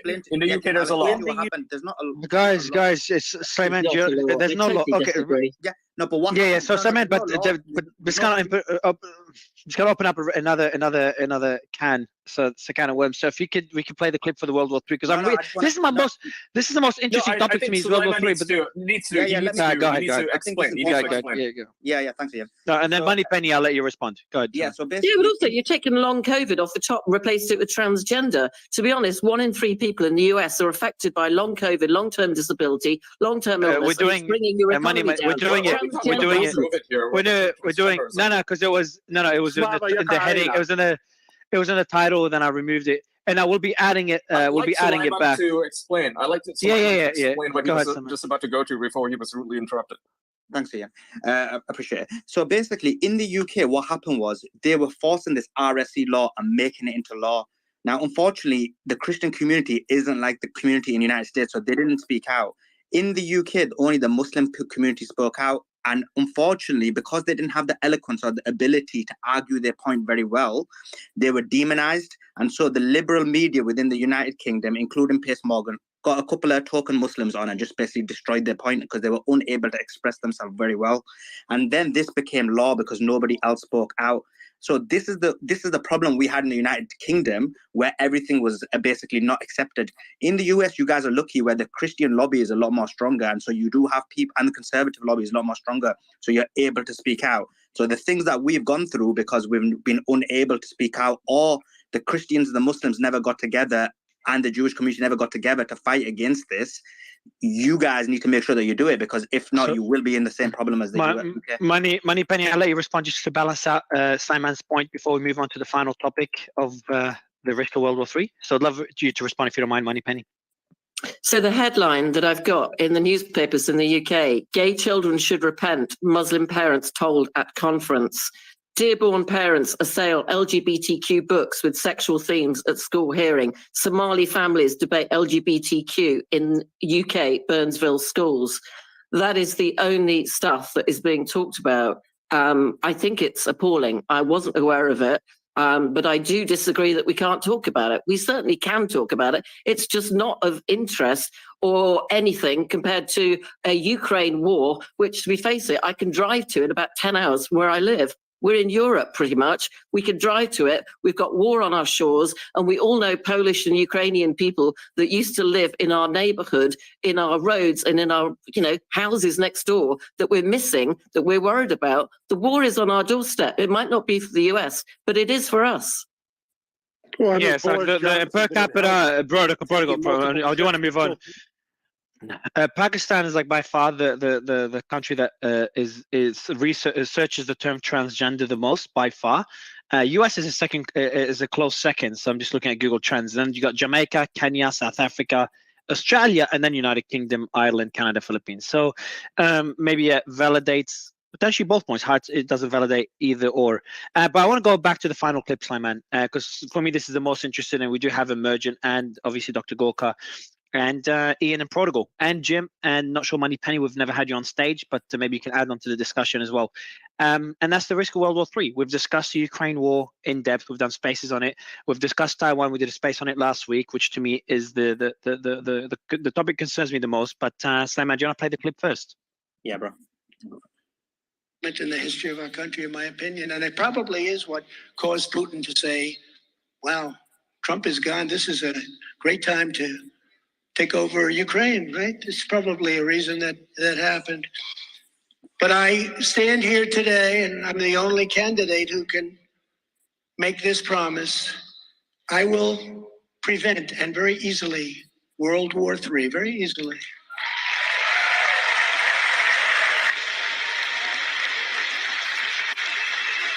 And you're going to have World War III, by the way. You're going to have World War III. If something doesn't happen fast, you're going to have World War III. That's it. Did he say? Hold on. Did you say you're going to have World War III? Yeah. That's what he said. Yeah. So, brother Ian, I don't think you're. Would you be? If you were able to vote, would you vote DeSantis or Trump or none? Well, I guess it remains to be seen. I mean, DeSantis has not really talked much about his foreign policy. He kind of waffled on the issue, which I wasn't really happy with. I wasn't really angry about it, but Trump seems to be on the ball when it comes to geopolitical events, right? I mean, the world was a safer place under Trump. Make no mistake, it was a safer place. He was keeping America not as a unipolar globalist world order, right? His interest was in America only, right? And by focusing on America, by refocusing America's efforts on America, he made Russia refocus itself on Russia, China refocus itself on China versus no, but he didn't. Okay, so but the argument that is made, and you're also passionate about the Ukraine war, of course. The argument made there is that, and Emergent, I'd love your thoughts after Ian, is that one of the main reasons that Russia invaded Ukraine is NATO's expansion. That's a point that the Chinese have made, and many analysts on both sides of the argument have made. Sure. Did Trump do anything to slow the expansion of NATO? Or I would say so. Yes. Did he say? He wanted to pull out of NATO. He wanted to pull out of NATO, right? He said that these countries are not paying their fair share. Obviously, yeah, but not for the right. No, but not for the right reason though. Not really. Okay, it might help the cause, but it's not. He didn't. He didn't. But he could have gone. He could have. Okay, go ahead. He could have gone. I just want to add one more thing and then answer. He could have said, like, during the peace negotiations, he could have said to Ukraine, but he could have said to Ukraine, for example, you will never join NATO. I'm not aware of any such statements. I don't think he has a crystal ball. So it's not fair. I mean, I'm not the biggest fan of Trump. No, but we knew. Sorry to interrupt you a lot on this one. Just I'll let you respond as well. But we knew from the early stages that Putin was not happy with NATO's expansion to the east. Yeah, well, but he knew that as well. Not happy with the fact that NATO had totally. I mean, he was very incisive about what's going on in NATO, and he looked right through the typical in the U.S. State Department and all these folks that play the game of international politics. He looked right through NATO and said, "Listen, you're an old style Cold War vestige, and we got to take it back. Think how we're doing it." And it was a very useful thing. What did he say exactly? So, Jim, what did he say exactly to imply what you just said? What do you have any exact quotes or like you could paraphrase it? I could pull some stuff up, but he said America was too far involved in interventionism and that America needs to refocus its efforts on rebuilding America. But this was his whole policy. He said NATO were freeloaders. Exactly. NATO that way. But didn't he also take credit for getting NATO more money than ever? Of course, because he brought attention to the issue and forced the hand. Nobody was talking about it before. He made NATO stronger. So you could certainly see there's a cause and effect there. No. Yeah, I'd like to hear Sebastian talk about Donald Trump's thoughts on NATO because he's going to have the real expert insight into this. I'm curious, Sebastian. Yeah, Sebastian would know. Yeah, what's the question?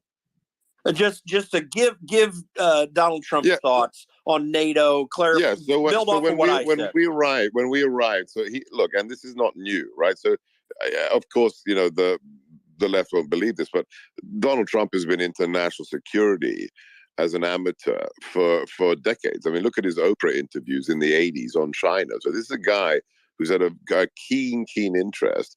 And the thing that pissed him off most about NATO is what we used to call the freeloader complex. I worked on NATO issues in the 90s, and even back then we had 20 odd countries, and every year you have to have, each nation has to agree to target force goals.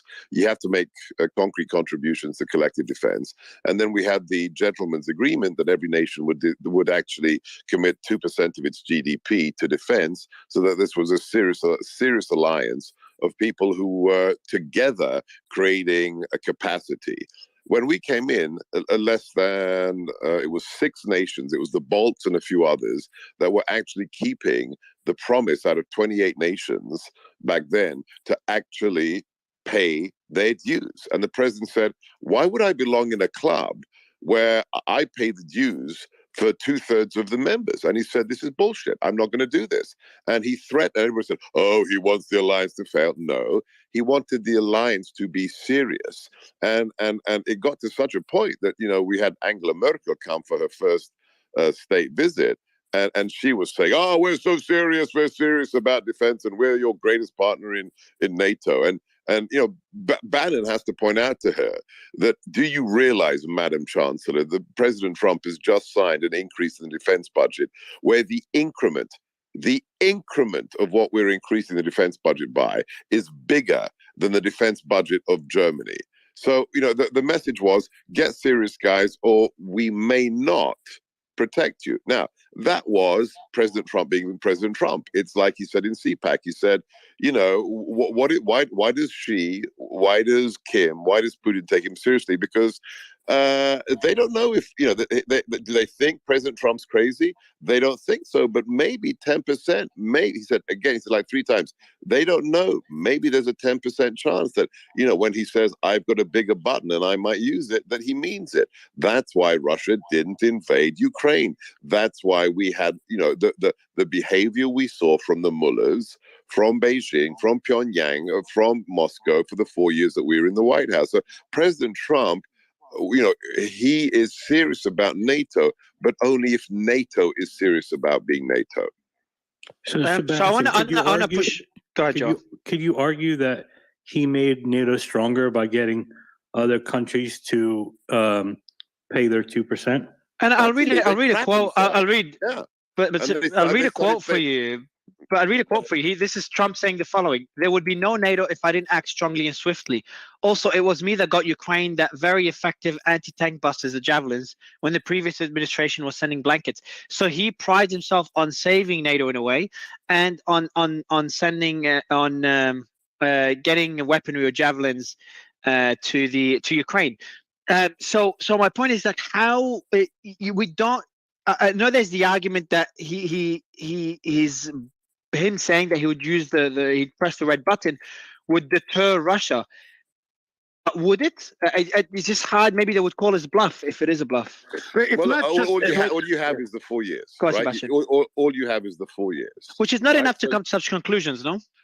No, but all you have is compare every presidency in the last 16 years to the 4 years we were in the White House. Right, we have Georgia, South Ossetia invaded under Bush.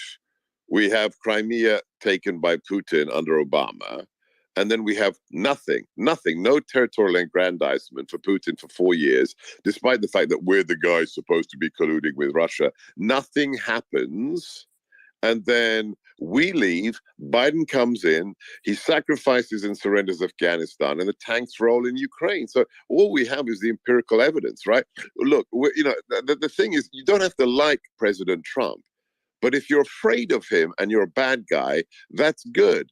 If you're an ally and you're respectful of him because you're worried that your gravy train may be coming to a halt rapidly, if you start acting seriously because this man wants you not to be a freeloader, that's good for everybody. So all we have is the empirical data. Leadership failed under other presidencies. When we were in the White House, our friends felt like they were our friends and our enemies were scared. And that's good for everybody. Emergent, I want to get your thoughts, if you don't mind. I want to go to Emergent and then Samuel. The argument that Sebastian is making, and then my counter argument of how can we know whether there's causation or correlation? I agree, and this really is a critique going back about the last 20, 30 years in particular in the United States military, really at all echelons. I know many friends that have been deployed to Germany, many different NATO countries, and NATO really is not what it was originally set up as, and it has devolved into really it's 90% the U.S. supporting everybody else. Joint operations are the primary planning burdens, and a lot of the logistics burdens primarily fall on the U.S. And I think what Trump wanted to do was pull out to give them a reason. And I think the critiques among both President Trump and many other people in the senior U.S. military leadership has been, it's not to Europe's long-term benefit to be overly dependent on the United States. But maybe hold on, Prodigal. Before Prodigal, and you'll go. Can I say one thing before I leave? No, I want you to stay longer. That's why. No, I gotta go, but I'm gonna make a point. You gotta. Okay. Let me add one thing, Prodigal. I'll let you go then, and then we'll go to Samuel. But then going back to I can make a similar argument to what Sebastian made, is that Trump threatening to pull out of NATO could have made the US could have made NATO seem weaker, and given Putin courage. So it's just the same way Biden could have seen as a weak president, Trump could have weakened NATO's position by making such threats. Mario, you know what gave Putin courage? What gave him courage is when the Biden administration took office and used regulatory capture to basically bankrupt and cripple U.S. energy. Once the the price per barrel crossed $90 an hour, that was a nice cushion for Russia right before a war. What gave Putin courage was when he didn't issue a biofuel waiver, even though we could feed 2 billion more people on the planet. If we would you say Putin would have more courage? Would you say Putin would have more courage if NATO was weaker? Would Putin have more courage? Just one question. My point is, yeah, he has courage because Biden came in, pissed off MBS in Saudi Arabia, didn't meet with Bolsonaro, right? Completely blew up geopolitical allies that we needed in the region, released Huawei's executive, who's basically, the company's engaged in a campaign to co-opt 5G for the intelligence community. Everybody knows it, right? This is what emboldened them. And then you couple that, like with Sebastian said regarding the botched withdrawal in Afghanistan. I mean, you're talking about administration that came out and said, yeah, we got the ISIS-K terrorists. It turns out the poor bastard we bombed was an aid worker that worked with U.S. forces. Unrelated, man. So Samuel, goes back to the question that I had. Related. Mario, it is related. It is related. I mean, look, if you're Putin, you understand strategy, you understand geopolitics. When you see America sacrifice their only strategic air base in Central Asia, you go, hang on a second, what the hell is going on? They can't touch us now, whether it's in our soft underbelly of Central Asia, or whether it's having capabilities to, reach out and do things to China. America has just forfeit the Bagram Air Base. All of these things are connected. When 13 warfighters are murdered in one day at Bagram Air Base by ISIS, as your planes of Afghans clinging to them, falling off the airframes at 3,000 feet in the air. And then Biden gives a speech afterwards saying how proud. Sebastian, let me ask you something. Hang on. And then Biden says publicly from the podium in the East Room of the White House how proud he was of how we left Afghanistan. That Putin only draws one conclusion. Boys, start your engines, roll the tanks. It's very simple. Yeah, but why are we let me ask you something. Go ahead, Joe. Sebastian, let me ask you something, because you mentioned the past 4 years. Well, the 4 years he was in office, and the way I look at it, and I really truly want to understand. Trump met with the Taliban and gave back Afghanistan, although yes, the pullout was under Biden. And we did have a conflict with Russia in Syria. Although not completely direct, we were fighting around the same land. We also pulled out of there. So I don't understand the argument of people would be scared of them. We pulled out of two conflicts and gave it to our... You didn't listen to his CPAC speech. In the CPAC speech, he told the story of when he met with Mohammed, the head of the Taliban. And when he told him, he made certain demands upon the Taliban. And the Taliban leader said, why should I do what you're asking me to? And President Trump showed him the aerial photographs of his home. And he told him, ask your wives why you should do what I'm asking you to do. That's President Trump. Now, you're not supposed to do that, right? It's not it's gauche. It's diplomatically, it's not done to say, if you don't comply with me, I'm going to bomb your home. But you do that with people like the Taliban who harbored al-Qaeda and who throw gay people off the roofs of buildings. That's President Trump. So I don't understand why this is difficult to understand. I mean, I'll tell you a little story from the Syria is more difficult to understand, to be honest. Let me tell you a little story about Afghanistan. So this has been declassified. So, I'm not talking out of school. President Trump decided on Afghanistan to have an NFC meeting at principals level. So usually the NSC meets at directors level or sub-directors level or senior directors. Very rarely, unless there's a crisis, we don't meet at principals level. We don't have the cabinet members meeting for the NSC. But President Trump wanted to have cabinet members meet for the NSC on Afghanistan. And H.R. McMaster, that dipsomaniac who wanted to deploy even tanks to Afghanistan, brought him his same slide deck that he'd been using for the 5 prior meetings on Afghanistan, where he was trying to pitch, we need more boots on the ground, we need APCs, we need tanks. He's an old tank commander. He thought this was the first Iraq war, and this is the antithesis of what President Trump wants. So the National Security Advisor wants to go big in Afghanistan, and President Trump, he's got a hard copy of the PowerPoints, and he's flicking through all of them, right? And on every page, before the content comes, on the page, it says gyroa this, gyroa that, gyroa this. So the government of the Islamic Republic of Afghanistan, which is the PC term for the government, right? The government of the Islamic Republic of Afghanistan, this, gyroa that, gyroa this. And President Trump leafs through it, and he goes, what fucking federal government of Afghanistan? That's why we elected him. He knows it's bullshit. He knows we're doing PR on ourselves. There is no functioning. We've pumped $4 trillion into these wars since 9/11, and there is no functioning fucking government in Afghanistan.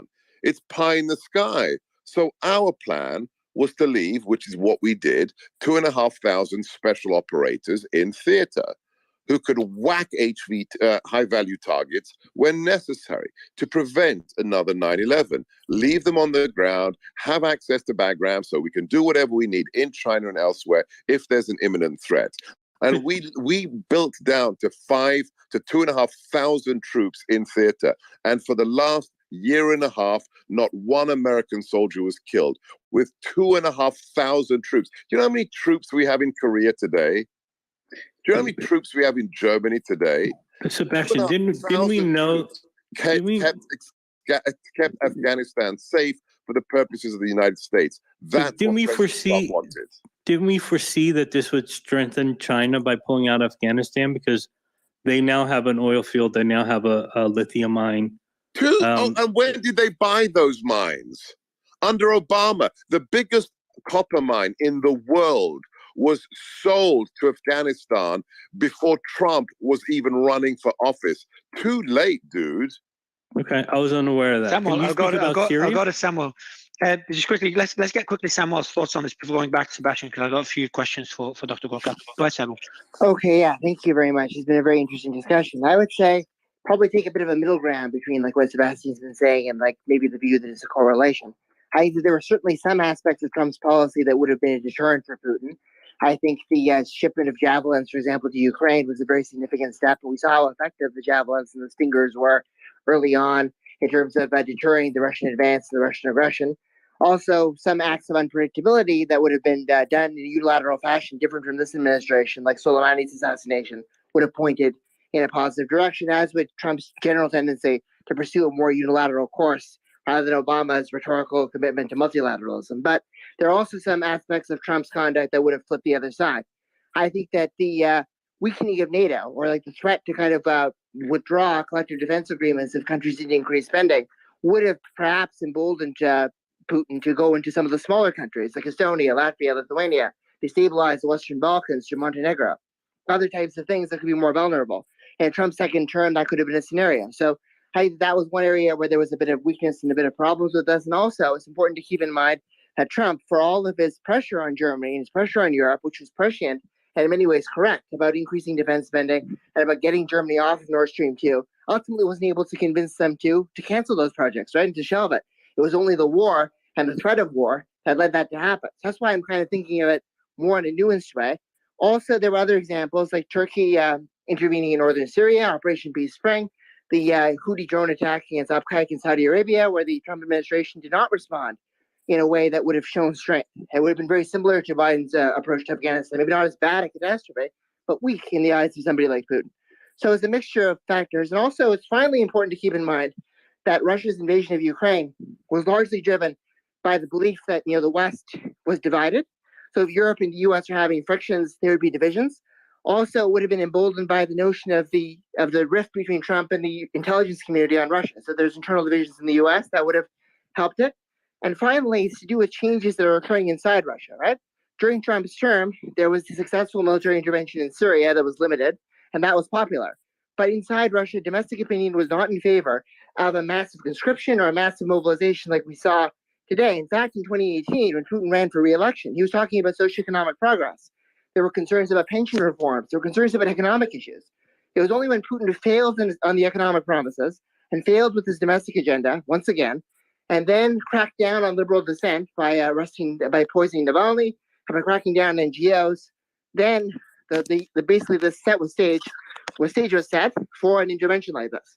So I think that it was coincidental in some ways that Putin did not intervene in the Trump's term, because he wouldn't have anyways, because the domestic environment in Russia wasn't primed up. That's why I'm saying it's a mixed opinion.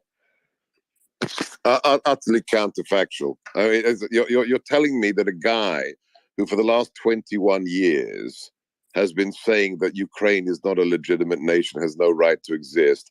He only suddenly decided to invade because something happened domestically. So the but isn't it price, about timing? Should it be timing? Well, it's about time. He didn't invade in 2004, right after the Orange Revolution, even though he didn't get the outcome he wanted, right? Accident. It's just an accident. So I love these arguments that people keep making that, President Putin did nothing for the 4 years that President Trump was in the White House, but it's a coincidence. Well, he was in Syria, he was in Libya. But then again, he did nothing. Your mic sound was a bit muffled, a tiny bit far from your voice. But then again, Sebastian, nothing was done prior to Trump either. Nothing was done under the Obama administration either. But no, of course it was. That's when Crimea was taken. Yeah, that's when South Ossetia was taken, the Georgian War. I mean, this is where when I realized, half of these spaces are pointless, because you can say this is what happened, and that's why it happened. And somebody says, well, no, it could be the opposite, but I can't tell you why, but it just could be. So Bush, Georgia, Obama, Crimea, Trump, nothing, and then Biden, rest of Ukraine. But it's got nothing to do with Trump's character and people being afraid of him. What do you think? What do you think of the point? What about Syria? What about Syria?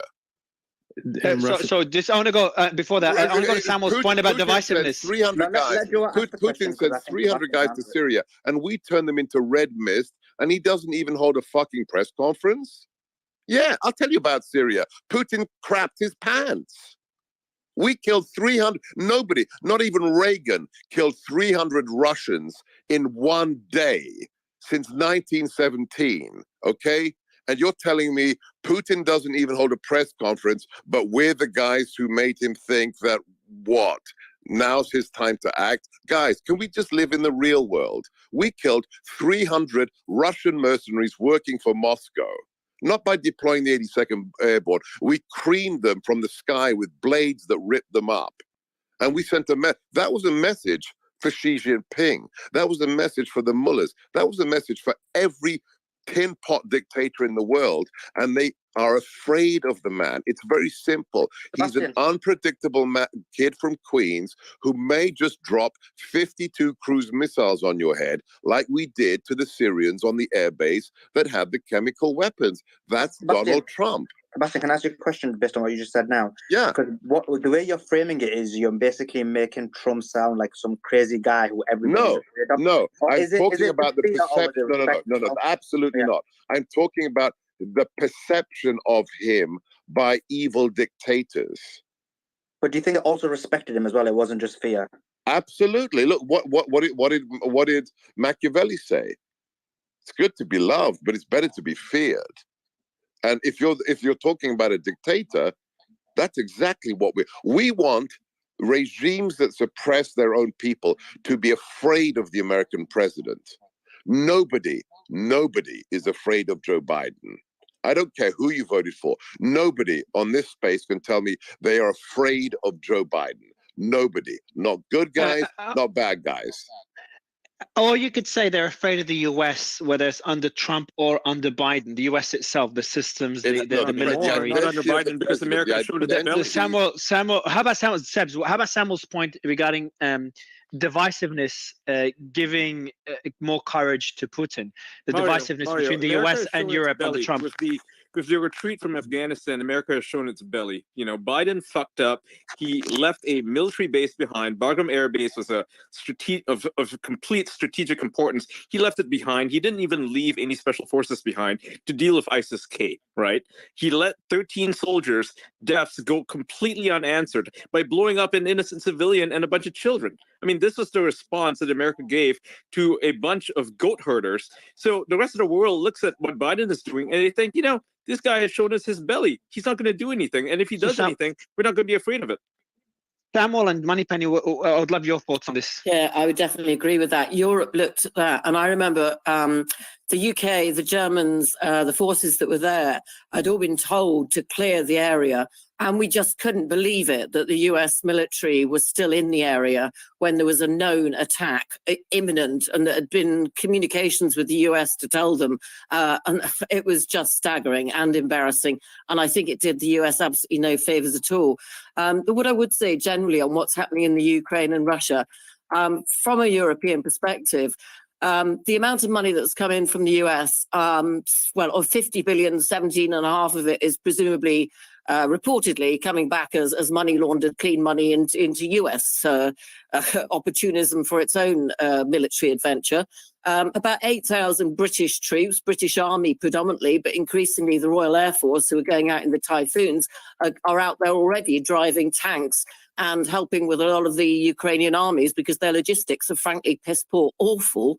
And it does seem to us as though NATO and the Europeans and the British are all being used in some sort of another red flag military arrogance from the United States to simply stop the Ukrainians getting across to where they'd hit Poland, to the Russians before they hit Poland, at which point, the minute they hit Poland, we press the NATO button and the US can come piling in at the end of the war, as we're known that they do in world wars.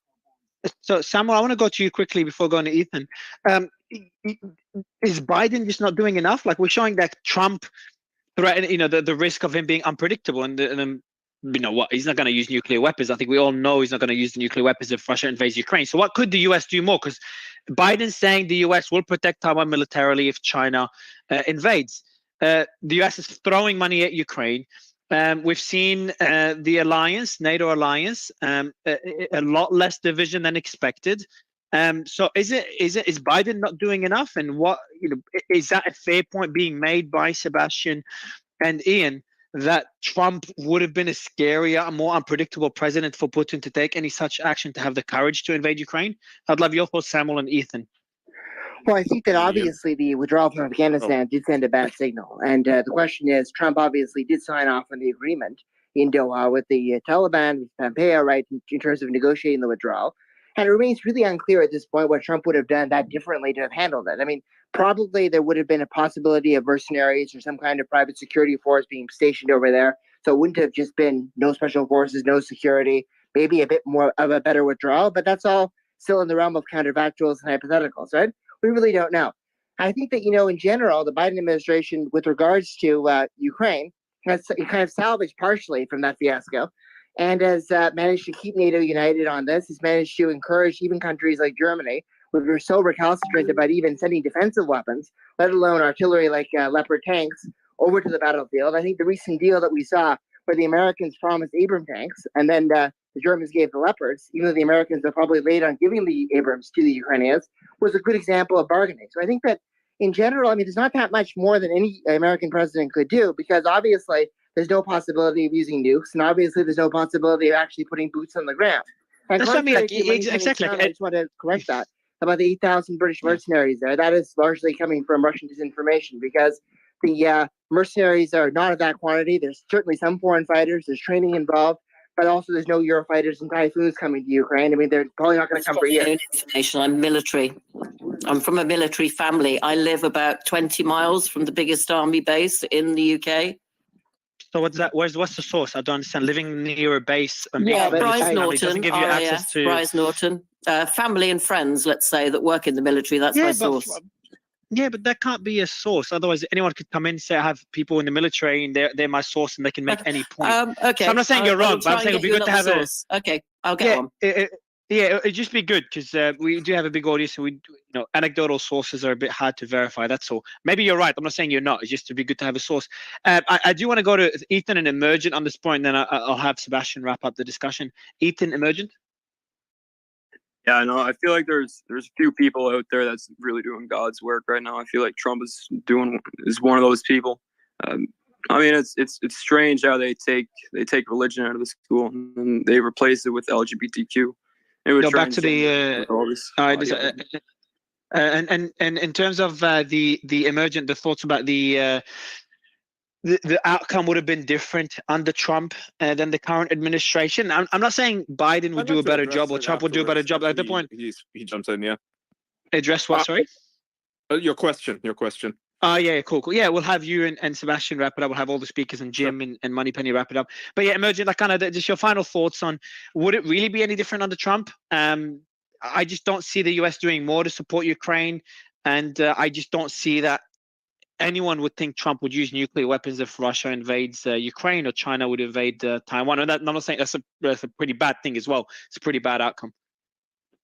What I suspect is, and I found Dr. Gorka's comments on the difference in handling Afghanistan very interesting, and I'd love to maybe pose a sub question to him.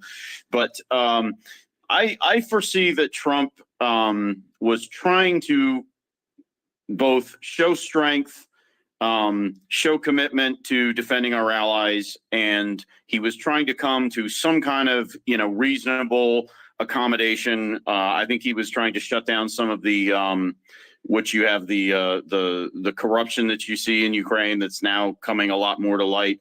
And I think he was trying to come to an agreement with Putin that would have prevented conflict. But I'd be curious, Dr. Gorka's take on. He commented on the Afghanistan, but where specifically? Obviously, it's a speculative question, but where would you foresee the Ukraine situation now had Trump remained in office? Well, as I said at the beginning of this several hours ago, it never would have happened. When people ask me, what would President Trump do? It never would have happened. The idea that there would have been a ground invasion of Ukraine with President Trump in the White House, impossible. It never would have happened. What would he do now? Hopefully he would do what I wrote back at the beginning of the conflict, which is to provide Ukraine with all the means necessary that make sense, which isn't M1 Abrams. I mean, it's the dumbest thing. There are 14 different types of lubricants an M1 Abrams tank uses, none of which are in the order of battle logistics supply for the Ukrainian army. The German tanks use oil. That's it, right? They need to be using Soviet-era equipment, which is stockpiled and rusting in former Warsaw Pact nation states like Hungary, Poland, the Czech Republic, Slovakia, and the Baltic states. That should have been dumped onto Ukraine because Ukraine knows how to use them. They have the logistics and backup to actually run those machines. And we should have provided them with ammunition. They're being outshot. They need artillery shells. They don't need high-end Western rocket systems that you need a PhD in computers to actually use. It's the most asinine thing I've ever seen. So provide them the equipment they need to fight the war.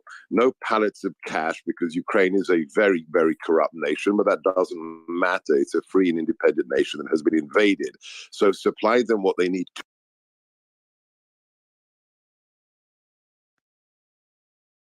Dominance in intelligence, surveillance, and reconnaissance, and we should be providing the highest fidelity targeting packages for Kiev, so they can make the Russian invaders bleed. So Putin cannot take any more territory. That's what should have been done in the beginning, and what President Trump would do if he were back in office. But honestly, I mean, what President Trump had said at CPAC is right. Within 24 hours of him being sworn in, on January 20th, 2025, God willing, if he wins, the war in Ukraine would end. Okay, now what happens in terms of a long-term settlement is another question. But the actual the ground fighting would be ended within a day of him being in office. But would he pull? Sebastian, do you think? And I'd like to hear from other panelists too. Do you think he would stay and support Ukraine, like you just said, which I agree with? Or would he pull out? Go to the near top of my feed. So like 3 tweets down or 4 tweets down was President Trump's interview on my radio show on Tuesday. And the thing that surprised me the most, especially given the isolationist, pro-Tucker kind of Buchananites we have on the right today, one of President Trump's most heartfelt moments in that 40-minute interview was what he said about Ukraine. And it wasn't an attack on Biden. It wasn't the, big man's getting his 10%. He talked about the utter human tragedy and the devastation of cities that will never recover in Ukraine. So this man is clearly moved to his core by what he's witnessing and being told. I mean, remember, he has top access. He still has the highest security clearances. Every president does until the day they die. So he knows what is happening in Ukraine, and he wants it to end, and he will end it if he's back in the White House. See, that would be my worry, is because he's very America first, which typically means you don't go and help Ukraine. And I do believe that Ukraine should be helped. That's he is absolutely America first. But look at what he did. He's not an isolationist. He wants to end the era of forever wars and dumb wars. But that doesn't stop him dropping 52 cruise missiles on Assad's airbase when they're about to use WMDs on civilians. And it doesn't stop him killing 300 Russian mercenaries when they're stirring crap in Syria.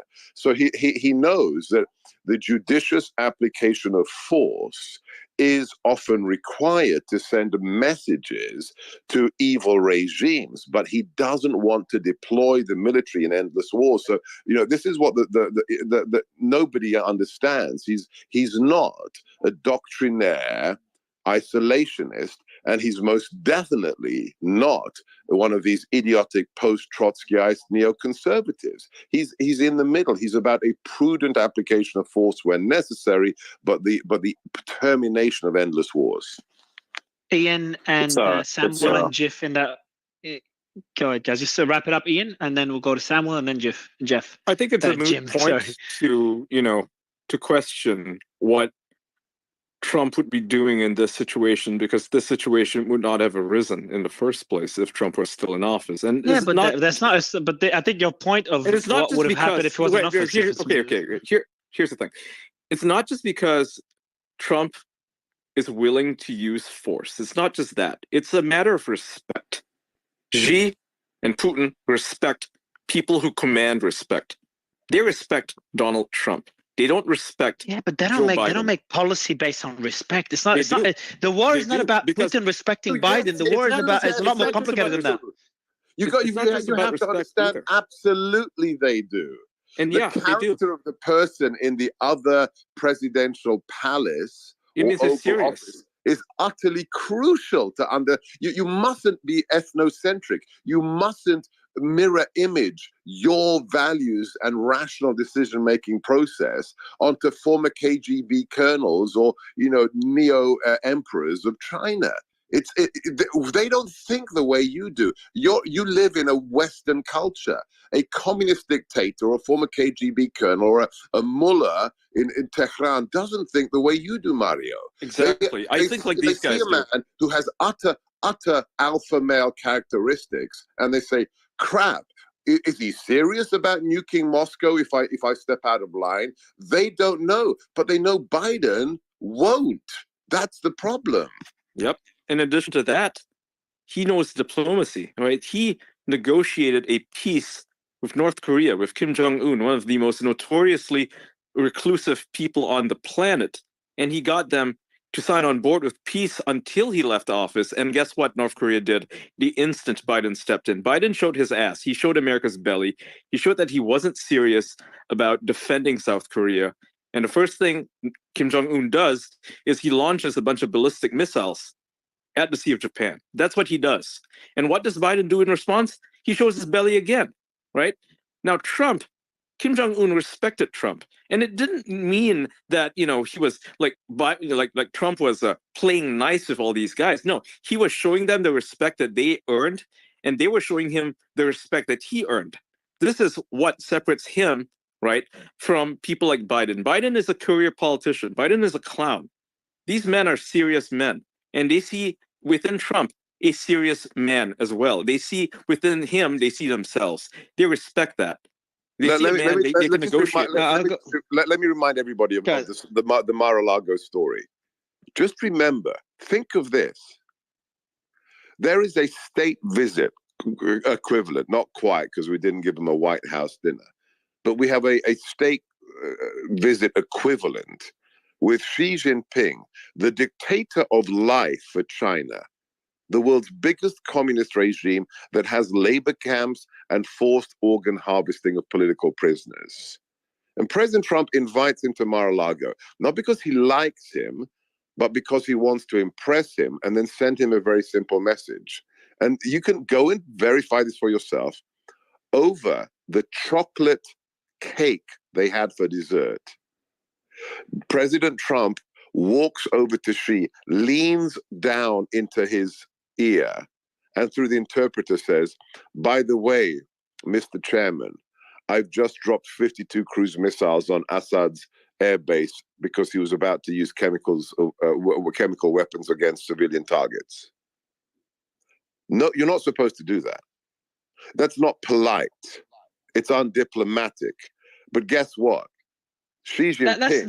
That argument, but that argument makes more sense. So the respect argument, I just don't see Putin as an intelligent guy, love him or hate him, would make decisions, policies such as invading a country and the impact it would have on his administration, on the economy, and on the world. He would do it or not do it because he respects a president of a country, of the US. Now, because fearing Trump is a different discussion. Fearing him is a different. Fearing him for me makes more sense. I'm not saying I agree with it. It's too. For me, I just don't know what to agree with. It's too difficult. But I want to go to quickly, Samuel. I think it's a matter of respect. I think it's when Trump says he's serious about something, they take his word for it. They don't question it. They don't second guess it. With Biden, guess what? When the Russians were ramping up their before the offensive, right? Before their offensive, they were ramping up their forces on the borders. What did Biden say? He said that he'd be okay with a small invasion. That was the message he was sending to the Kremlin. And so they took that and they were like, yeah, this guy's showing his belly. He's not a serious person. We're going to do what we want. And but the narrative before when Putin was amassing troops on the Ukrainian border, the narrative was not a lenient, relaxed narrative. It's a very strict narrative. I do want to go to Samuel.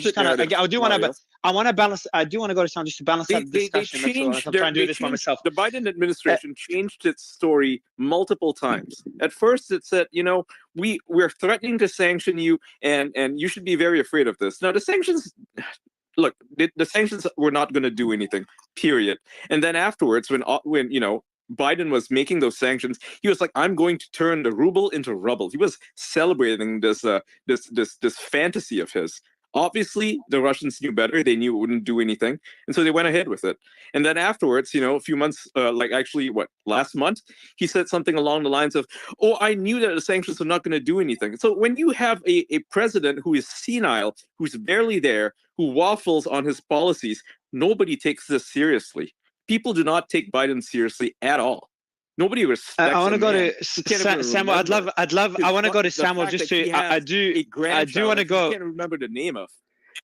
Samuel, I'd love to get your thoughts because obviously you're pretty much alone to kind of balance out the discussion at the moment. So we'd love your take on this. Oh, for sure. Yeah, this is really interesting. Yeah, just to go back to my previous point about how no president could have done more. It would be very interesting, Sebastian, if I could hear President Trump's ideas about, for example, supplying longer range missiles to Ukraine, like ATACMS or fighter jets, or even making sure some of the HIMARS systems go further into radius. Because if you were to make policies like that, that would have been a game changer in the conventional sphere. That would have been quite interesting. But going to the broader discussion of respect and leadership and what we've been talking about over here, it's true that there are a lot of parallels, obviously, between what Trump had done with Kim Jong-un and what Trump could have conceivably done with Vladimir Putin. But I think that also it's important to keep in mind that Putin, at least in the build-up to this invasion of Ukraine, was largely being consulted by a very small, narrow group of hawkish advisors who fed him pretty misleading information about the strength of the Russian military, the willingness of the Ukrainians to surrender, as well as the willingness of the West to basically collapse upon itself. It was people like Patrushev and Bortnikov and people in the FSB and the security services who have virtually no contact with international or Western leaders. So it's just kind of, the only leaders they carry in touch with are people like Iran and Cuba and China and other like-minded adversaries, not Western countries. So I think that, it may have been very difficult to have, even after personal negotiations with Putin, to have really convinced or changed Putin's mindset on this. And Putin may have still made this disastrous calculation to go to war and suffered because of it. So that's why I think that we shouldn't overestimate the degree to which personal interactions between Trump and Putin, or even any president and Putin, could have really changed his mind, because his mind was fixed on this. He saw this as a legacy-defining moment. The Russians, Ukrainians, and Belarusians are one people, and he was going to go in at the suitable time, and the timing was there domestically, and that's why he went in. That's kind of how I see it. No, maybe the argument that he would have, the argument on whether eventually, I think Putin would have done what he's doing now, unless some of his needs were met in terms of, especially NATO expansion. But even maybe that's not enough. I think the argument that he might have felt more comfortable doing it under the Biden administration over the Trump administration, that one might, that's a plausible argument. I just don't think that the Ukraine, if Trump was president, toothless. To the fact today, right? The European Union has enabled its banking systems to communicate with Russian banks again. They're dropping the sanctions. They're dropping the sanctions of SWIFT. Clearly, it hasn't fucking worked out for them, has it? Samuel, I'll let you finish off, Samuel. Just get Jim's thoughts before I wrap up. Yeah, obviously, the other issue would have been exactly right. With how much different would Trump have been on the secondary sanctions issue? I think with regards to secondary sanctions on Iran, he definitely was pretty effective in getting European oil companies and others who would have probably seen profits over there not to come out. Maybe he would have been the similar way with Russia. So that's an interesting thing to think about. And also with regards to freezing the conflict, though, in the first few days, that kind of is a bit concerning for me, because if you freeze the conflict right now, you're basically going to be granting Russia a large swathe of Ukrainian territory to be recognized as itself. And that's not too different than what the Chinese were just proposing about 10 days ago, basically freezing the conflict and immediate ceasefire. That gives Russia a frozen conflict and the ability to escalate anytime it wants to. So I think that, regardless of what Trump may be saying right now, when he did become president, I think he would have to make a very clear decision whether or not to militarily support and aid Ukraine. And I have a feeling he would be continuing largely the policies that we're seeing now of strong support for Ukraine, maybe with a few personal twists and some unpredictability. I think, because I think where one argument is, Ian, please, I'll let you go, but just the argument we're making, and obviously I'm just trying to balance that discussion by myself. It's not easy to balance, but the argument we're making that, and Sebastian, I obviously knows a lot more than me, but saying that the war would end on day one when Trump becomes president, or early on in his presidency, we're arguing that the US is getting too involved, and obviously pulling out our involvement, pulling back from Ukraine. It's not getting involved in the right way, Mario. Here's the thing. Under Trump, he was hard on Iran. Iran is one of Russia's chief allies. But what would he do? Ian, what would he do for Russia right now? What could he do right now for Russia? When you go say he's going to do a deal with Putin, I don't think. Mario, let me give you a small history lesson, okay? So under Obama sent a gigantic pallet of cash to Iran and said, hey, make peace with us, do what you want with this money. This is ridiculous. It basically, America showed its belly to Iran, and it gave, a signal to all of the countries that are allied with Iran that they could go about their business, and they could, do things that were belligerent, perhaps, that were not in America's interest, because America wasn't going to do anything about it. When Trump stepped in, he pulled all of that back. He was hard on Iran. He sanctioned Iran. He made sure that their military-industrial complex, which they do have one, it's a very powerful, very big one. But how would you like? Sorry, but Ian, how would this relate? What would he? Back to the question. What would he do? What would he do right now? Mario, before you ask the question, go ahead. I'm almost done. So, when Biden stepped in, right? What did he do? He reversed everything that Trump did on Iran. He tried to make nice with Iran. He made enemies out of MBS. He made enemies out of every single country that Trump had become allies to, right? He reversed all those policies. I have no idea why, but he did that. And he gave, Iran carte blanche, basically, to do whatever it is they were doing under Obama, which was to redevelop their military-industrial complex. It was to enable them to start enriching uranium again. It was a bunch of stupid shit. and this enabled them to rebuild their entire military industry, right? Like that's exactly what happened. And without the support of the Iranians, Russia wouldn't be where it is right now. So Trump would have never let that happen. He made friends with MBS, like he didn't kill an American citizen. It didn't matter. Why does it matter? Why doesn't it matter? Why does it matter? The guy was a Muslim Brotherhood guy. It's their business. He was an American citizen. What can he do right now to end the war in Ukraine? Because unless you don't think that would be the case, Ian, I don't know your stance on that. Like, if Trump comes into the administration, is there anything he could do different? Like the situation 2 years from now, 3 years from now is going to be vastly different than what it looks like right now. So it's hard to say what's going to happen. However, Trump would speak to Putin. He would make a phone call. He would come to an agreement. He would make a phone call to Zelensky, and he would talk to Putin, and they would come to a table, right? A peace agreement would be set. That's what would happen. This is something that Israel has tried to do unsuccessfully because Boris Johnson stepped in the way of it early in the war, right? They were going to come to an agreement, one that they could both agree on. And Boris Johnson was like, no, we're going to support Ukraine. We're going to fight all the way to the last Ukrainian. This is the kind of warmongering nonsense that the Biden administration under Anthony Blinken, who's a fucking moron, by the way, has caused the war to escalate to the point where it's looking like, like you pointed out, World War III. Trump would never let it get to this point. He would get everybody on a line, right? NATO, Russia, Ukraine. And he would say, you know what? You guys, we need to sort this thing out. We cannot keep escalating. That's what Trump would do, and that's what he has done in the past. He brought Ian. Let me give you a narrative. Tell me if you agree. Trump comes into office. He gets them to the table. I agree with that. He says we are going to stop supporting you unless Donbass and Crimea belongs to Russia, and then he pulls out. Do you agree with that narrative? I agree with that narrative, yeah, because that's the reality of the situation. We cannot, be giving Crimea back to Ukraine. That's just nonsense. That's not going to happen. It's unrealistic. But that again is backing down to Russia, just like it's not backing down. It's about accepting reality. I just want to add, Khashoggi, Khashoggi, or however you pronounce it, he was a journalist, and that was actually the reason he got killed, irrespective of what his sectarian ideals were. Sure. Jim, final thoughts? Well, I think, first of all, this latter part has been a really useful discussion, and it reveals something quite important about Donald Trump. Donald Trump has this innate ability to take a look at a situation and evaluate what's happening with it. People will argue about how well versed he is in his study of international politics or the military or public policy in general in Washington. And, he's clearly not a policy wonk, but the guy reads, he looks, he thinks, and then he takes a decision. This is one of the key elements to leadership. Particularly presidential leadership, is the ability to take in information and then to take a decision. If Donald Trump were president, the Ukraine situation would be vastly different. Sebastian is 100, and of course he has more expertise on this than I do because of direct contact, but he's 100% correct.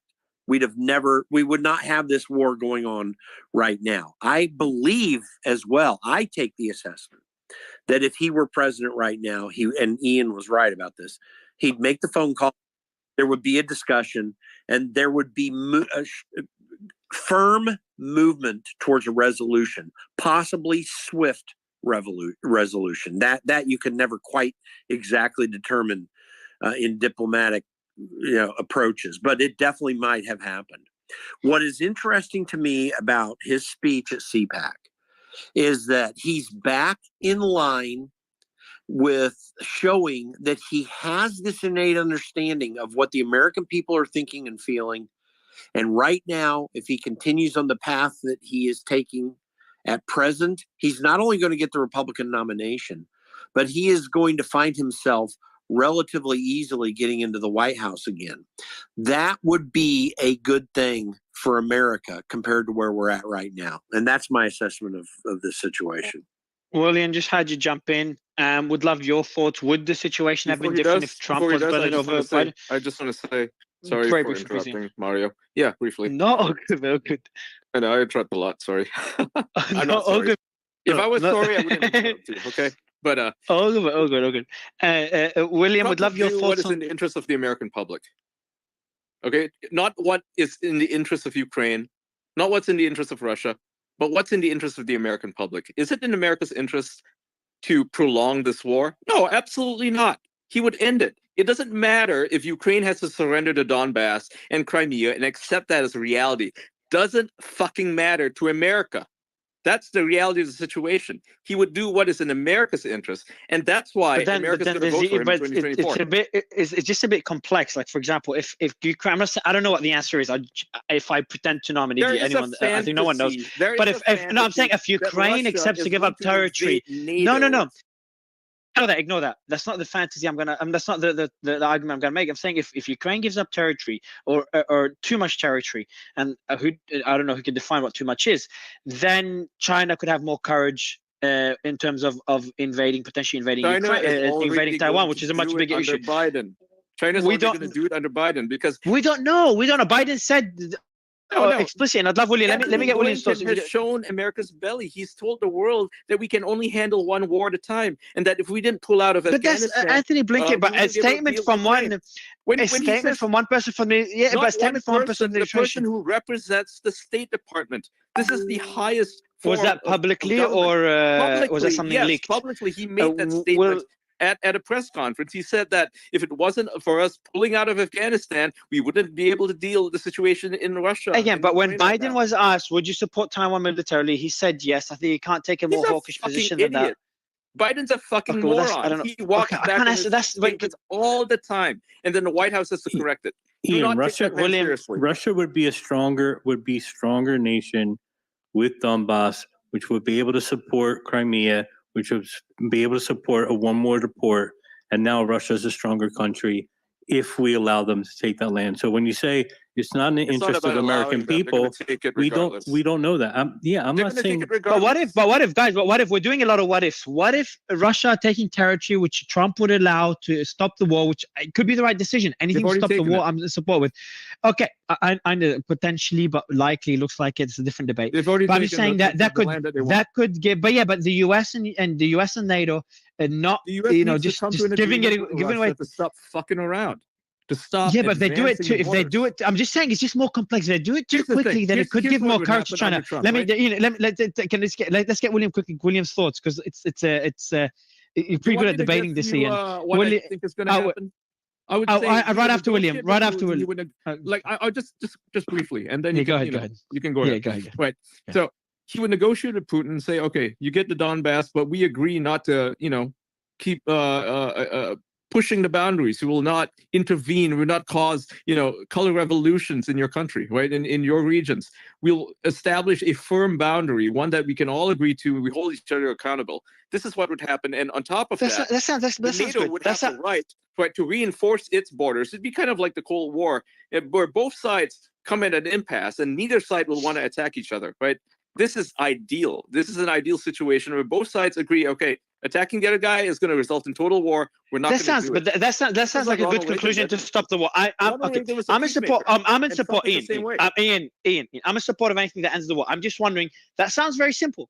Great, it ended the war. It is very simple. Some people hate it. Some people. It is very simple. It's nothing, but no, we can't. Nothing is. It is complicated. The Russian war itself. The reasons for the Russian war is very complicated. People simplify.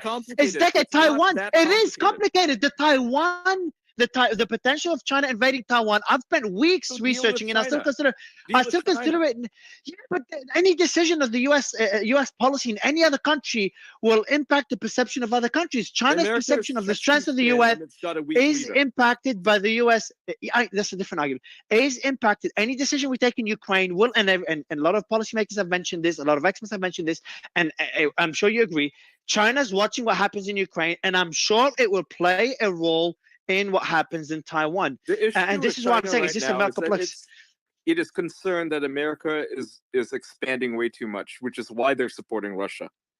This has the reverse. Yeah, but the effect of what the Taiwan situation is the Taiwan situation goes back many decades. Decision taken well before Biden, well before 1929. Trump.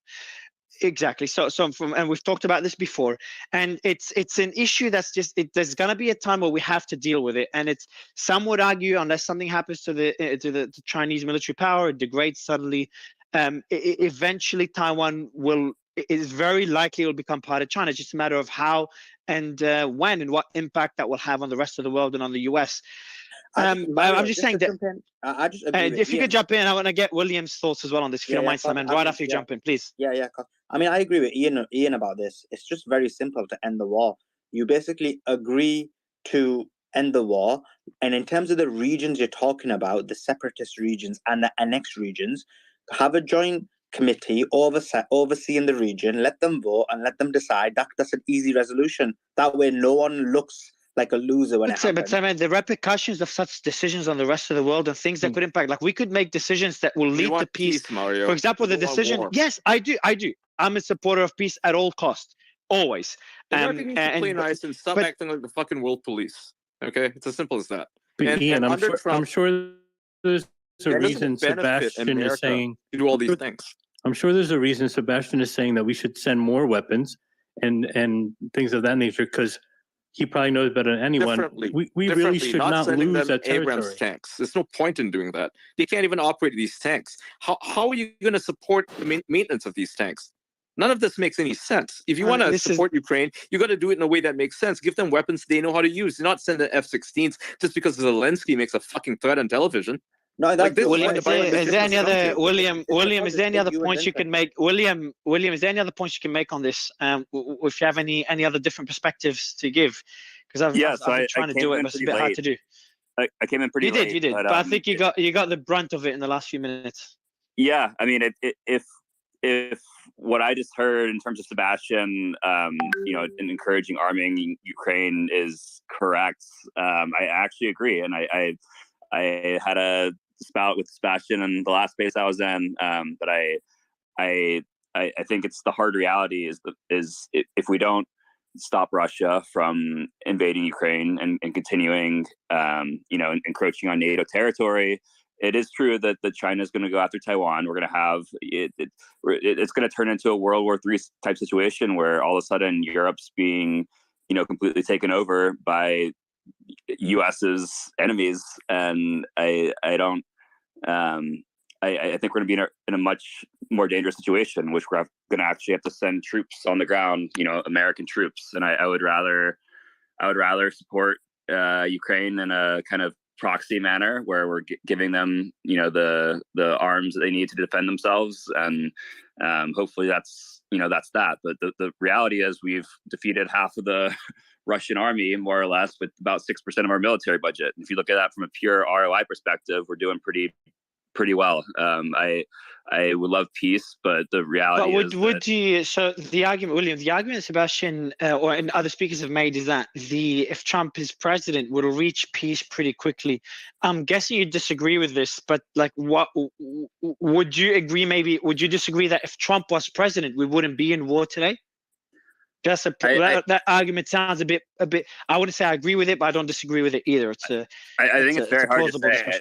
I think it could go either way. I think that anyone saying that they know one way or the other is frankly full of shit. I could see a scenario in which Trump is president and, Putin invades Ukraine and he doesn't do anything in terms of supporting the Ukrainians. And all of a sudden Putin's, taking land in all of Europe. And I could also see a scenario in which he's president and Putin is, KGB trained and he wants to have this perception that that as long as Trump is president and he's getting kind of the things that he wants behind the scenes, that he's not going to cause troubles for the U.S. From a geopolitical perspective. And I could see that argument as well. I think anyone saying that they know one way or the other is frankly full of shit. I would like to say that I. Well, don't worry. We think it's mutual. I think you're full of shit as well. I was waiting for Sebastian to step up. But William said, but we'll not start an argument here. But I will also say the following. I'm always learning in those spaces. But one thing I've learned is that anything we're facing now is from decisions taken in the past, and I've made tweets about this. I just don't think it's right to blame every president for everything or to give a president credit for everything that's happening right now, because most of what's happening right now is from decisions that were made beforehand. And I think the Ukraine war is no different. I'm sure a president today could impact the current state of things, but not as much as we'd think. I just don't think that, Trump. Maybe if Trump was president, we wouldn't be in war because he was unpredictable. I think sending more weapons to Ukraine is only going to escalate the situation. Because I'm not a supporter of. Yeah, I'm not a supporter of war, and yeah, look, it's a fair argument. I just don't think that it becomes a pissing contest when you start sending more weapons to Ukraine. You're trying to show off your latest toys. China's going to do the same. And Sebastian clearly showed that when it comes to the issue of Ukraine, it's not about the past. He demonstrated in those 4 years, Donald Trump, that he didn't go to war, and neither did Russia try to invade Ukraine. Before that, they happened. After that, it happened. So you're saying, hold on, but you say this argument that I think there's many points Sebastian made. Some of them I think are great points, but I think the point I'm sure Sebastian would agree with this one. Again, causation. I don't think so. Causation, correlation. Just because out of a 16-year period, 4 years. Russia did not invade, because there's multiple other things that happened in those 4 years. But just because Russia didn't take action, didn't invade more territory, or there wasn't any escalations in those 4 years under Trump, under the Trump administration. No, but Trump had ample opportunity to go to war. There was a point where the military-industrial complex was almost forcing him to go to war with Iran. Like, there's many incidents that. Yeah, but we're not at war. We're not at war. But you can't compare this. We're not at war. Iran did not invade the territory. Can I tell you a story? Because everybody's just like throwing around. Maybe we can wrap it up. Maybe what we'll do, Sebastian, what we'll do is we'll let you kind of wrap up with your story and Aaron's final thoughts. So Sebastian, Aaron, and then we can end the space. Sebastian, Mike is yours. It's kind of pointless to just throw around opinions. I was actually in the room, okay, and I was in the Oval by myself and the president, just the two of us. And I was in there for something completely different. I think it was Iran related. President Trump was looking at some documents. He was deep into something. And then suddenly, with no apropos, he just turned to me very sternly, very seriously, and said, I do not want to send troops to die on the Korean Peninsula again. Now, clearly, he'd been looking at latest intel about what Pyongyang was doing. He said, if I have to, in the interest, and this is what Ian was saying, if I have to do it for America, I will do it. But I do not want to send American troops to die again on that peninsula. Now, that's President Trump, okay? That's who he is. And the causation correlation thing, just stop, okay? President Trump has stated repeatedly the following empirical fact. For a generation, he is the first president under whose watch we had no new wars. For a generation, no new wars. If he never got us out of Afghanistan, he promised to do that. If you think that's an accident and has nothing to do with who's in the Oval Office, these Twitter spaces are pointless. I've been on here for 6 hours. It's the longest one I've ever done. If you think 20 fucking years of war and then none for 4 is an accident, then you're a propagandist or you're an imbecile. It's that simple. And when it comes to being pro-war and anti-war, guess what? Sometimes war is really, really good and really, really important. Because if we hadn't had a war 250 years ago, every American on this call would be a citizen of the British Commonwealth. That's why war can be good, because war can be liberating to those who are being oppressed. And that's what is happening in Ukraine. And that's what President Trump understands. And so does Putin understand that President Trump is a man to be feared. And that is why we had no new wars whilst he was the commander-in-chief. Sebastian, question for you. Do you remember, well, you will know this, but in 2020, when there was that incident with Iran, in terms of the missile strikes, and based on Trump's words, both in CPAC and in his interview what he did just recently, he keeps on mentioning that he was basically pressured by the military a number of times to try to go to war, but he stood firm. Was that an example of a situation where he was being pushed into war, but instead went for a strategical strike instead? Utterly correct. Utterly. It's like the story I told you with H.R. McMaster wanting to send tanks to Afghanistan. This is what they know. This is what they want. On a board of Raytheon and Eisenhower and military industrial complex. Others because they're just dumb.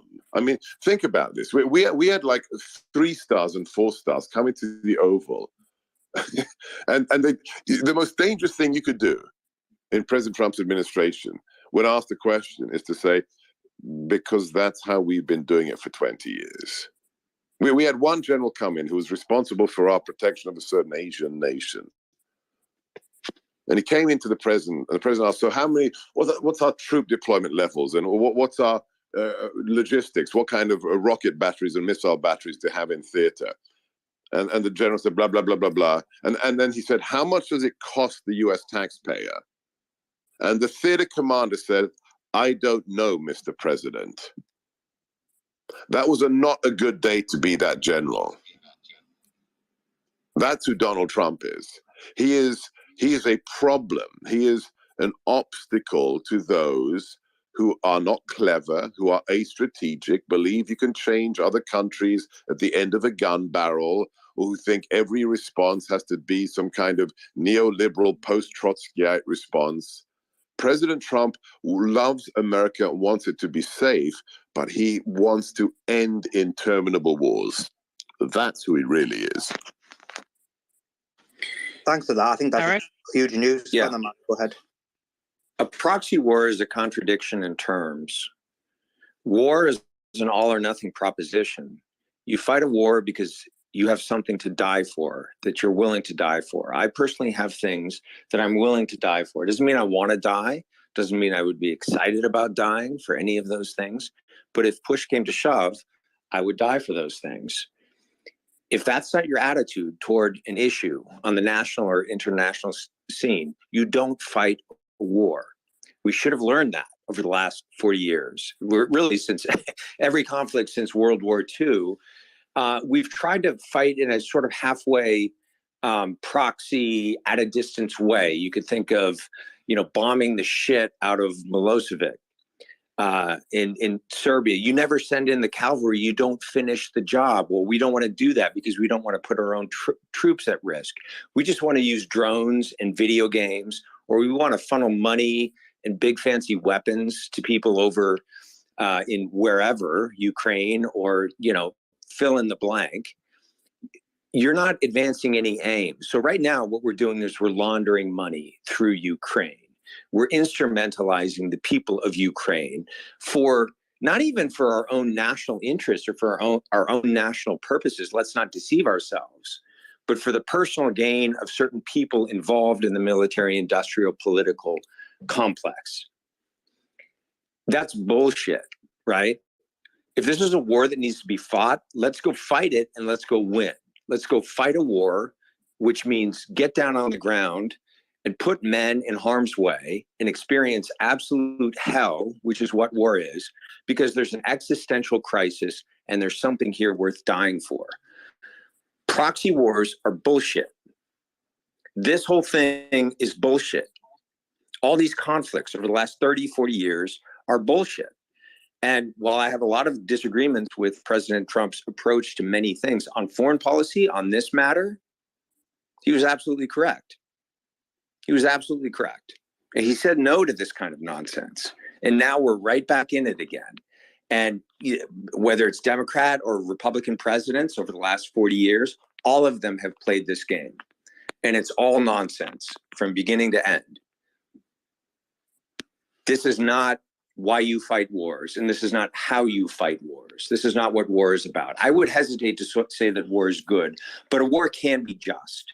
A war can be horrifying and bloody and hell, but just and necessary in certain circumstances.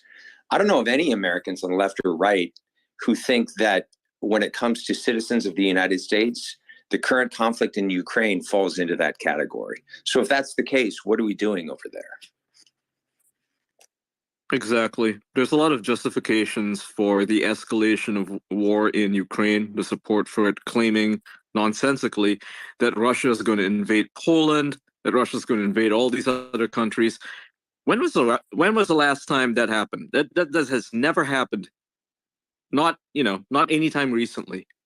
When Russia invaded Georgia in 2008, it stopped after it got what it wanted. It didn't go further. It didn't invade all of Georgia. That never happened. There was no idea, nothing in the media, no narrative being pushed that was ever going to happen and keep Crimea, and that was it. But there's this ongoing ridiculous narrative that they're going to push all the way to Germany. No, it's not going to fucking happen. But this is what's being pushed out there to enrich the military-industrial complex, because nobody benefits from this, least of all the taxpayers, whether in Europe or in America. Who is bearing the burden of this war that's ongoing right now? It's the taxpayer. All your money's going through it, No, and but your before energy the costs are taxpayers, soaring. the people dying in the war, and then of course the taxpayers in Of the course, US. yeah. But the point is, like, if you're in America, if you're in Europe, how do you benefit from this as an average civilian, an average person? You're not getting anything out of it. Your military-industrial complex is getting richer. But isn't it? Yeah, Aaron, just want to go back to a point you made though about proxy wars being bullshit. Can you elaborate briefly on this? And then the solution is putting either you fight a war yourself or you don't fight a war at all. Did I misunderstand your statement, Aaron? Aaron, you're muted. He's muted. Yeah. I don't know if he's Aaron? still here. I guess permanently muted.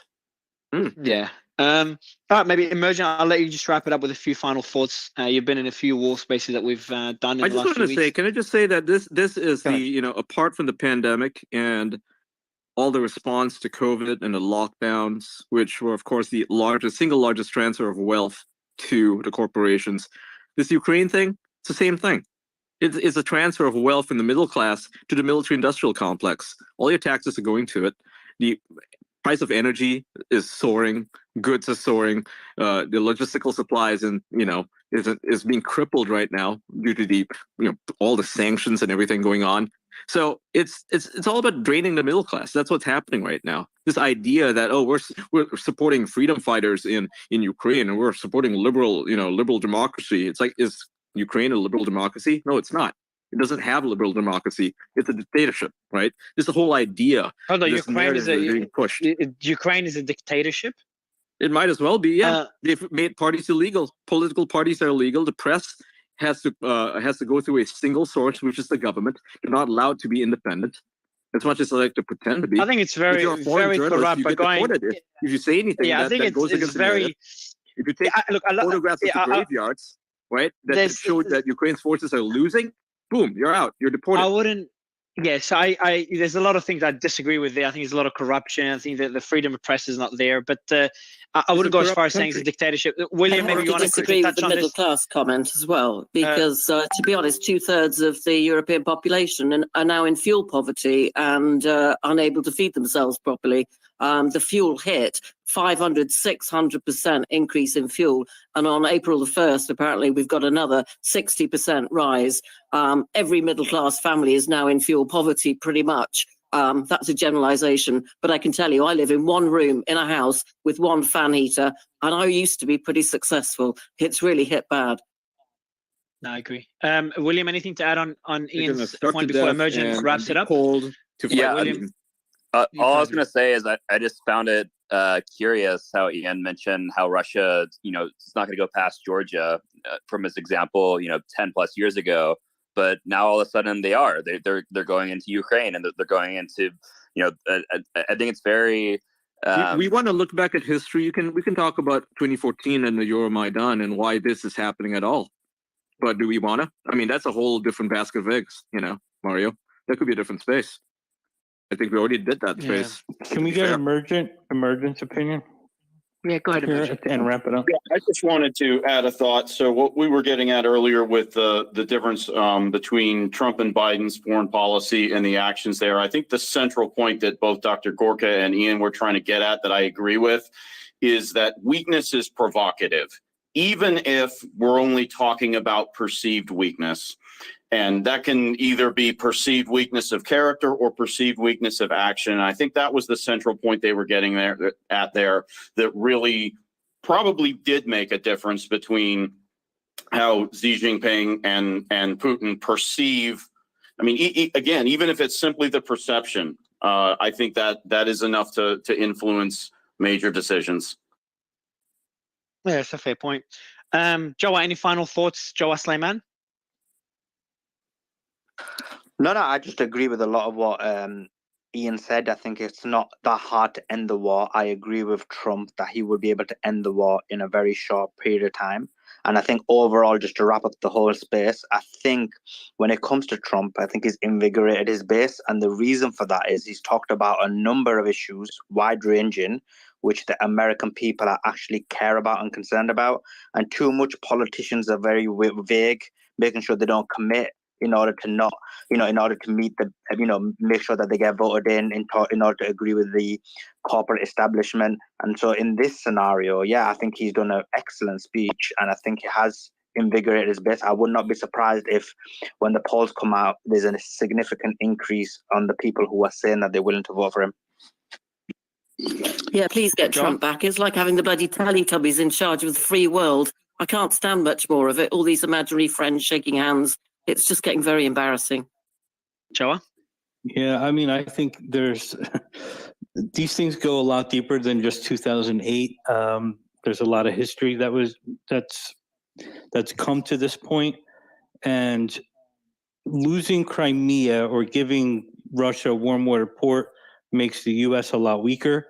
It's something that I think Obama should have done, didn't get done. I think historically, what happened during Trump's term, he withdrew from northern Syria. Russia got stronger, has a stronger relationship with them, now has access to the pipeline, which is delivering oil, gas to Lebanon, which was a U.S. project that now Russia owns. And then in Afghanistan, we also withdrew, which helped China. So to me, I haven't heard any argument today that helps sell the narrative that things would be different. And things would be better, and that's actually what I was kind of looking for, is what would be done that would be different. And all I've heard from Ian and from Sebastian is we would probably negotiate that Donbass would be theirs, Crimea would be Russia's, and that to me is a weaker United States. And anything that strengthens Russia, I think, is bad for the U.S. And that's actually what I'm worried about. Then there's the other argument about Ian. I do want to wrap. Ian, I think I know you do, but I just want to say, why is it that America has to go to war with Russia? Why does it have to treat it so adversarially? The problem with America's treatment of Russia is that it's driving it into China's arms. China is the much greater threat. Why would you want to, piss off your potential ally and say, "Hey, go buddy up with our greatest adversary"? I look at China and Russia like the new U.S. and Saudi Arabia. One is supplying the liquid natural gas, which we know is a transitionary energy, right? They're supplying the liquid natural gas to China. China becomes the world power, and now that's basically the same relationship that the U.S. had with Saudi Arabia for years. So anything that helps them out hurts us. They also want to change the global reserve currency, right? That also makes America weak. And I don't think Americans realize if that happens, your home that on average is worth $650,000 is going to be worth about 30%. 30% of that. And I don't think people are ready for that. I don't think people are ready for that. No, they're not ready for it. And the issue here is that America is weakening itself when it prints so much fucking money. It's got so much debt. It is willing to seize the money, Russian money, from their banks and seize it and freeze it and then send it to Ukraine. When it does things like this, it sends the world a message. It tells the world that they cannot trust America. They cannot trust America being the number one centralized currency, because America will steal your money and do whatever the fuck it wants with it. It's telling the world that it needs I to agree find with a you, but what solution. you're saying is, fuck it, let's throw our hands up in the air and just give it to them. That's what I hear from you when you say we shouldn't be in that war and we should just let them have Crimea. And America I'm saying, find a fuck way to no, play don't say fuck nice it. with all these countries and understand that there is a multipolar world. It cannot try to take over the world and do it in a way that weakens America. Because, you know, you talk about America's expansionist ability, you know, like projecting power. All you're doing is, while you're spending all your wars overseas and all your money overseas, what is happening to the average American? The average American is getting poorer by the day. They cannot afford rent. They can't afford proper food. This is what's happening. You have Ian, a that's weak not America true. that doesn't That's like not its fucking true. government, that doesn't It's trust not its own true. government. What do you mean it's not true? It's What do you not mean it's not true? true. What about the Twitter files? What about the fact that nobody trusts the government, or that Congress has a negative percentage when it comes to trust? Ian, Nobody you can go trusts the back. government You anymore. can go back to the 80s. You can go back to the late 90s when we do quantitative easing. We increase interest rates because that exports inflation, and then America gets richer. That's what's happened all the time. That's what's pissing off China and Russia, and that's why they want to fight back. And what I'm hearing from you is saying fuck it, and I'm saying no. We're not going to say fuck it. We're going to fight for it. I'm not going to bend over and just give it to them. Aaron, just a quick question to you, because you couldn't unmute earlier, but I saw you do an emoji. So you're back with us, Aaron, because you said something I wanted to get more clarity on before I end the space. Aaron, can you hear me? Yeah. Aaron, you got to unmute. I'm here. Okay. Sorry. It was. So you said muted everybody. No, before you said no, because before I was talking to Aaron, but he wasn't unmuting a few minutes ago. You said something about proxy wars bullshit. Either get in the correct me if I'm wrong, if I misunderstood. Either get in the war yourself or just don't do anything. Respond to Joa. I do want to move, but Ian is otherwise going to go on. You've been trying, but you've been going. Okay, but at the end, the point about debt, right? The point about debt, quantitative easing, all that stuff. You know, that's all well and good when people are buying up your debt, but when you print $5 trillion and no one buys your debt, what do you think happens? Okay, well, till that happens, it hasn't happened yet. It's because it's a whole discussion. It's a very. It happened during the pandemic. Nobody can trust the American economy anymore because you guys don't know how to fucking manage it. All right, so I want to go. Okay, but Ian, actually, Joe wants to respond. So please, Aaron, you said. I do want to get the clarity on this before I end. About the proxy war argument. Can you elaborate what you mean here? Because I think I misunderstood. Yeah. So, look, we have tried to fight wars for, I would argue, 50 years in ways that were less than 100%. We have tried to hedge in terms of aggressiveness and what we were willing to commit to particular war efforts. And in some conflicts, we did that a lot more than in others. In many of our conflicts since World War II, we have certainly committed a lot in terms of a lot of American lives. But there were opportunities to sort of complete the job where, for various political reasons, and various concerns about, not wanting to lose too many American lives, which are obviously important concerns, we hesitated or we pulled back. But war is an all or nothing proposition, right? It doesn't mean So I think then I understood now. What do you mean all or nothing proposition? So if Russia and the US or Russia and US and China end up getting into a conflict, you're saying either like there's a dispute that they did not resolve. You're saying, okay, if you want to get into a conflict, go into an all-out direct conflict between two nuclear powers? Because proxy wars are bullshit. Any war is bullshit, even though sometimes it's necessary. But I just don't see that proxy, either go all in or nothing sounds pretty scary. No, what I'm saying, so first of all, let me clarify. I don't mean that everything is permissible in war. I don't think it's ever okay to drop an atomic bomb on a city and incinerate an entire civilian population. So I don't want to be misunderstood in that regard. What I want to say is that when we're engaging in these conflicts in ways that attempt to achieve our purposes by instrumentalizing people on one side or another of the conflict to achieve our aims, if we want to push back on Russia, but we don't want to get our hands dirty, let's just send a bunch of really sophisticated weapons to the Ukrainians and have them fight our conflict for us. Well, are we at war with Russia or are we not? Or are we doing something else entirely in Ukraine that really has nothing to do with the territory that is under dispute in that particular war? Russia and Ukraine are at war. This is a hot war. This is not a diplomatic situation. This is not a situation of economic conflict where people can sit down at the negotiating table and engage in sophisticated, complex, multilateral game of three-dimensional chess to achieve particular economic aims. This is a war. This is people shooting at each other and killing at each other, trying to take over a particular territory or trying to maintain a particular territory. When you're involved in that, you cannot play video games. We cannot run around the globe, thinking that by throwing money around or by throwing sanctions around, which only harm the poor and disadvantaged populations of the world, by the way, that we can just move the chess pieces around the board through the exercise of this kind of soft power. We've tried that for 50 years, and it's resulted in a hell of a lot of bloodshed. Sometimes American. But what if the alternative? So without the proxy wars during the Cold War, the alternative would be peace or nuclear conflict. So I'm just saying maybe the same way there's a place for. Sorry, Mario. No.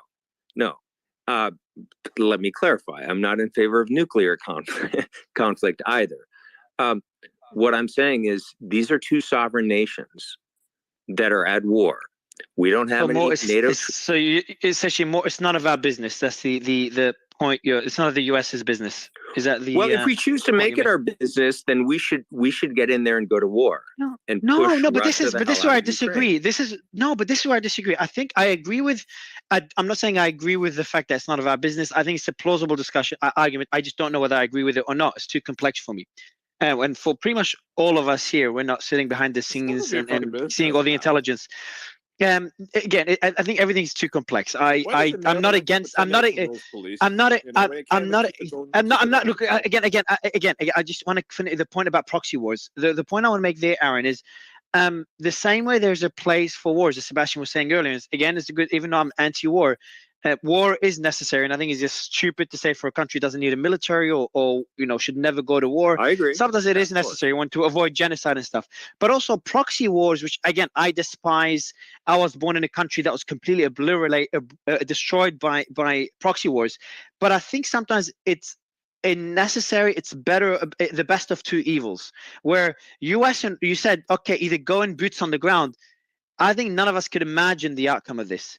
Now, I know the better outcome, and the point you're making is just don't get involved. I think this is what you're implying in the way you've said it. And some would agree, some would disagree. But I think there is a middle ground between not getting involved at all and going into direct war. I'm not saying we should get involved. I'm just saying there's like on one side is Ian. On one side, there's Ian saying we should not get involved, which I agree with. Okay, well, I agree. It's a good argument. Exactly. Hey, look, it's a good argument of not getting involved. There's another good argument of we should get involved. So China, Taiwan, etc. That's another argument which we're not going to have right now. But I'm saying that these are two extreme arguments, and generally, truth is somewhere in the middle. In most arguments, it's not binary. Truth is somewhere in the middle, and you've kind of always been that voice, that non-binary voice, Aaron, in previous spaces. So what I'm saying, proxy wars could be that place in the middle. It's disgusting. It's ugly. It's hard for people within a country that's involved. Like people in the US don't really relate to the damage that the US is causing when they're involved in a proxy war. All this is valid, but it's not just that. Sometimes it is necessary. Mario, America's starting these proxy wars. That's another argument. This is a fair point. Yeah, this is started it. Yeah, right? Under Victoria Nuland, she started this whole. Yeah, I know. This is the industrial. I know, man. I know. I know. Military. There will probably be a Ukraine that is neutral to NATO and neutral to Russia. this would be what would be going on right now. But instead, you let but just back to the Nazis. but Ian, but I know. I think it's a very valid point. It's not that the U.S. getting involved is leading towards. If we send soldiers right now, if there's a genocide happening in an African country, and I think the U.S. I keep saying the U.S. sends soldiers there to maintain peace, purely to stop from both sides. I know. I'm just saying. I know. I'm just saying. Let's say. I'm just saying. Let's say the U.S. does that. Okay. Let's say the U.S. sends soldiers there. It's an involvement that makes sense. If the U.S. sends soldiers in a country that triggers war, I know. But I'm so Aaron, just to kind of wrap it up. Do you know?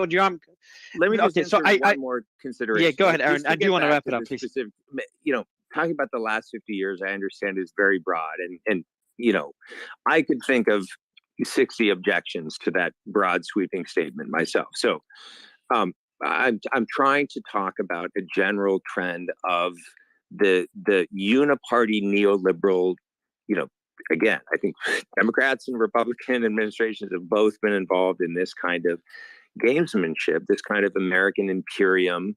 Let's move the chess pieces around the board of the globe. And we always think we're doing it in a way that's really savvy and skillful and nuanced and so forth. But it keeps making a huge mess everywhere we go. I mean, just look at our withdrawal from Afghanistan, and just look at our time spent. It's crazy across multiple administrations. What a mess! What a complete mess we left behind. And what did we accomplish? The whole Arab Spring. What did we accomplish? What are we accomplishing here in Ukraine? Part of what is behind this. Yes, it's not the whole story, Mario, and there's lots of foreign policy, American interest considerations that are very complicated. But, Eisenhower warned of the military-industrial complex 50 years ago. There is a machine that is massively wealthy and powerful that needs it's military-industrial political complex, biosecurity complex. I would add that to the mashed together name in the wake of COVID that needs constant fuel. And the constant fuel is war. It's foreign wars. It's war on terrorism. It's war on invisible viruses. It's war on fill in the blank, whatever comes next.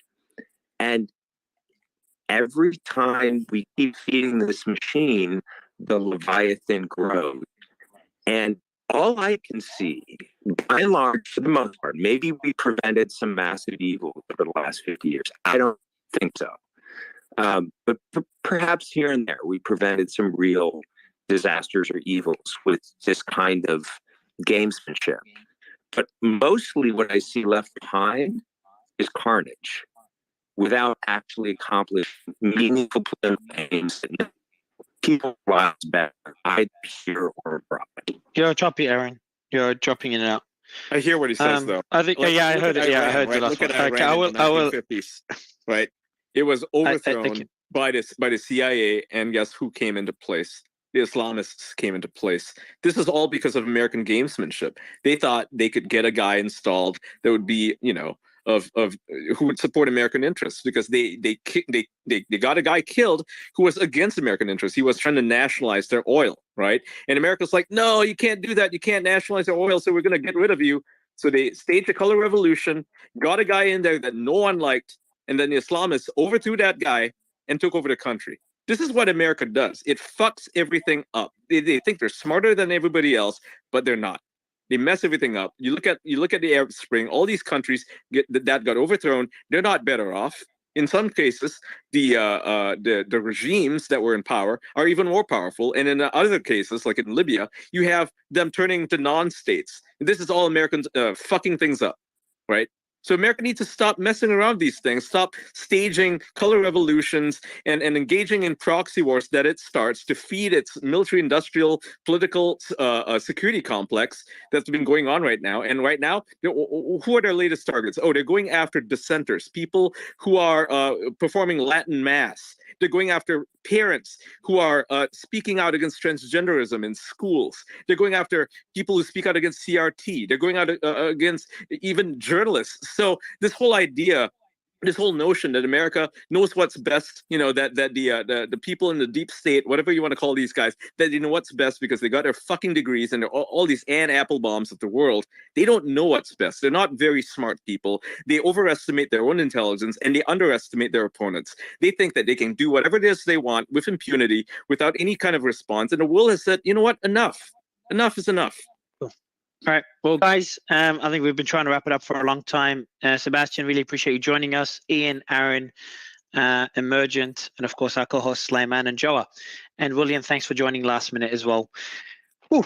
Thank you, everyone. And I'll see you tomorrow. Let's see what news. I expected this to be a 1 or 2 hour space, and we're in 6 hours. So hopefully tomorrow will be a lot shorter. Thank you so much, everyone. I'll see you.